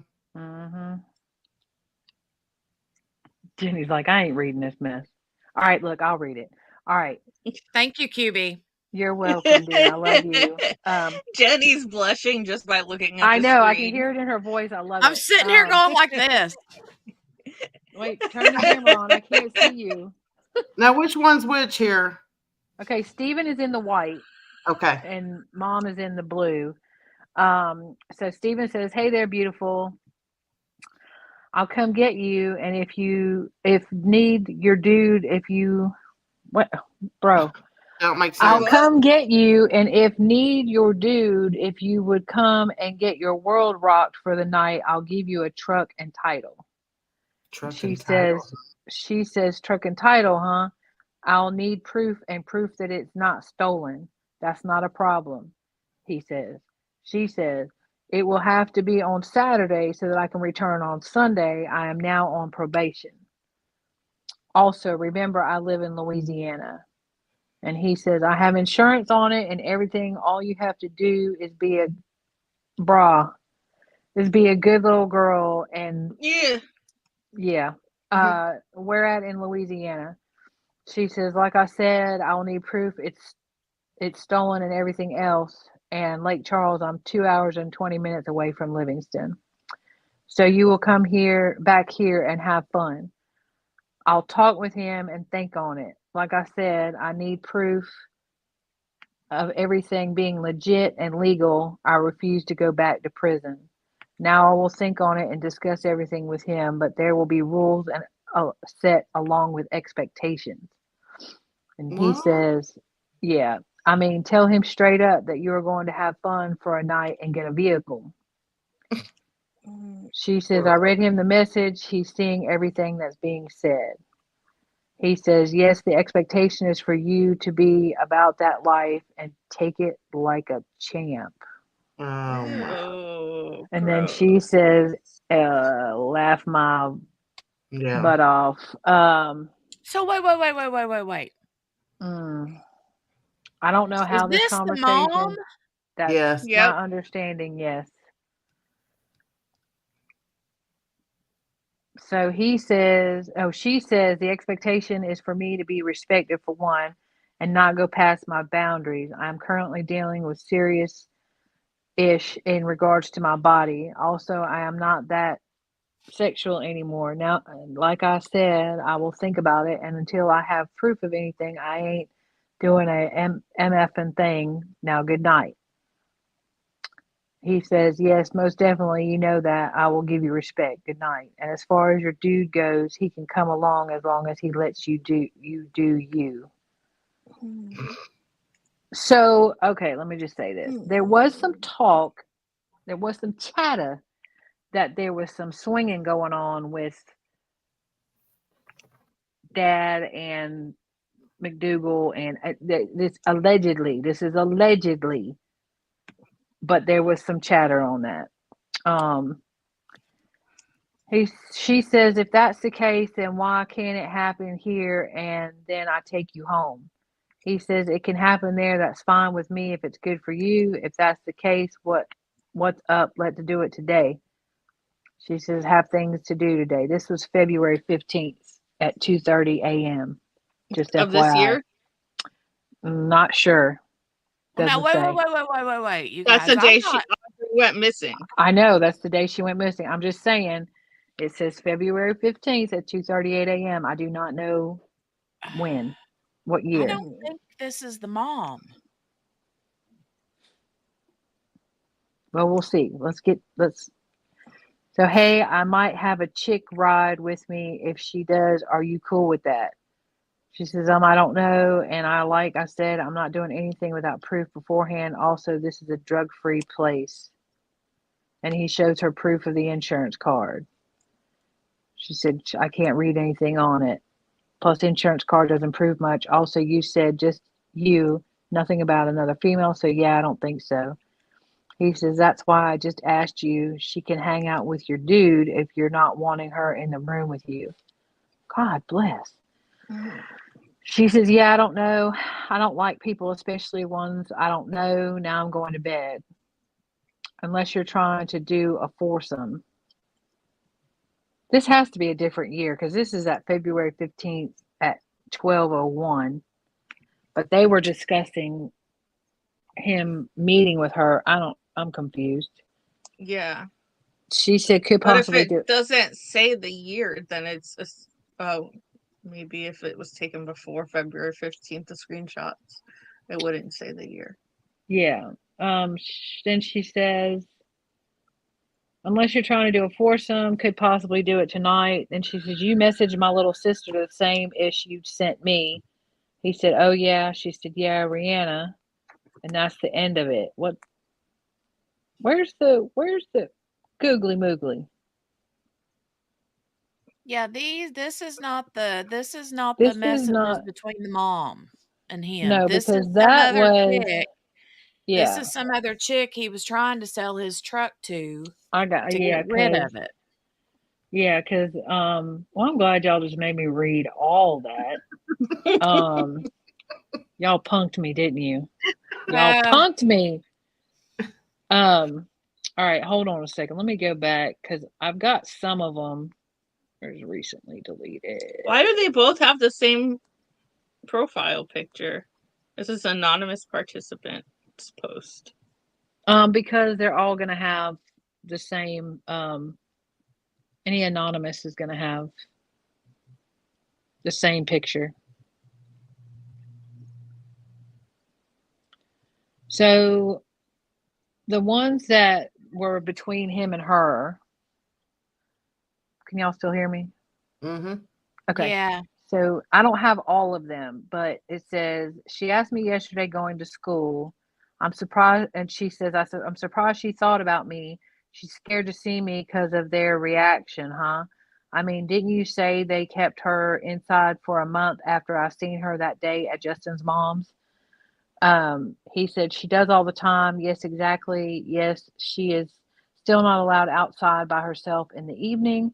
They told her that you were in the woods. She is confused about the situation, but I told her that you were not hiding in the woods, but we talk. And then she says, what is wrong with him? Is he on drugs or that? And it's redacted out. Stress that his mental, that probably effing stress that his mental has him thinking I'm going to steal her in the night or that I live in the effing woods behind his mom's house. That's some serious crazy-ish. It's like they are, and then it goes to something else. Then she says, what has she been asking? Then he says, "Sweetie, I'm as straightforward as it comes. If I was just talking to you to try to blank, I would have done tried. Touche, I give you that," she said. He says, "She asked me if I ever talked to you and if you were as bad as they say you are." She said, "Just came off wrong, upset me. Wow, as bad as they say. What did you say?" He says, "Oh yeah, they have made it look like you're just horrible. I told her that you are doing good and are fun to hang with." She said, "When did she ask this?" Oh, and that's okay. So these are out of order. She asked on the way to school. Um, some of these are out of order. I'm sorry. She says, Oh, you're okay. That's asking for trouble and setting me up for failure." He said, "Not at all. I do not in any way need to be set up to lose my child even more. Lucky would lose it if he knew." Okay, That's the Lucky is dad's the stepdad. dad's yeah, is the dad. I think that's his nickname, the dad's nickname. Yeah. "And is this what she asked you to do?" Um, mm. He said, "I'm your daughter's favorite person and she will not tell." Um, mm. Mom says, "Or what y'all maybe talked about for her to see me." He says, "She wants to meet you. I told you I am on your team. I will do what I can." She says, "I want to meet her too, but if this comes back on me bad in any way, I can lose her forever and I would kill you then myself, man. No threat, but I promise." No threat, but a promise. He said, "I would not. Um, as long as no one says anything about it being set up, no one would even know, and she won't say anything to them." She says, "There is a park down the road from my house. Would that be okay? And you and Justin would have to sit nearby and something or pretend to do. You can listen if you need to, but for my protection as well, I couldn't be alone." He said, "I mean, Justin can walk around the park and we can talk to you." She said, "This whole thing scares me and that's fine." He says, "Like for real, for real." And then that's all that I have from, but it goes on to say about them meeting up, and then she says she wants to know that Audrii really wants to meet her. She needs to hear it in her own voice. And he says, "I can call you on the way when I take her to school in the morning." And then he says, "Hey, have you seen Audrii? Um, um, I dropped her off at the school bus, but she didn't get on the bus."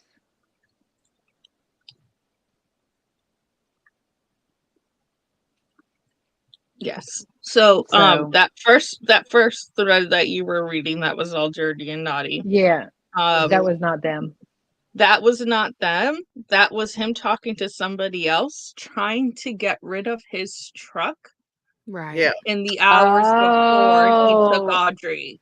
That makes sense. And it was February 15th. So Okay. it shows premeditation. In the middle of the night, he was trying to get rid of his truck to get rid of the evidence of what he was doing. Yep. Fair. Yes. Yeah, the only conversation that I knew of between him and Mom was what you just read. All of that stuff that I you was just like, read. what is that? What?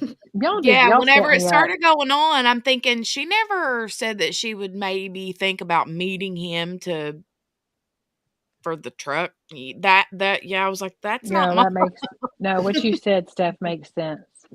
Yeah, that's what it said on the thing. I just saw it too. Surely she was scared because she was already not allowed to see her. There was some. Yeah, she said she would lose her forever if Yeah, she anyone would found lose her out. forever if they found out that she was going to see her. So I don't know what was going on, but yeah. Anyways, I'm glad y'all made me read that. You're welcome. I should have made Jenny read it. I mean, it was a good thing to read because it shows the premeditation. Yeah, it does, because I was Why is looking he at trying to get rid of this truck so bad? I was looking at the timestamps and I was like, hold on a minute. Right. So that makes sense. This group, though, this Facebook group now has 41.7 thousand members. Yeah. And so when you go like deep diving into this group, you can find some good little nuggets, but you're also going to but you got to find a be lot of careful. crap. Yeah, you got to be careful because there's a lot of people speculating a lot of crap. Mhm. And then, there's always those people who want to insert themselves into the investigation and make false claims. Yeah. Right. No, Shirley, she had already lost her. That discussion was the day before Audrii went missing. I think when she said she lost her anyway, she means her death. Oh, okay. Yeah. Like she didn't want to meet because she was scared of losing her forever. Yeah, and fact. she ended up losing her forever anyway. Yeah. The thing is, though, I'm not so sure that his plan wasn't to. We don't know if she wasn't already dead. Well, but meeting Mom would have been like he's thinking in his mind, just speculating here, just thinking, he's thinking, all right, I'll use Mom as the That's what I said, was that he was like setting her up. Like Yeah. she stole her or something and took off with her. Well, and did like a murder suicide, Wait, but didn't we hear earlier that he had told them he was going to take her to school that day, but she normally rides the bus? Yeah, but he had taken her to school before, like if she missed the bus or whatever. Yeah. He had taken her But to if he had school. already been saying the night before, like, oh, I'll take her to school tomorrow, she may have already been dead at that point. Yeah, we don't know why he didn't do whatever to her the whole night before. And that's why he was already messaging people trying to get rid of his truck, because he knew he was going to have to transport and dump her in his truck. Allegedly. Just speculating. Brian. Sorry. I'll tell you what, I'm not speculating is McDougal. the fact that he's a massive piece of crap. Mm-hmm. Doo-doo. Like to There's no doubt about that. I'd like to, 5 minutes. Not even. See, you guys are too nice. I don't want to just put him out of his misery. Like, I want to make him feel it. Yeah. Oh, him and Adam Montgomery. Yep. And Chad Dorman and Chad Daybell and Lori Vallow Daybell and Casey Anthony and too many to name. Lisa Snyder and which, by the way, I found out why Lisa Snyder isn't going to trial next month. They filed an appeal for the Pennsylvania Supreme Court, so they're awaiting crap for that. So they've called off the trial for now, and they're waiting to hear back from the Supreme Court to see whatever. I have no idea. It's stupid. She's guilty. Let's get it over with and be done with her once and for all. Do they ever figure out, let's I don't want to do the math because I ain't got the brain power, but I'm sure that there's statistics out there, and probably one of you guys already know what the cost is from, let's just say, someone Adam Montgomery's age. He's in his 30s. Let's just say 35. If they have to spend the rest of their life in prison, how much does it cost the state to house, feed, and medicalize them? It's a lot, but let's think of it on the flip side. Than the death penalty. Okay, but because of the appeals and everything else. But let's also, I think it's cheaper, because you've got money going for appeals and retrials and I mean, we can't just say, I mean, in this instance, we would like to say, we'll just go ahead and pull the trigger. Well, also, like, in the case of the death penalty case, they're in prison for like 17, 18 years anyway. Yeah, they have to go so long before they're Right. actually Mhm. deathed, whatever Right. that form is. Well, and that's So why I was gonna say, like, we can say, okay, on this instance, yeah, let's do it, but you can't just do that across the board because let's think of how many times we found that people were wrongfully convicted. Right, yeah. right. Right. Yeah. So what I'm seeing is cases without the death penalty cost 740,000, while cases where the death penalty is sought cost 1.26 million. And maintaining each death row prisoner costs taxpayers $90,000 more per year than a prisoner in Gen Pop. And it's 10 times more expensive to kill them than it is to keep them alive. Shirley, I don't think Chris Watts has anything that will torture or for the rest of his life. I don't think he he's has capable any of remorse. feeling. Nope. Mm-mm. I don't And think most he of has those any people remorse other than he got caught. Well, we'll find out though. We'll find out if his little girlfriend had. It's coming down, man. They're They looking are at her. They're that looking at her DA. hardcore. That DA shouldn't be a DA. Mm-mm. There's too much. There is too much that has transpired under his watch. Mm-hmm. And from what I can see from everything they had, they pinged her. They pinged her at the address at the same time that he was loading them up. Mm-hmm. And that neighbor, that lady that lived in the neighborhood across the road or beside us or something, eyeballed that metal gray truck that she said is never there. Yep. And that was either her truck or her father's truck. Yep. So, she's like, yep, and I'm gone. I'm gone. I think the only thing that Oh, would geez. torture him is if there was someone in his prison cell, like just slamming him, not bodily, but like, you're disgusting, you're fat, you're ugly, and just like bring down his ego and break him down that way. I think that's the only thing that would ever affect him. Yeah, Shirley, I know, right? She said, I mean, those were his babies that said he was that song that they sang about him. Oh my God, it sends chills down my spine. But they were doing that before he killed them. So Yeah. why would that make him feel remorse? Mm-hmm. No, I'm not saying that would make him feel the remorse. I'm just saying in Just how general, much just the fact that he they loved did it. him. Yeah. Because they loved him that much. Yep. I don't think there's anything. I don't. I hope they get, if the girlfriend was involved. Oh, what I started to say was the pictures where they're saying, oh, you can see there's a female because she has breasts, or you could see she's carrying a purse. They're really fuzzy, and I could see where, that could be like, circumstantial, but her phone being there. And then the other thing is that they showed on her phone records, like there was never a period of time. Sorry, y'all.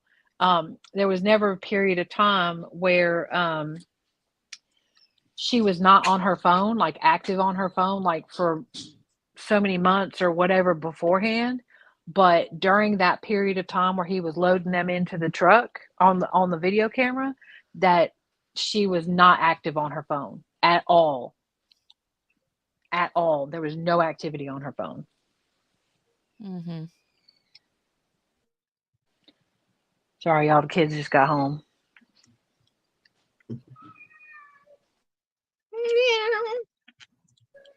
Who had a young daughter, Shirley?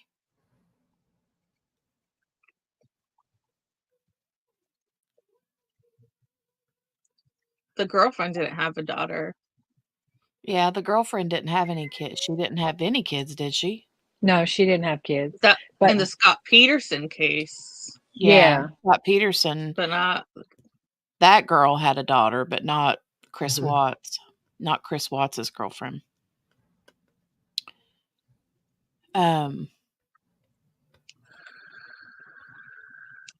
Did you guys ever see the no, you I bet you're thinking of shoot, what was her Amber name? Fry. Amber Fry, yeah. She had like what was it, like an 18-month-old daughter or something? Mm-hmm. Like a young Little toddler. baby. Yeah. Yeah. Do you guys remember the Mickey? Mickey, if you're still here, remind me in the chat. I always forget the name of that story, that the movie that came out about the dude in the army that said that it was like a bunch of hippies that come in and killed his wife and 2 kids. And he's like an old man now in prison. Hippies. Yeah, there was a movie that was made about it, and that guy that's got the big giant nose played her dad.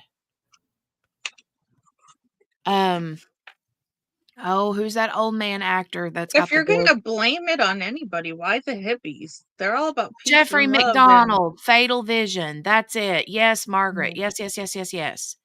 Jeffrey McDonald. The movie is Fatal Yeah. Vision. And I the was gonna dude that say plays the dad, he's that I can't never remember his real name. God, that was such a good movie. It was right after the whole Charles Manson, probably. Charles Manson. It was I'm Yeah. sorry. I have 0 words. 0 words. 0 names. Actor with large... Is it Carl Malden? That's Yes. what Shirley said. Yes. Shirley said my daddy used to say he had 2 noses. I know, right? Yes, Carl Malden. And he did. He had like a split, and it looked like he had 2 big noses. But he played the wife's dad. Jeffrey McDonald killed the wife and his, I think it was 2 daughters. Maybe it was a little boy and a little girl. I think it was 2 girls though, but and he said that a bunch of hippies like Rhino Fima, yeah, they had came in and killed them and like knocked him out or something. I don't know, but Mickey was telling me a while back that she heard or something about some update to his case, and I don't know what it is or what, but it was 2 Look at daughters. it.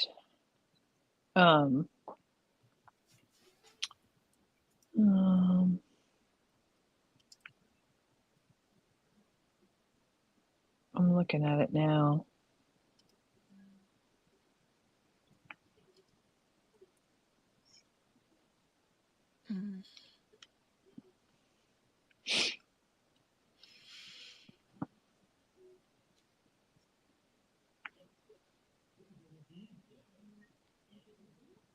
Colette, I think is her name, yeah.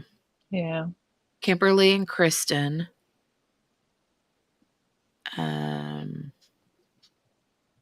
That was at Fort Bragg. That near me. But the movie Fatal Vision is so, so, so good. It used to come on like once a year on regular TV, and I would watch it every single time it came on. But it was very similar. So this says that at a hearing on March 11th, so this was, when was this? This was 2021. On a hearing on March 11th, attorneys asked for compassionate release from McDonald, who is 77 years old now and is in failing health. No, homie, you don't get to get out.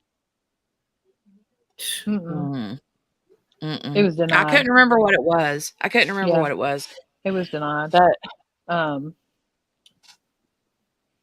Like, why would you want to get out? You ain't got no wife now. I mean, I don't know if he remarried after he was imprisoned. institutionalized too. How old is this movie? Like from the 80s? Yeah. Yeah. Yeah. I'll fall asleep. Oh, but it's so good. Check this out. No, check this out. The appeal. Okay, so it says the appeals filed by McDonald's various legal teams over the years are numerous, but only one made much difference, and that only brought him temporarily. I didn't know this. On July 29th, 1980, the Fourth Circuit Court of Appeals overturned his murder convictions on the ground that he was denied a speedy trial.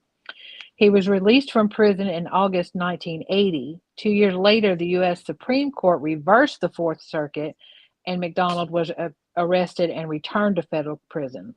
Oh, wow.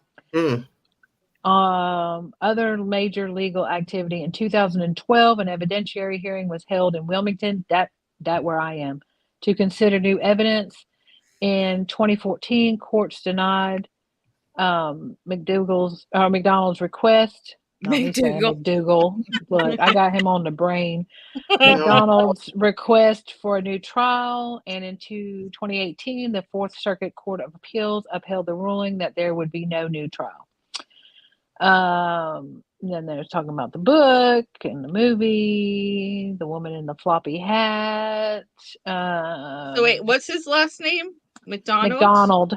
Yeah. And then we've got McDougal, and then we've got Montgomery. So now we have an M The M's, yeah. We're gonna need to stop this all is that. a Mac. This is a MacDonald Still instead of McDougal, McDonald, whatever. Still the M's. Montgomery. It's kind of like the K's in the Montgomery case. Ooh, hold up. So at various times, so this woman in the floppy hat, I guess her name was Stockley. Okay, at various times over the next 10 years, Stockley would alternately confess to being present during the murders and claim to have no involvement at all. Oh, she's gone. Cliffhanger. Cliffhanger, right? Mm-hmm. Oh, for the love. Hi, am I back? Hi, You're back. yes. Stockley, I guess, was involved, or said she was involved, and then said she wasn't involved. But it says when she testified at his trial in 1979, she said she had never been inside McDonald's apartment, did not kill any of the people there, and had no knowledge of who did. But check this out. She died in 1983 at the age of 32 from cirrhosis of the liver and pneumonia. You know how much you got to drink to die at 32 of cirrhosis of the liver? Y'all. So what do you think? Was he alive or out of jail at that time? Oh God, Lord, did he kill him? No, I don't think so. so. He was back in. No, he was back in. He was back in by 1982. Look, look. I thought the same thing. I was like, hold up, 1, 2, 3, 4. Okay. Wow. Not me adding that to my watch list. It's so good.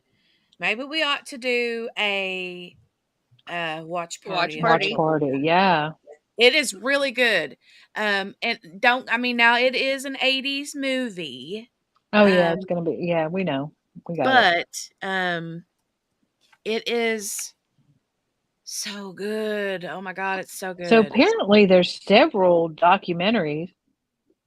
There's one called I didn't know about the documentaries. I'd like to watch those too. So there's one called A Wilderness of Error, the trials of Jeffrey McDonald, which is a book by documentary filmmaker Errol Morris, published in 2012. The book argues that the criminal investigation into the murders was botched and that McDonald was wrongfully accused or wrongfully convicted. Then there's one called Final Vision, a television movie about the case, aired on ID in 2017. The movie includes a gruesome recreation of the murders as McGinnis believed them to take place. And then A Wilderness of Error, an FX documentary. You know, FX got it. They don't care. An FX documentary series directed by Mark Smurley and based on the work of Errol Morris, premiered in September of 2020. The documentary puts forth the various theories Morris presented in his book and essentially debunks them all. Wow. Then there's a podcast. Y'all, we got homework. Ooh, wait. I already have too much homework. Oh, look what I just found. Hold on, let me share this. Look at this. It says after 35 years, Fatal Vision author and killer meet again. Dun, dun, dun. So is he being interviewed by the McGinnis dude? Oh, Joe McGinnis could not believe his eyes. The man he saw in North Carolina. The McGinnis guy is the one that said that he was falsely accused, right? No, that was the Errol guy. The Errol guy said that. Yeah, McGinnis is the one that wrote the book Fatal Vision. Yeah. This is him. Joe I heard you, Steph. That wasn't me. That weren't me. It says Joe McGinnis, author of Fatal Vision, is convinced U.S. Army Captain Jeffrey McDonald killed his family in 1970. But then up here, this is Jeffrey McDonald. Yeah. So I'm wondering if he's interviewed him. Let's wait. click Roll this. back. Roll back down. Hold on. Go. You clicking around fast. I was trying to read something. Where do you want me to go? I was looking. If you scroll down a little bit, slow. Keep going. You tell her slow, and then you're like, keep going. I know, but keep going. There was something about DNA evidence. Keep going. Whoa. Wait. I didn't go. I'm like, there's a lag. Okay. Bruh. Okay. Go ahead. Here. Go ahead. There it is. Send me the link. I'm trying to see McDonald's without double glasses. McDonald's lawyers assert that newly discovered DNA evidence, three hairs that match neither McDonald nor any of the victims, and the secondhand confession of a key witness who claimed to be at the family's home the night of the murders, justify reopening the case. That's the chick that died of cirrhosis. She kept flip-flopping back and forth. She was there, she wasn't there. I didn't have no part in it, but I saw it. I was never at the apartment. Yeah. Flip-flopping. So that could just mean she was an accessory to it. Why Zabi said hi, friends, bye, friends. Come back. She just came real fast. Zabi, baby, come back. Zabi, come back. Zabi's trying to put pins up. Oh. No, I don't want to be summarized each morning. Thank you very much, CNN. Wow. Elizabeth, how many thin pens do you have this week? Zabi, come back, Zabi. Where you at? Margaret, do you think so? Margaret says, didn't the author eventually believe him? I don't know. I don't think so. I'm going to watch this. I'm going to click this real quick and see what this is. We're going to be quiet. I'm going to mute so I can pee. Okay.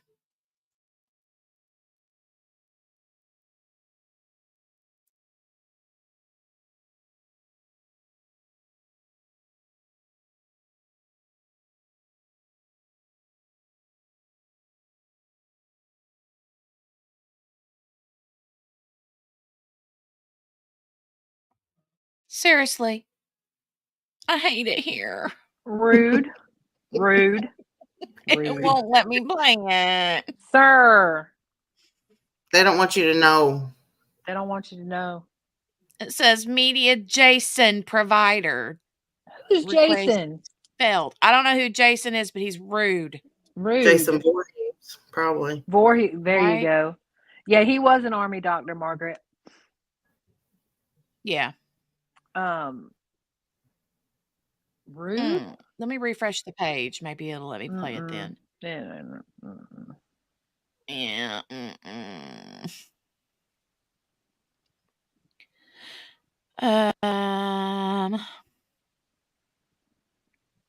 Come on. Come on. You know you want to. You know you want to play it. I don't want to play. Click. It's not doing anything. Fine then, be that way. Hog. Ooh, what's this? What's this?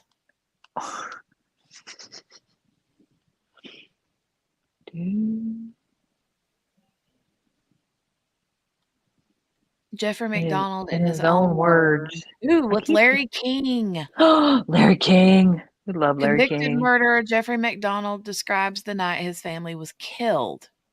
But are you going to play? Bruh. Come on.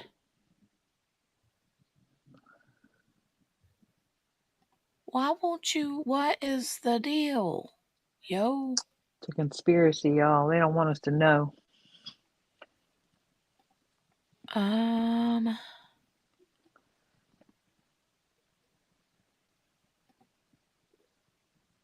Well, let's go over here and look and see if we can find it on YouTube. Yeah. I'll show your little red wagon.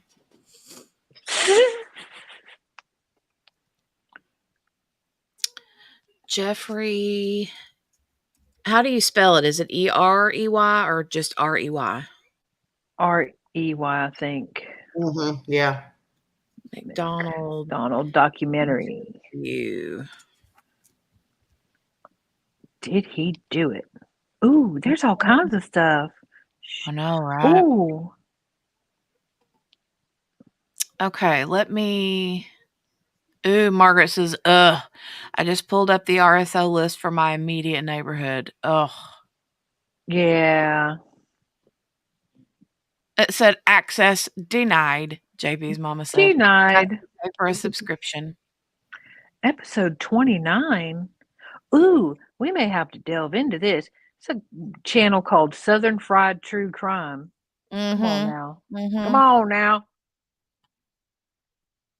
Yeah.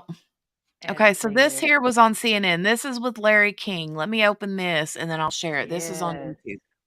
Larry King. Oof. I love Larry King. Me too. I've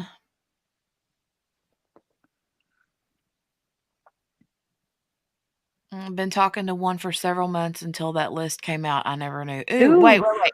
Margaret says, I remember I pulled up one for my mom's neighborhood and I've been talking to one. Oh, no. See. You never know.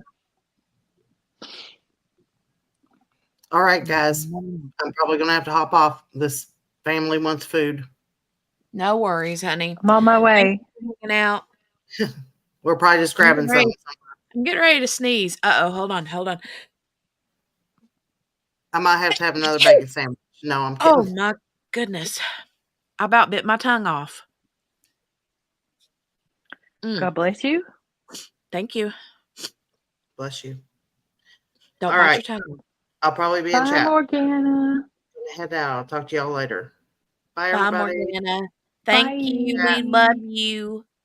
I love you too. I said See we her love face. you. Oh my gosh. See your face. See your face. See your face. How did you do that? I don't know. Hit the wrong thing. Hit the wrong button. Oops. See? Now here we go.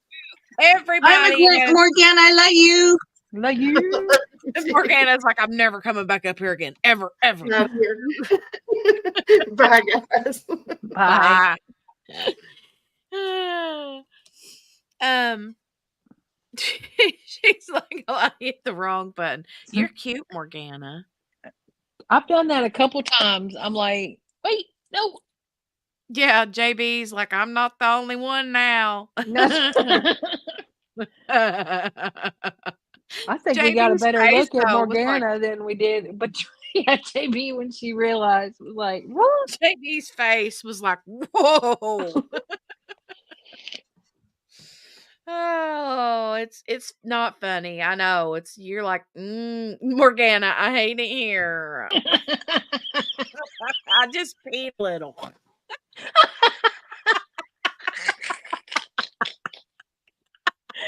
Oh my gosh. I love it did. so much. Okay. She is pretty. Why hide? I know. I know how it is though. When you don't want to, you don't want to, you don't want to. I'm blessed to have Morgana come up anyway because she's never been one to want to do that. So I'm glad to have pulled her out of her little clamshell, you know. She'll never come up again. Yes, she will. Yes, she will. Morgana, I'll come tell you play a with trick us. though, Morgana. I'll tell you a trick. Get a piece of tape and cover the little hole up on your computer. On your phone, you can't really do that, you know, but on your computer, you can. Patricia said, "Y'all crack me up." That's what we're here for. I know it. Let's watch Larry King. I love Larry King. Yeah, I love Watch Larry King too.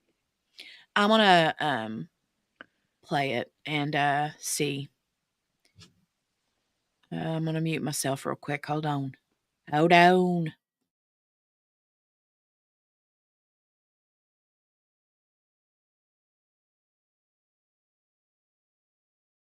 Totally normal. There was nothing unusual at all in our life that we were aware of.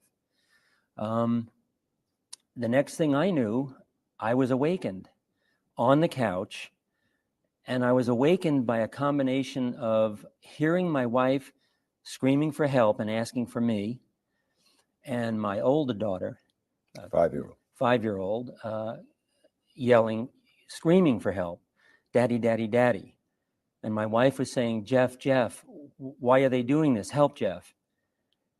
And I started to push up. There was a little light on in the kitchen, which is a small apartment, and there was.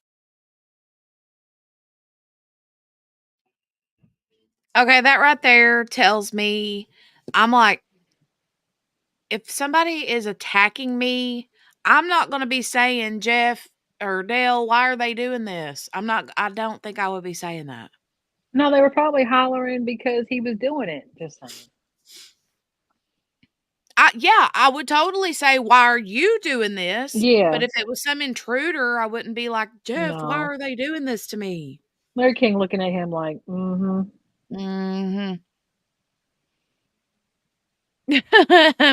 said, I look up and said, "Holy shit." Holy shit. I love you, Morgana.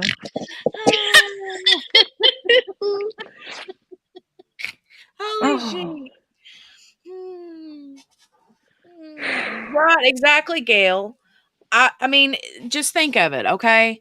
If it's an intruder and you wake up and your significant other is in the same house, or even if he's in the same room, are you gonna be looking at this person and saying, "Why are they doing this? Why are they?" The only reason they would be saying, "Why are they doing this?" would Why be are you doing this? Would be if the husband was standing there letting it happen. I don't know, but you know what I'm saying? Like, why are they doing this? Why are they doing this to me? Shirley, he said that he wasn't in the bed. He said he fell asleep on the couch. And when he heard everybody screaming, what he did. Right. I mean, if they had enough time to say, "Why are they doing this?" and "Daddy, daddy, daddy." I don't know. I just know that I wouldn't be, me personally, I know everybody reacts differently, but I wouldn't be saying, "Why are they doing this?" I would be screaming for, "Get off, get help," something, you know. Why are they doing this? But I would, if it were my husband, I would be like, "Why are you doing it?" You know? Yep. Exactly. Right. All right.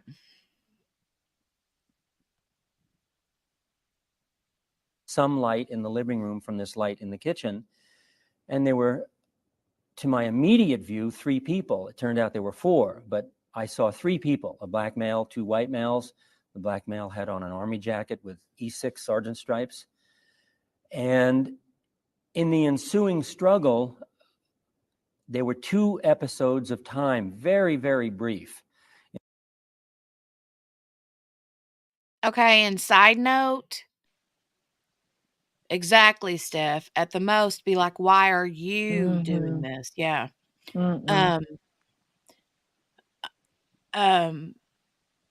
Wait, Morgana said, "I watched that back and I'm glad I didn't cuss. And by the way, I peed myself a lot." Oh, God. How do you notice army stripes? Exactly, Shirley. But here's well, I mean, he was in the army, but you had enough time to see, make out, and clearly define that they were E6 stripes. You had enough time to jump up and do something. Right. He said that, I'm thinking in the movie, I could be wrong on this, but I remember saying about he said, I feel like in the movie, he said that they looked like hippies. Yeah, I thought that's what he originally said too. Yeah, so this being in like army stuff, and like I remember like the vision that they play in the movie, like the way he portrays it happening in the movie, it like has a reenactment of it. Right. And he's supposedly like in this, been knocked out, and he's like not fully awake and at himself, and he just wakes up and remembers seeing these like hippies like woo kind of moment, and like some 70s drug induced crazy pants thing. Yeah. They may have just capitalized on the Manson murders for artistic license, and that's very possible. It's possible, yeah. Yeah. But I don't know if that's the case or if like his story's changed over the years, because this is in 2003 that this interview is. So I don't know, but in which I saw what I took to be a white female in a broad floppy hat with stringy blonde hair. And I heard her say, "Acid is groovy, kill the pigs." I heard her say that more than once, and also the term acid and rain. It was raining outside at the time. But as I awakened on the couch, I didn't know what was going on. I heard my wife, I heard my daughter, and I saw these people, and I either said, and I to this day don't know if I said it or thought I was going to say it, "What the hell are you doing here? Who are you? What's going on?" And the black male to my left raised something, and he swung a club at me, and I threw my hand up, and he hit me in the head with a club, which I took to be a baseball bat.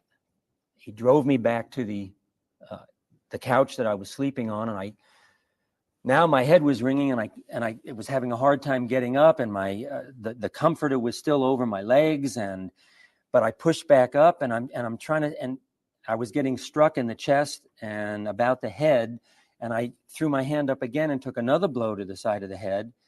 And during this time, I suddenly developed a real severe chest pain. And I remember real distinctly thinking to myself, "This guy throws a hell of a punch."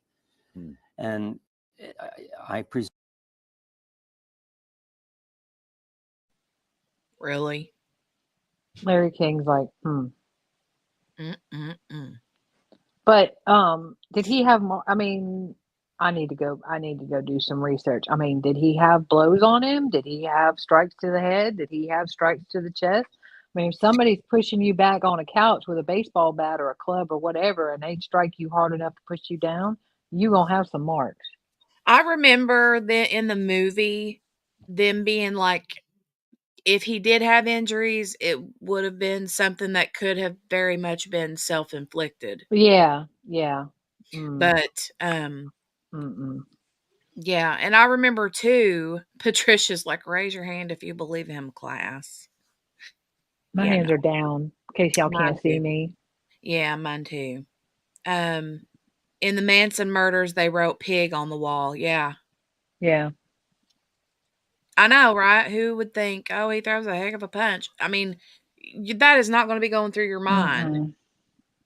He's like one of those that like adds all these little details to make it seem more Too many believable. details. Yeah.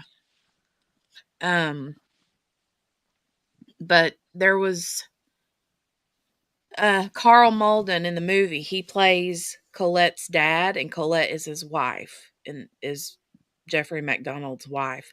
And he, in the movie, is like hardcore, like starts to not believe him, and then he like hardcore starts fighting for them to investigate and all that kind of stuff. So, yeah. Gail said he's trying to copy it too much, the Manson thing. You think so? Yeah, JB, that tends to, it's like he planned that out. Like he had so many details. It was yeah, it's too much. Mm-hmm.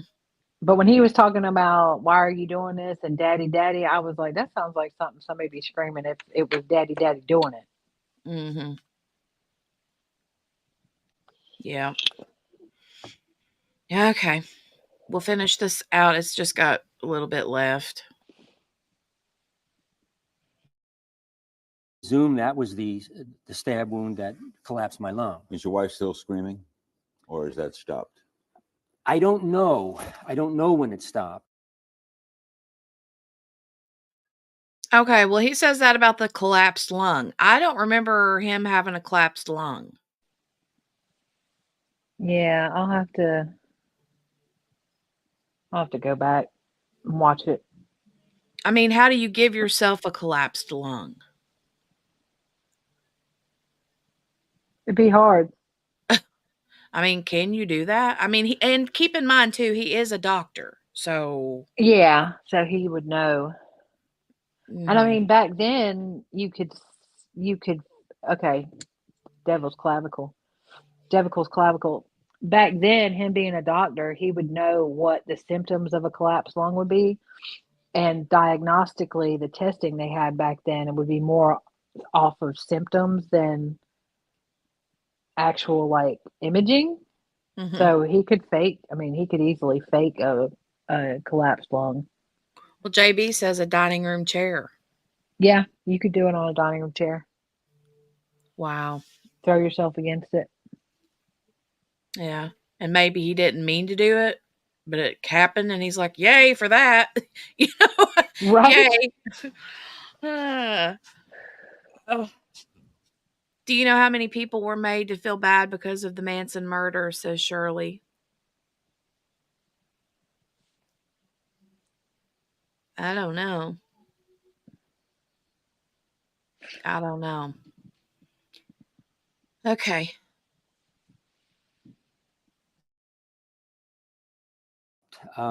I heard her, and the voice rings in my ears to this day. So I don't know when it stopped. So you're now cut and hit, and you're lying on the couch? I didn't know I was being cut. I was all of a sudden in this struggle. I'm trying to push these people away and get up at the same time. I finally got my left leg on the floor, and that gave me a little leverage, and I started to move forward.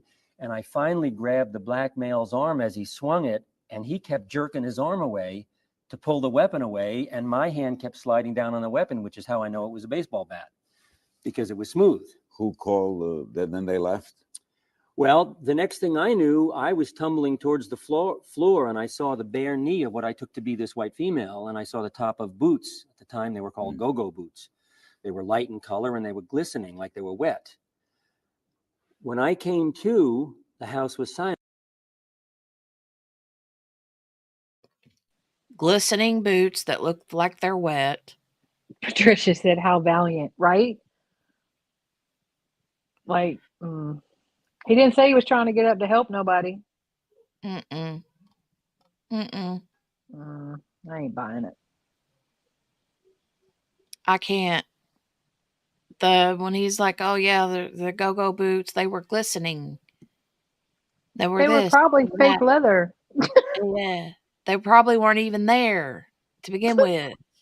He saw it on a magazine cover. He's like, "Yeah, that's the chick that's gonna break in the house with these other people and kill my family."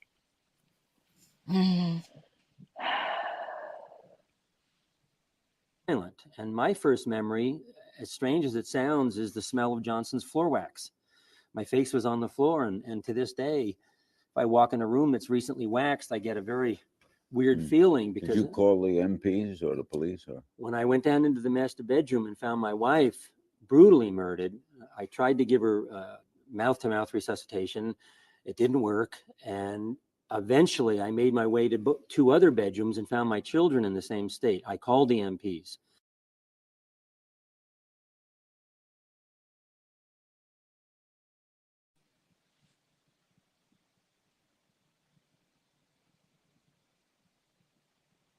Okay. Wow.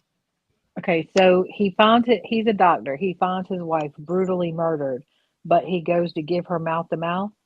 Mm-hmm. No, you didn't. Right. Mm-mm. Nah. Nope. Oh, Billy said I had go-go boots, patent leather. That's what I was thinking. Why it would be shiny, not necessarily wet, but the patent leather would be shiny. Yeah. It was just, to me, it was just him throwing in more extra details. That was just. Yep. Not buying it. Nah, not buying it either.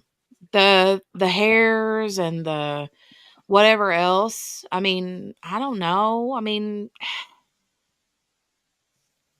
I don't know. I have is to watch it all the not documentaries.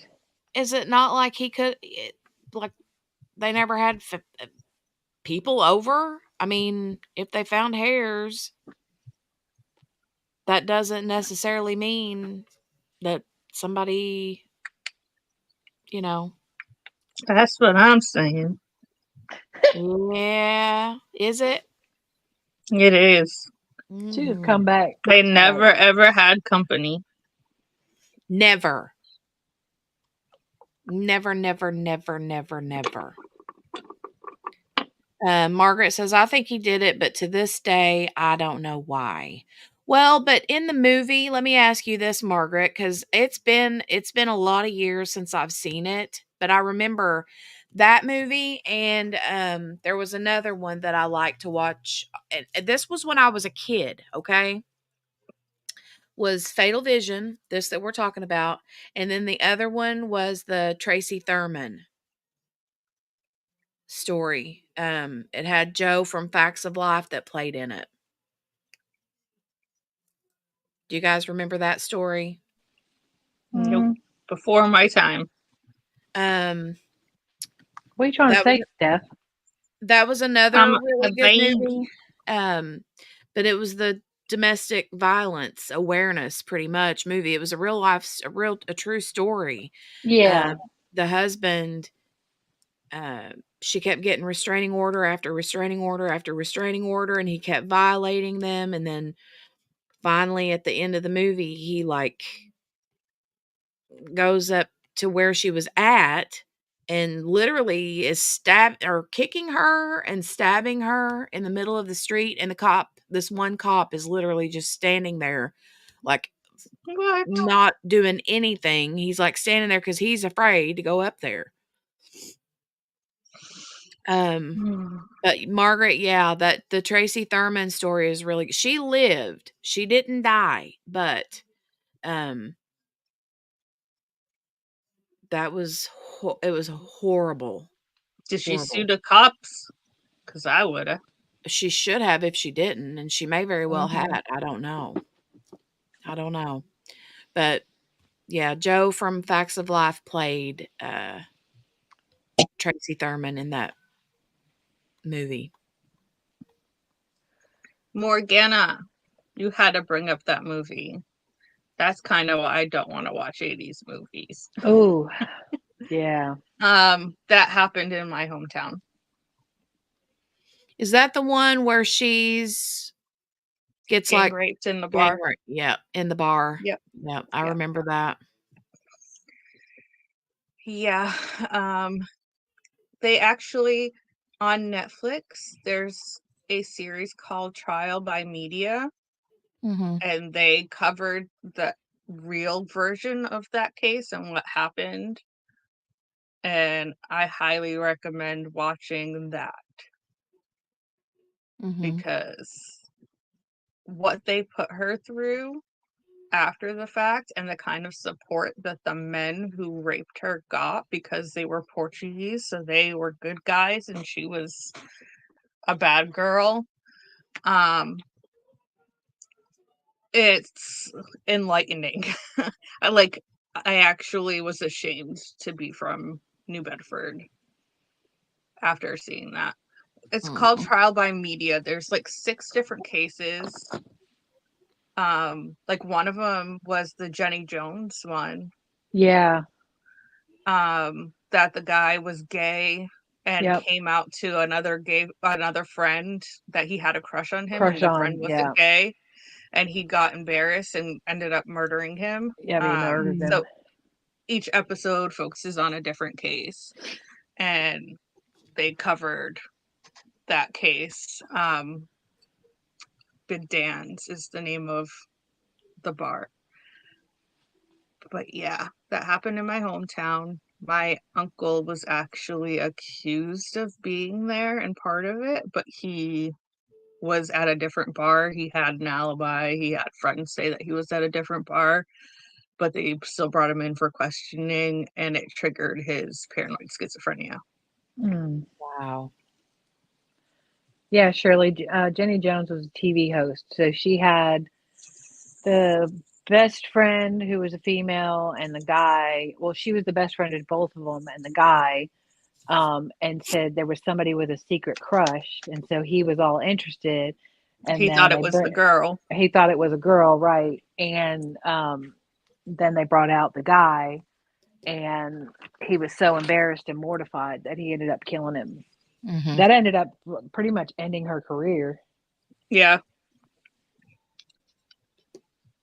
The Burning Bed, yes, that was an incredible movie. And if I'm not mistaken, that was a real true story too, right? And that was Farrah Fawcett? Yeah, I don't remember that one. I don't know. Yeah, it's the one where I don't remember what what her name was, or if it was a real true story or not, but that's another domestic violence movie, and she ends up setting the house on fire with him in it.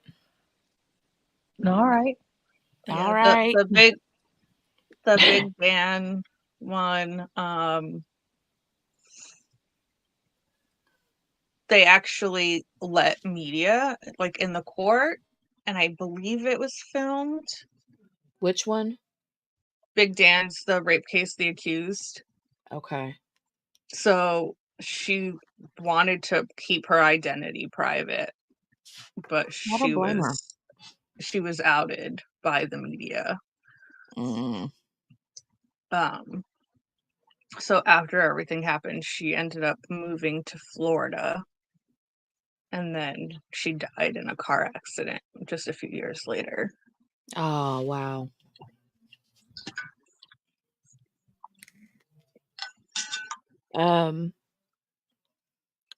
Small Sacrifices. Yeah, that's the one I'm thinking.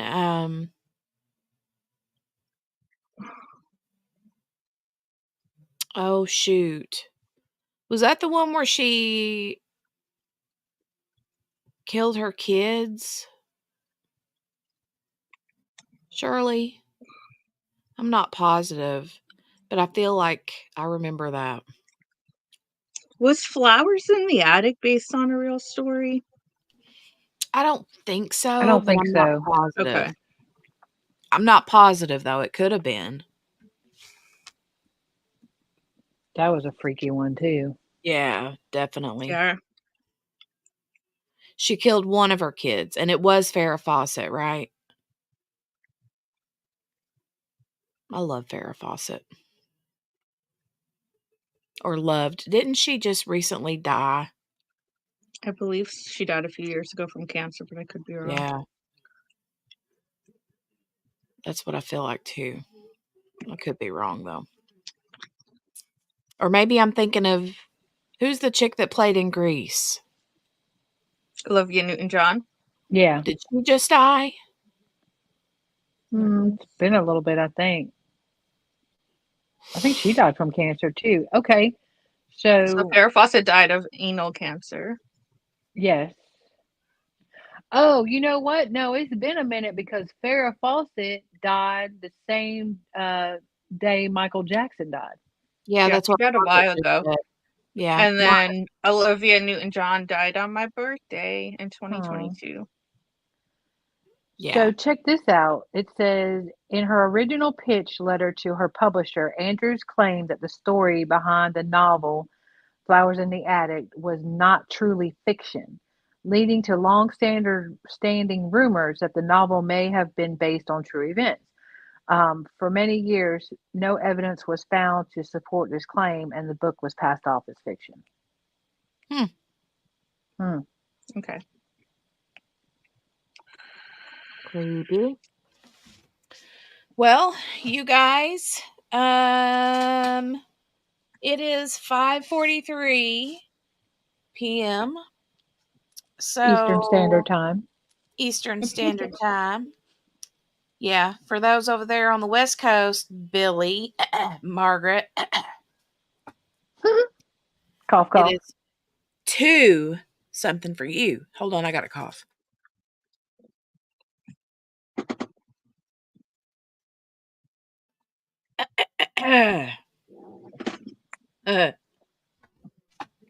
Oh yeah, don't forget Central Standard Time. Yeah, it is 4:43 for JB. Yep. All right, so we'll get out of here since I'm getting ready to hack up whatever in my throat. Now my nose is running.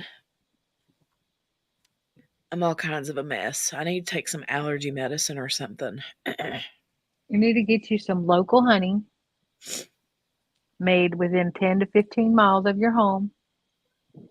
Well, I ain't got none of that. I'm just saying, I said you need to find some. And, well, you think I live next to a bunch of beekeepers? No, but you could, ma'am. I mean, you got a bee on your profile picture. Won't you send me do. some? Ain't she cute? She cute. But no, you need the local honey. It'll help with the allergies. Just saying. Yeah, I know.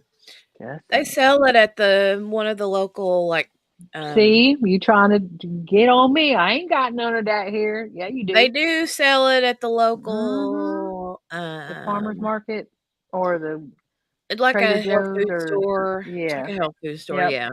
yeah. Get you one and take a teaspoon a day. Yep. Yep. Yeah. Gotta be near your house. Ask Mickey Joe. Ask Mickey Joe will know. Mickey Joe will know. Her Amish friends will have it. Will have some. Facts. They'll be like, this is perfect for what you got.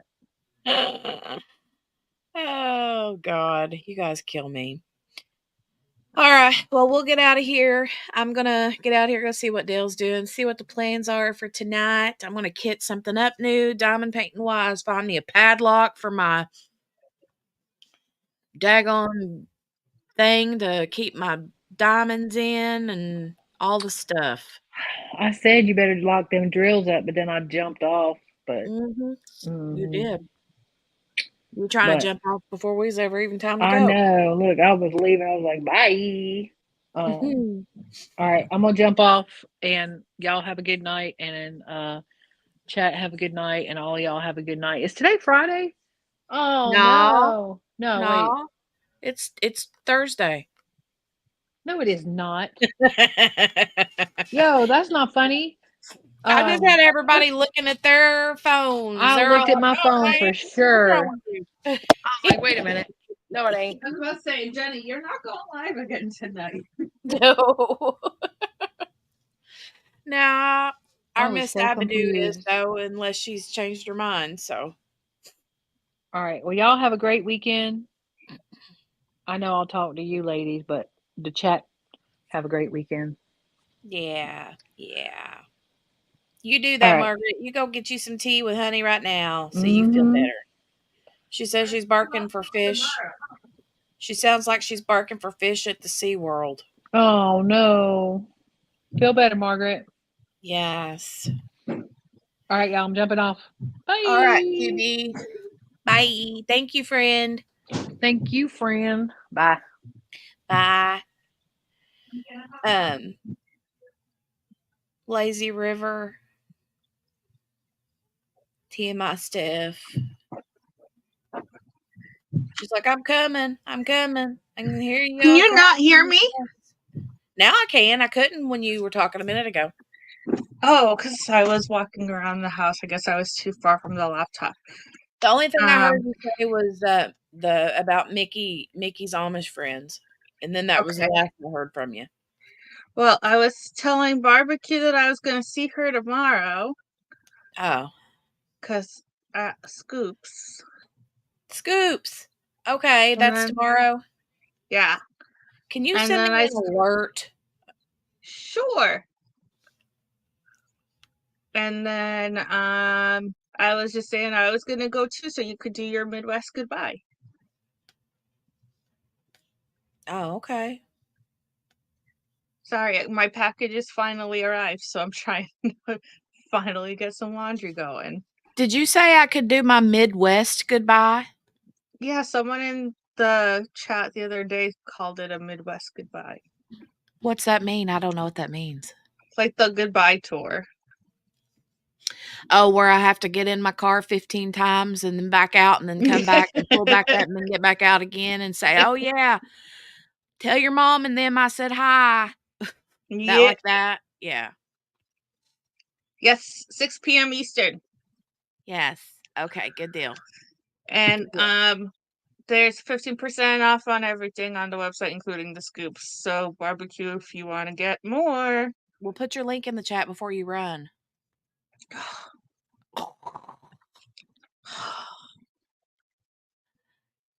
Could you sigh any harder?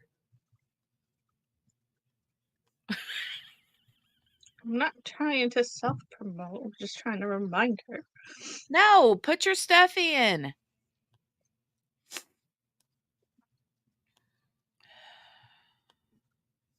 Yeah, and I also need to find.